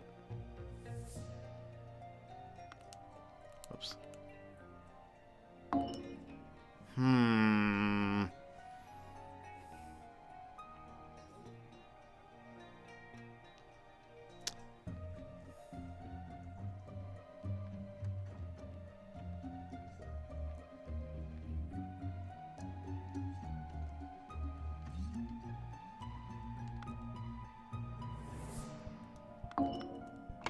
Hold on. What is currently selected? It is Trixie. So we have... I know, wait.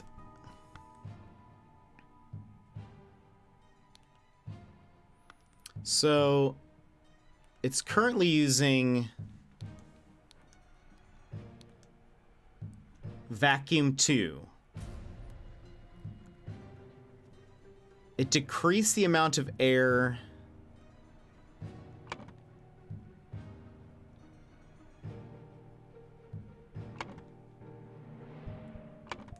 Hold on. So hold on.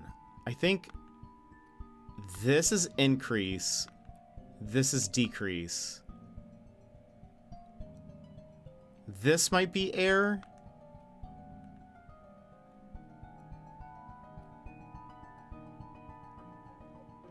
Heat. Gold? Is this gold? We're close. Okay. Oh, matter maybe? Instead of gold?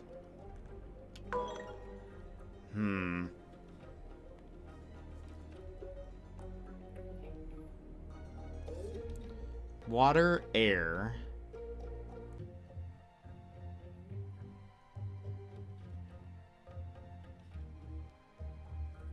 What if this is not... Oops. What if this is not heat, but that? And this could either be matter or gold?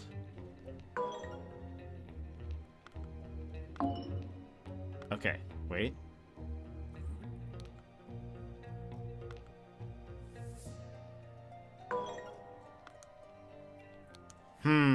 Okay.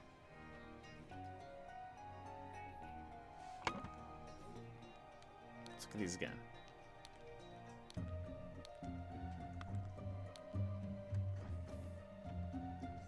So I think that's seawater. Because it's decrease... Oh, wait. Decrease matter. Decrease air.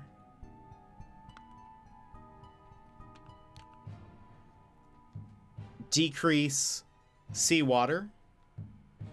Increase... Or water. So wait, decrease water. First step, get gold by aiming at target. Second step, aim at target and an empty vessel to retrieve it. So, increase water, right? Is it water that's wrong? Is this gold? Maybe this is gold. And let's put heat back here. Ah, there we go. Okay. Whew. All right. Let's try Edmund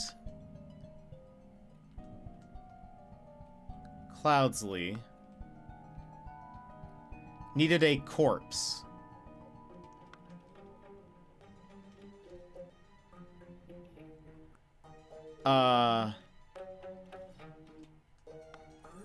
David Goron, along with accomplices, delivered a coffin.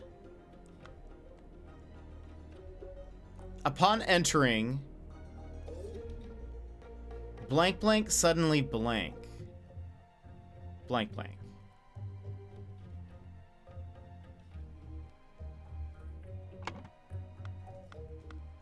Hold on. Does somebody not have a loaded pistol? A loaded pistol.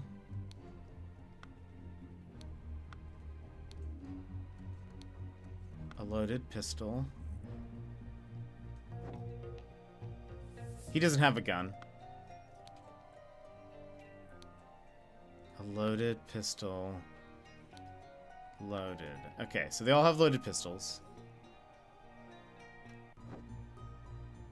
Oh, wait.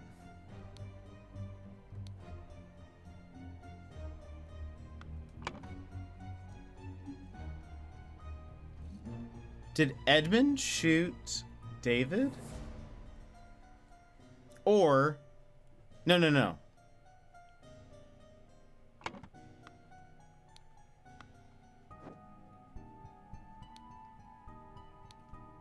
Club? Did Hardy Abe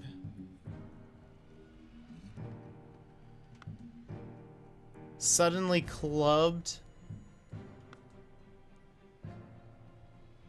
David Gorin? Meanwhile, Edmund Cloudsley increased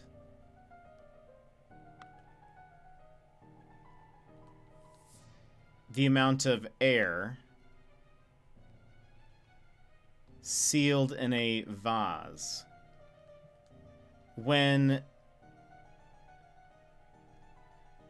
Jack Nails and Hardy Abe entered the room, the vase exploded. Oh, okay, and killed them both. 2 or fewer slots. There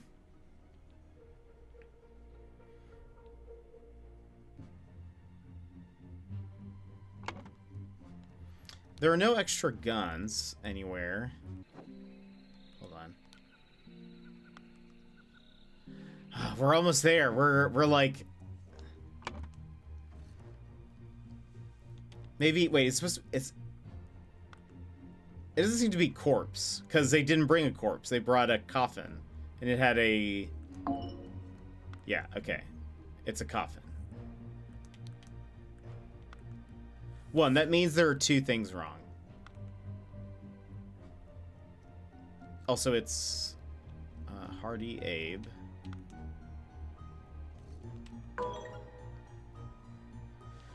Okay, Edmund Cloudsley needed a corpse. David Goran.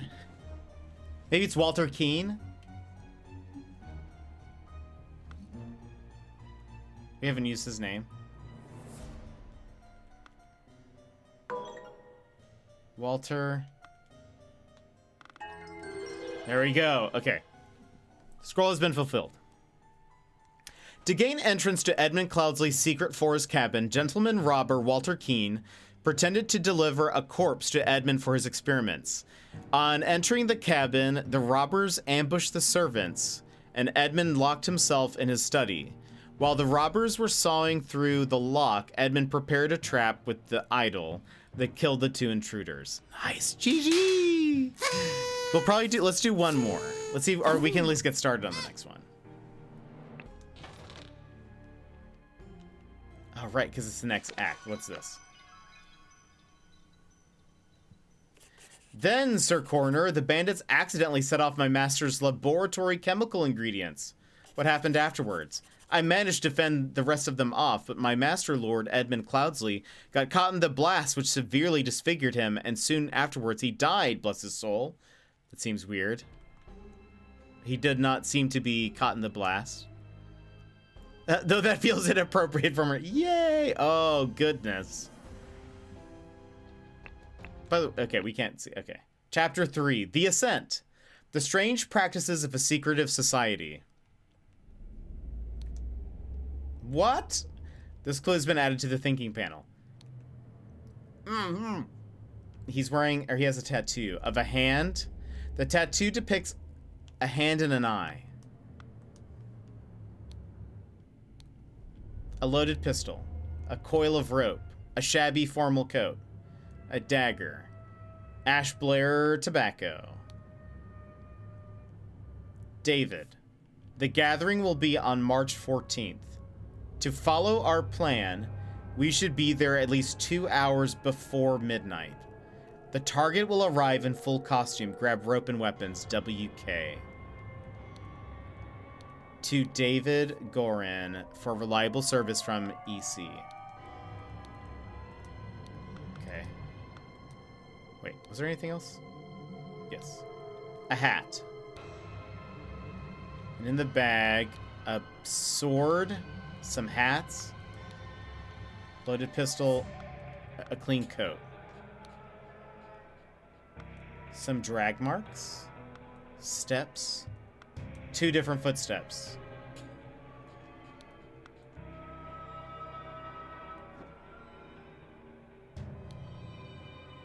This clue has been added to the thinking panel. Brothers wear masks appropriate to their house. There's the Dark Hand, the Proud Beast, and the Water Snake. Brothers wear robes appropriate to their rank. 3 eyes means master. 2 eyes means steward. 1 means initiate.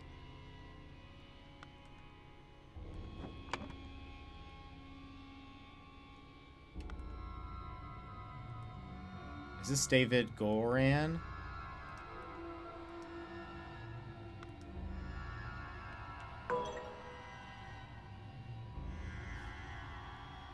Oh, 2 or fewer slots. Okay, wait. So, okay, let's try this.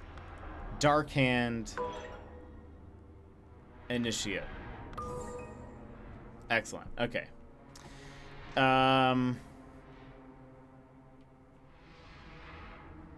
We have to label masks, robes. We have all of these. Look how many can be different things. Okay. What's this? Masters, I ventured on the Order's mission to reclaim our fire-breathing relic and, with great resolve, punish the despicable enemy. I, with a few brave companions, fearlessly entered his hideout in a remote hunting cabin.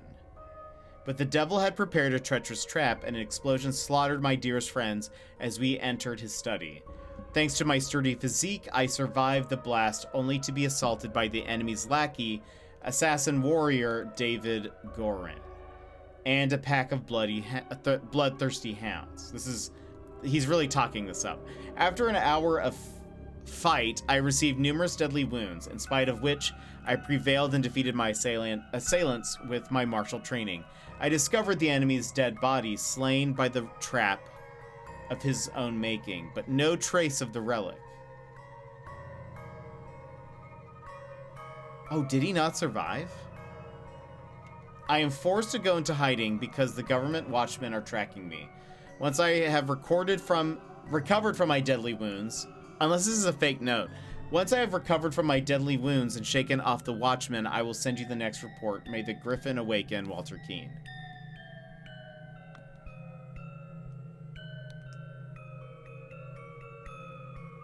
Masters, I must apologize 1,000 times for my absence, but my road to recovery was full of peril and valor that cannot be sufficiently conveyed in writing.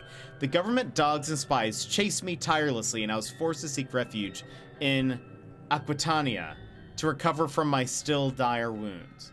There, I finally bested my pursuers with the help of Lazarus Hurst, a young resourceful gentleman whom I met in a remote manor one dark winter's night. Not only did he earn my trust by stepping into the fray against my villains, but he turned out to be well versed in the arcane arts, of course not yet close to your skills. I have finally recovered and plan to return to Albion. I suggest that Lazarus would be a fine addition to the Order. I vouch for him and will invite him to undergo the appropriate trial. May the Griffin awaken, Walter Keane.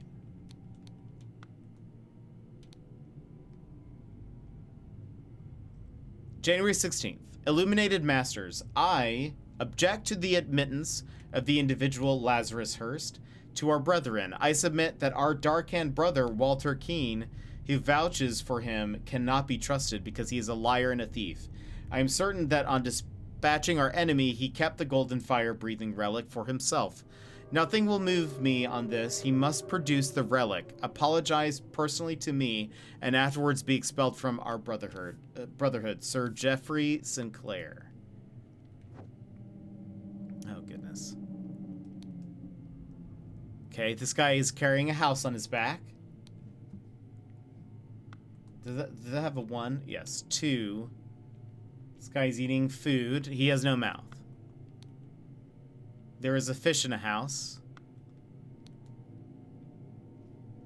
This guy is wearing a coat in the summer and nothing in the winter.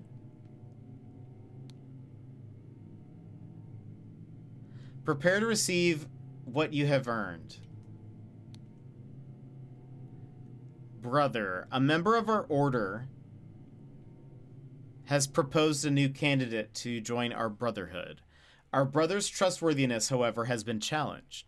Therefore, we have decided to take measures to resolve the fate of these individuals. If the brother proves himself, he can vouch for the newcomer. If the newcomer survives the appropriate trial, he will join our ranks. You are summoned to join our gathering on March 14th and fulfill your role in the rights of the Brotherhood Council of Masters. An eye and a proud beast. Some rings. I have signaled to Griffin who I am. I accept my fate, whatever it may be. Inception. You must endure the tests of slug, fire, water, tree, administered by Proud Beast Steward. Evaluation. You must endure the test of tree, fire, time, water. You must endure the transition as you must... I can... Inception, evaluation, transition, admission.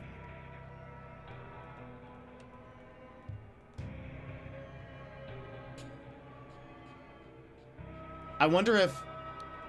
What is fire? This is kind of slug-like. Water... okay.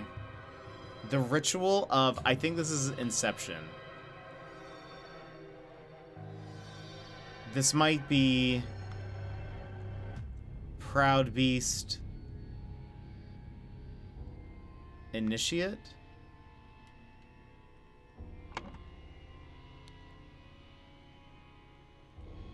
He has...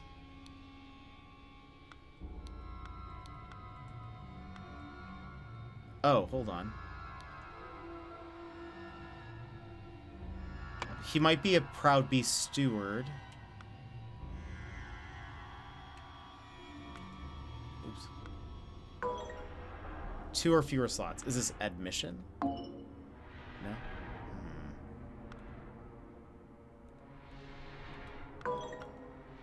What was this? Proud Beast. Wait, no. Sorry. Inception. Maybe this is... David?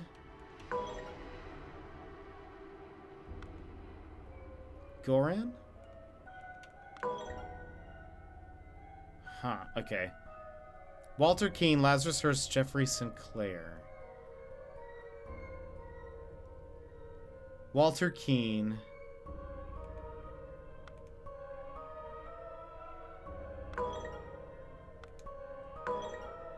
Okay, no. Let's try this. Proud Beast.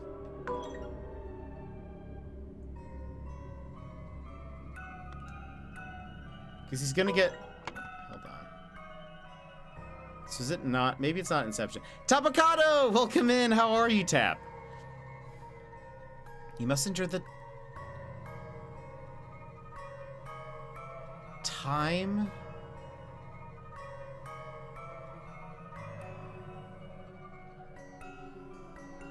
Maybe he's a Dark Hand Steward. Hold on. How are you, Tap?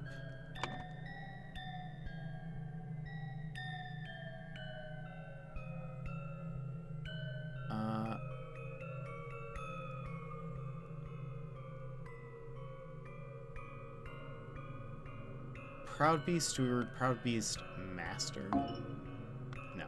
Okay, so he's a steward.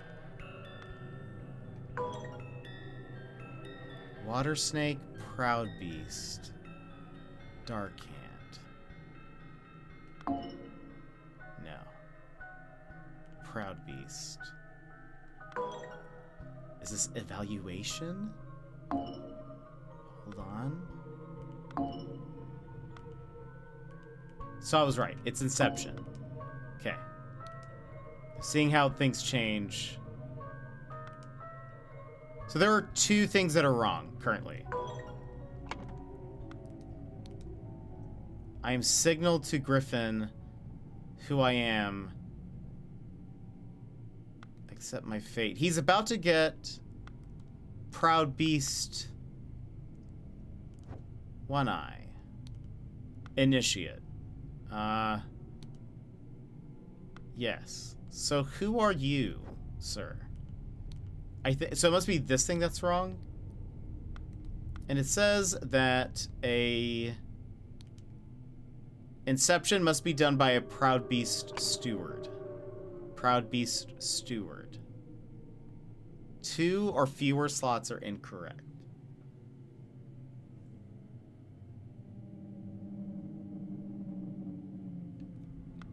What are my options here?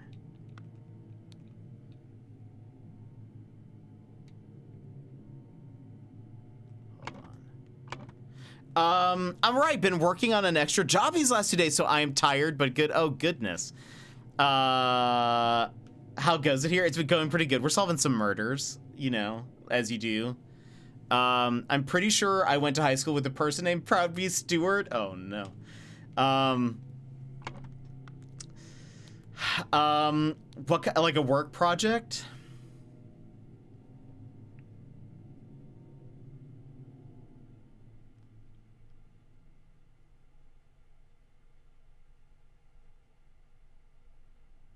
He can vouch for the newcomer. If the newcomer survives, he will join our ranks. Oh, hold on.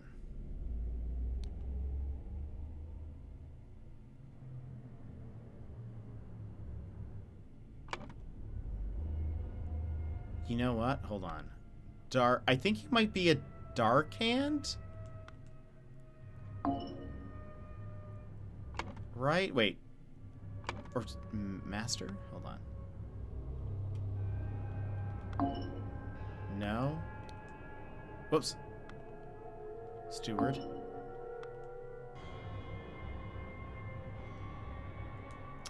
I don't know. Okay, hold on. This was before a Proud Beast. Oh gosh. Proud Beast. Steward. Maybe this is wrong.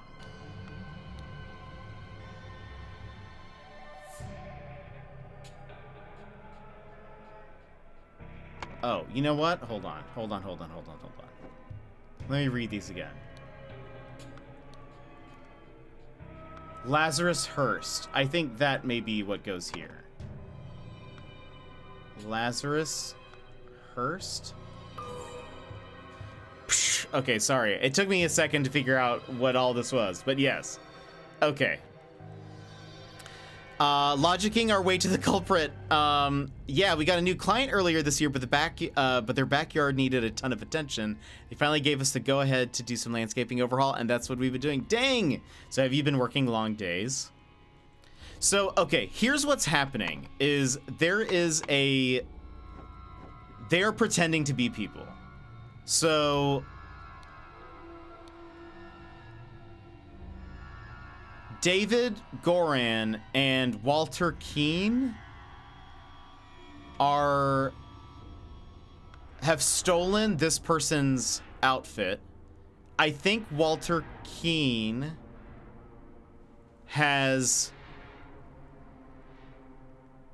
probably dressed as him. Lazarus Hurst is David Goran, and he is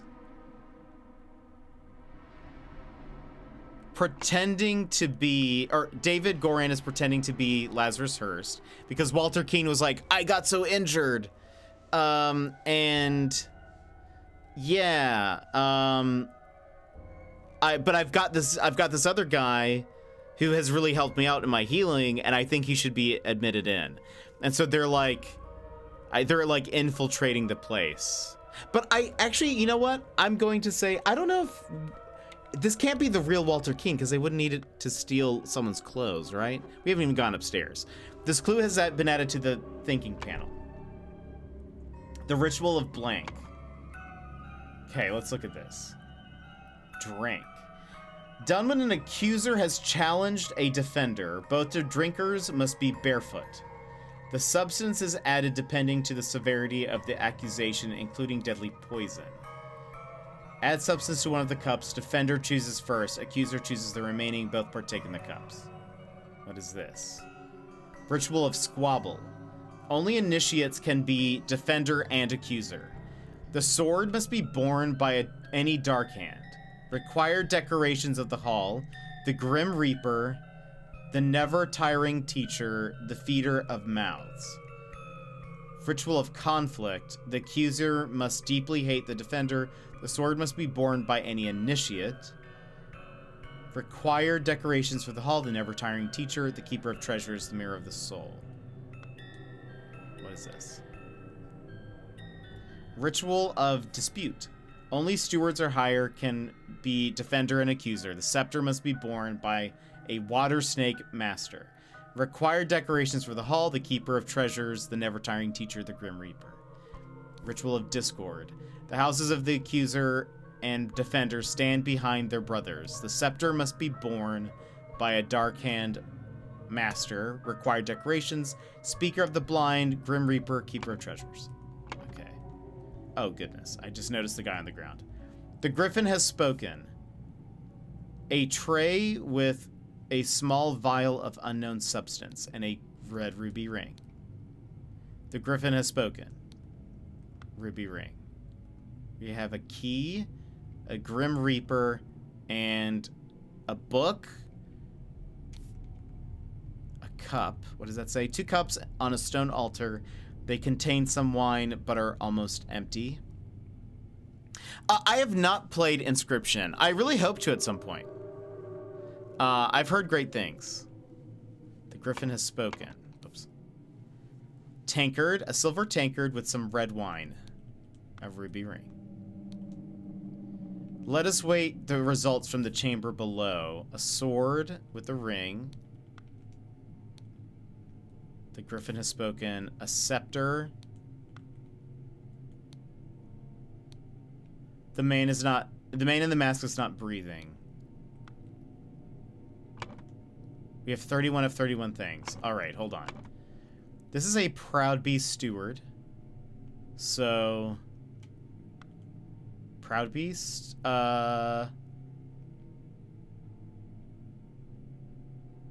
Mask? Is it? Yes. Okay. Stewards. We're green.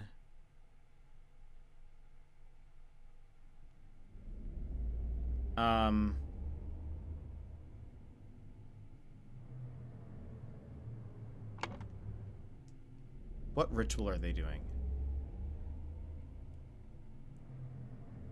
The never-tiring teacher must be the book. Keeper of treasures. What's the key? Hold on.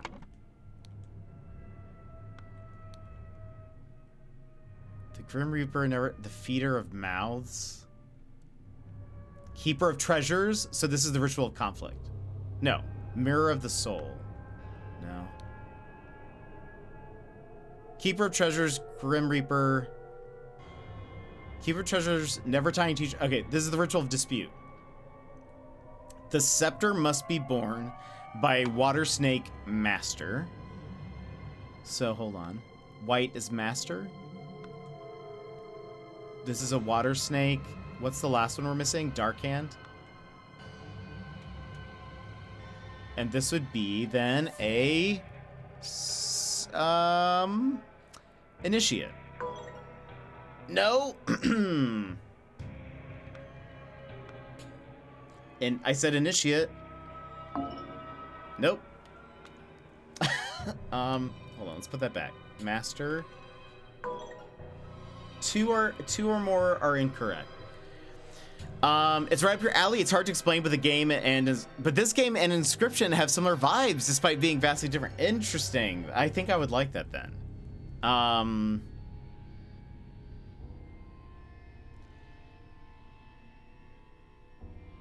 What if it's reversed, that it's like the mask is...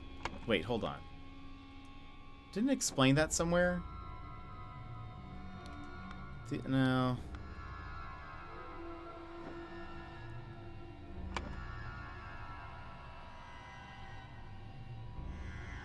No, that would make sense.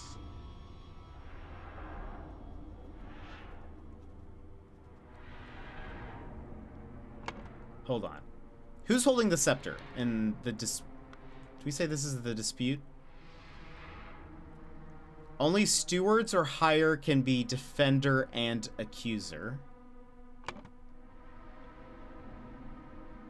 So they are stewards. The scepter must be borne by a water snake master.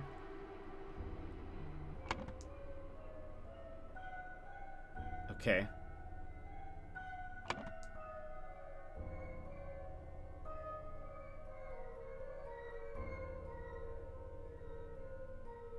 Do we know this is Proud Beast? Proud Beast... Water Snake? No, Dark Hand? There we go. Okay. Alright. The ritual of... We said this was dispute? Yes.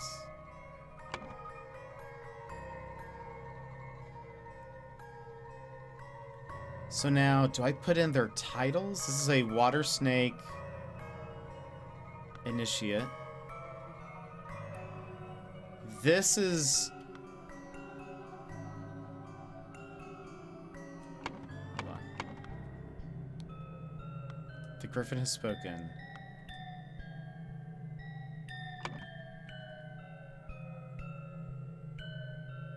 Blank blank was blank to a blank ritual. He, along with blank blank, ambush blank blank.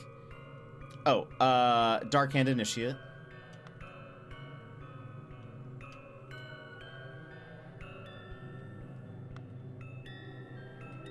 Blank blank posing as blank blank. Blank to blank blank with the blank which blank had no blank. Blank blank blank, the other blank and died. Meanwhile, blank blank passed the blank ritual to become blank blank.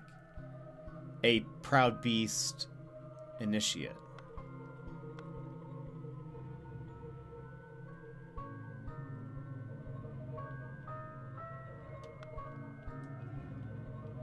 Meanwhile, Lazarus Hurst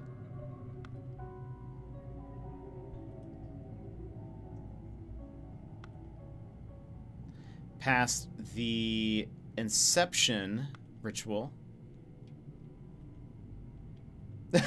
Exactly. That's how I explained it too. Blank, blank, blank, the other blank and died. Goblet? Cup?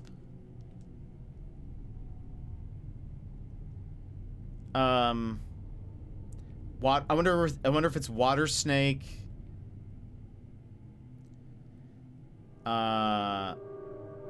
Steward? Wait. Steward. Drank the cup, the other cup, and died. Okay, is it David? Hold on.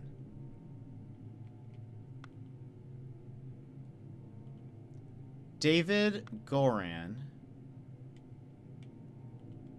posing as Walter Keane.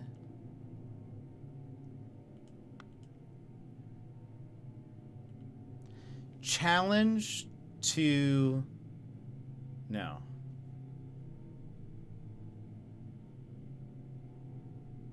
Oh.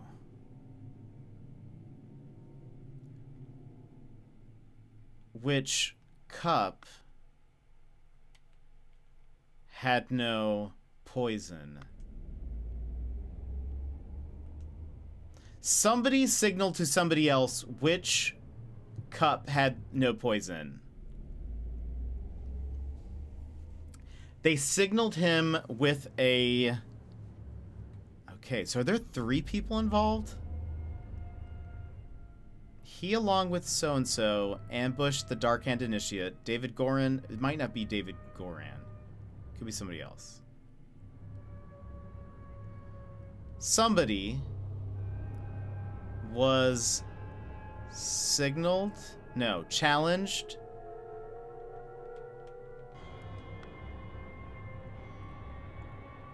to a dispute ritual.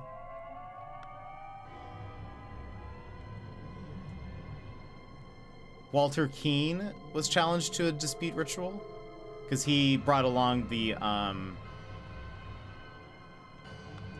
he was like, we should get Lazarus Hurst in here. Walter Keane was challenged to a dispute ritual. He, along with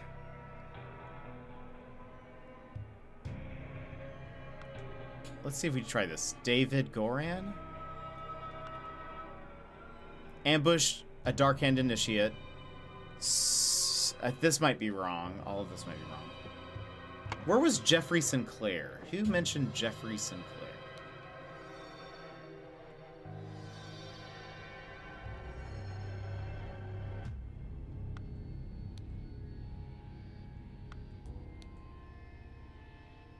Sir Jeffrey Sinclair is the person who was like, no, we shouldn't. This is Jeffrey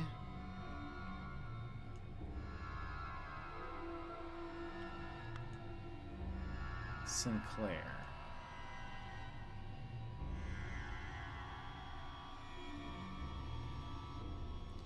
Walter Keane. Let's put Walter Keane here. Walter Keane.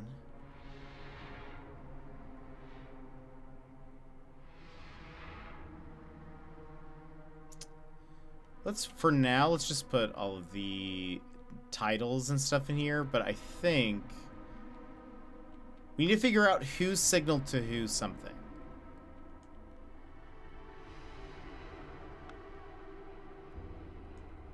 Proud Beast. I wonder if it's the person with the jar. Maybe they're the ones who signaled. Okay, I feel like it's... Oops. What do we see about this person? What do we know?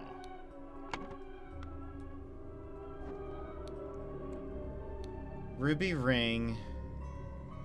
The Griffin has spoken.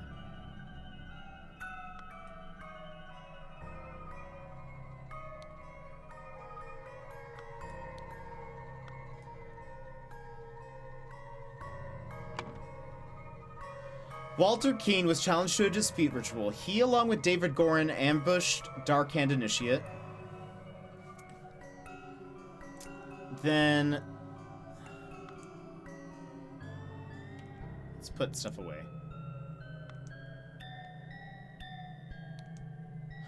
Signaled.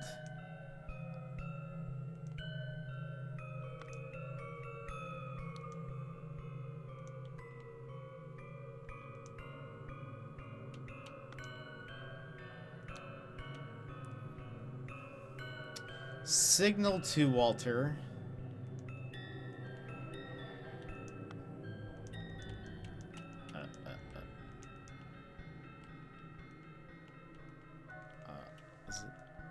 There we go. Walter. No. Signal to Walter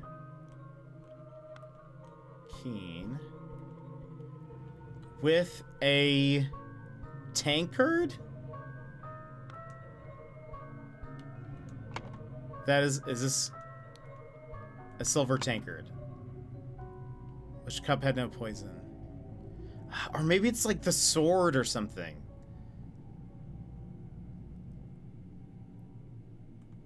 Hold on. Wait a minute. This guy was a Dark Hand Initiate.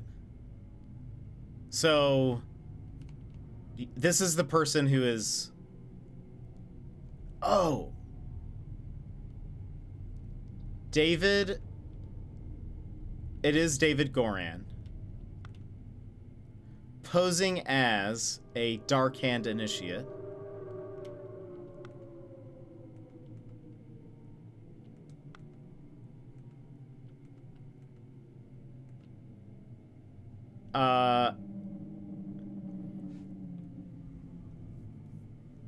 Exactly. Wait, that's how exactly. Oh, yeah, I've read that. This game is definitely strange, but I'm enjoying watching it. So, Val, good. Thank you.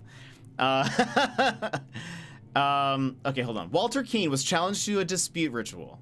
He, along with David Goran, ambushed the Dark Hand Initiate. David Goran, posing as the Dark Hand Initiate, signaled to Walter Keene with a tankard which cup had no poison. The water snake steward, or I could put Jeffrey Sinclair, drank the other cup and died. We did it. Okay. After being challenged to a ritual with potentially deadly consequences, Walter conspired with David to devise a plan which would ensure his own safety. They captured a Brotherhood member on his way to the gathering. David took his costume so that during the ritual of dispute, he could indicate to Walter which cup was poisoned. Therefore, Walter chose the safe cup and his opponent drank the poisoned and died. Before we go back to I want to just finish this for my own sake. So that is David Goran.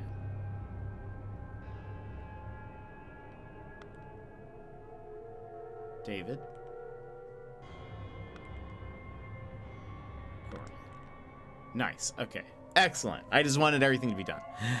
First try, kind of. I had some trouble with this one. This one was tough. Because I think I just didn't know, like, what this guy was. That was the main thing for me. Or was it this guy's name?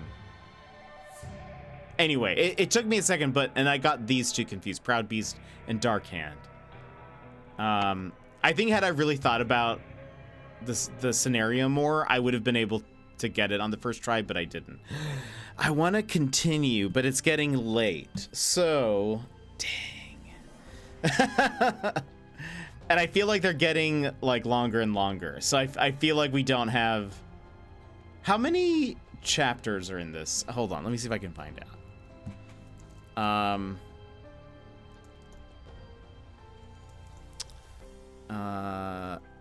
Case of the Goldenidol chapters. How long? How many chapters? 4 chapters. So we're already on chapter 3. So if we do... We can probably do the rest tomorrow. There's also a DLC. But then that's probably a good place to stop. We're past the halfway point, it looks like. Yeah, it only takes about 5 hours to complete, and we've done like 3. So it's probably a good stop.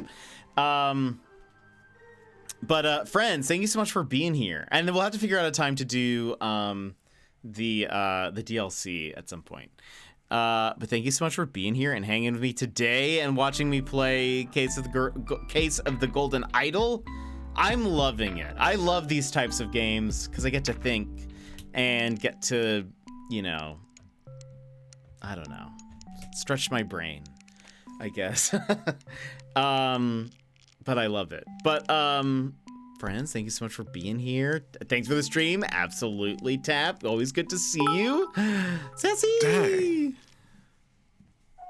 Have some just because bits. Thank you so much, Sassy. I appreciate it. Thank you so much for those 100 bits. Val, thank you so much for being here. Sassy, Tap, everybody, I appreciate it. We will be back tomorrow with more of this. Brad. We'll be back with more of this tomorrow. Like I said, we will be playing next week. We'll be playing another game. I mentioned it earlier. I don't know if you heard me, Brad, but it's a new sim game that's coming out called Everdream Valley. Looks very cute and adorable. I think you guys will like it. But we'll finish this off tomorrow. And again, thank you so much to the devs for the code 1. If you are like, I want this game, I want to play this game. Whoops, that's not the right thing. It's Goldenidol, not Case Idol. What am I thinking? Goldenidol, there you go. There's links. Oh, you looked at what was coming out? Perfect. So I guess that's what it was, yeah. It looks super fun and adorable. I think you guys are gonna like it. But you guys chose this though. You voted for this. The which one? I think I know which one you're talking about. I don't know the name though. Anyway, friends, thank you so much for being here and hanging out with me today. Let me go ahead and see what is going on.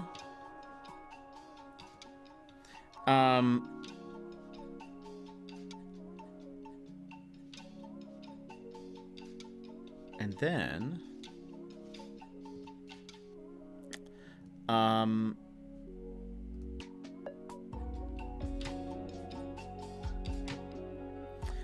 do you guys have anything fun planned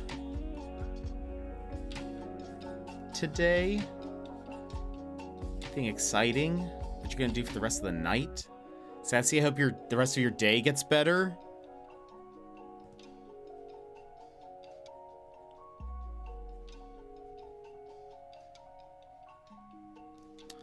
Okay.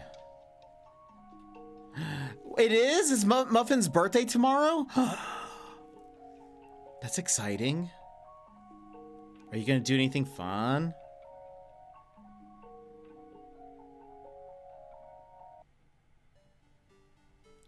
Let us see. Let us see.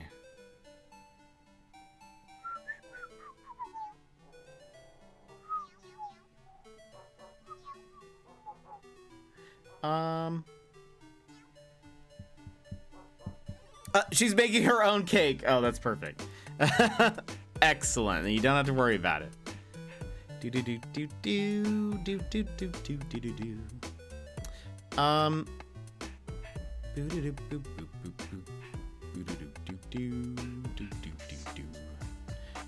You know what?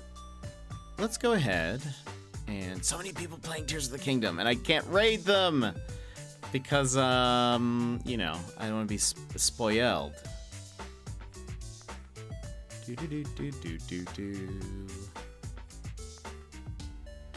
Tears of the Kingdom, what's that? I know, Tab, how do you feel having only played once? Granted, we have been on pause for like a week now. I think we've only played it 3 times.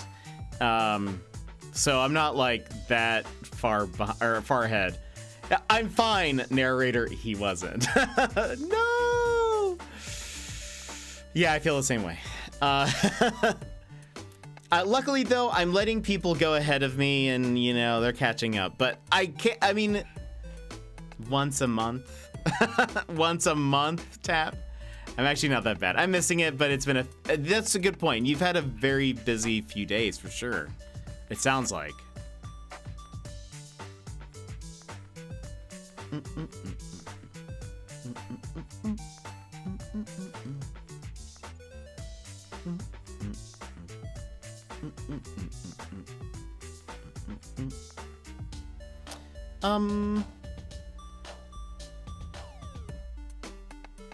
Plus, I've been scratching the itch doing resource gathering and exploring on the tutorial island. Saving progress for later. That's fair. That's awesome. That's great. That's a good idea. I'm glad that you're like at least doing something. I'm glad that you're at least getting to play it a little bit. Getting familiar with the controls again. I swapped the jump button too, which helped a lot. Really? What did you switch it to?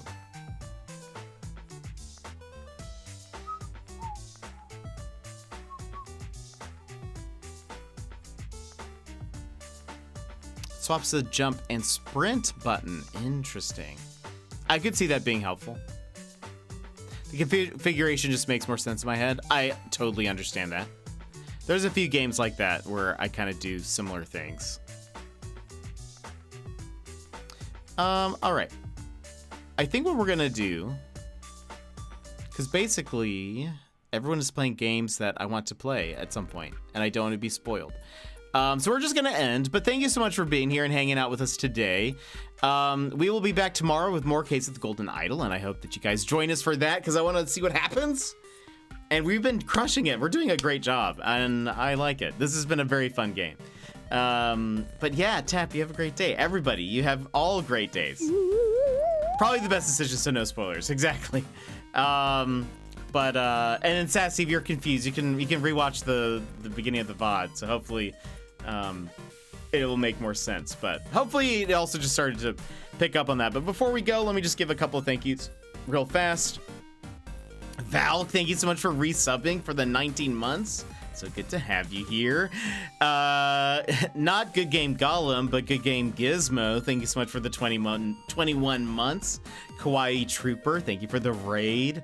Island Jamie Lee, thank you for the follow. Luke's Games Journey, thank you for the follow.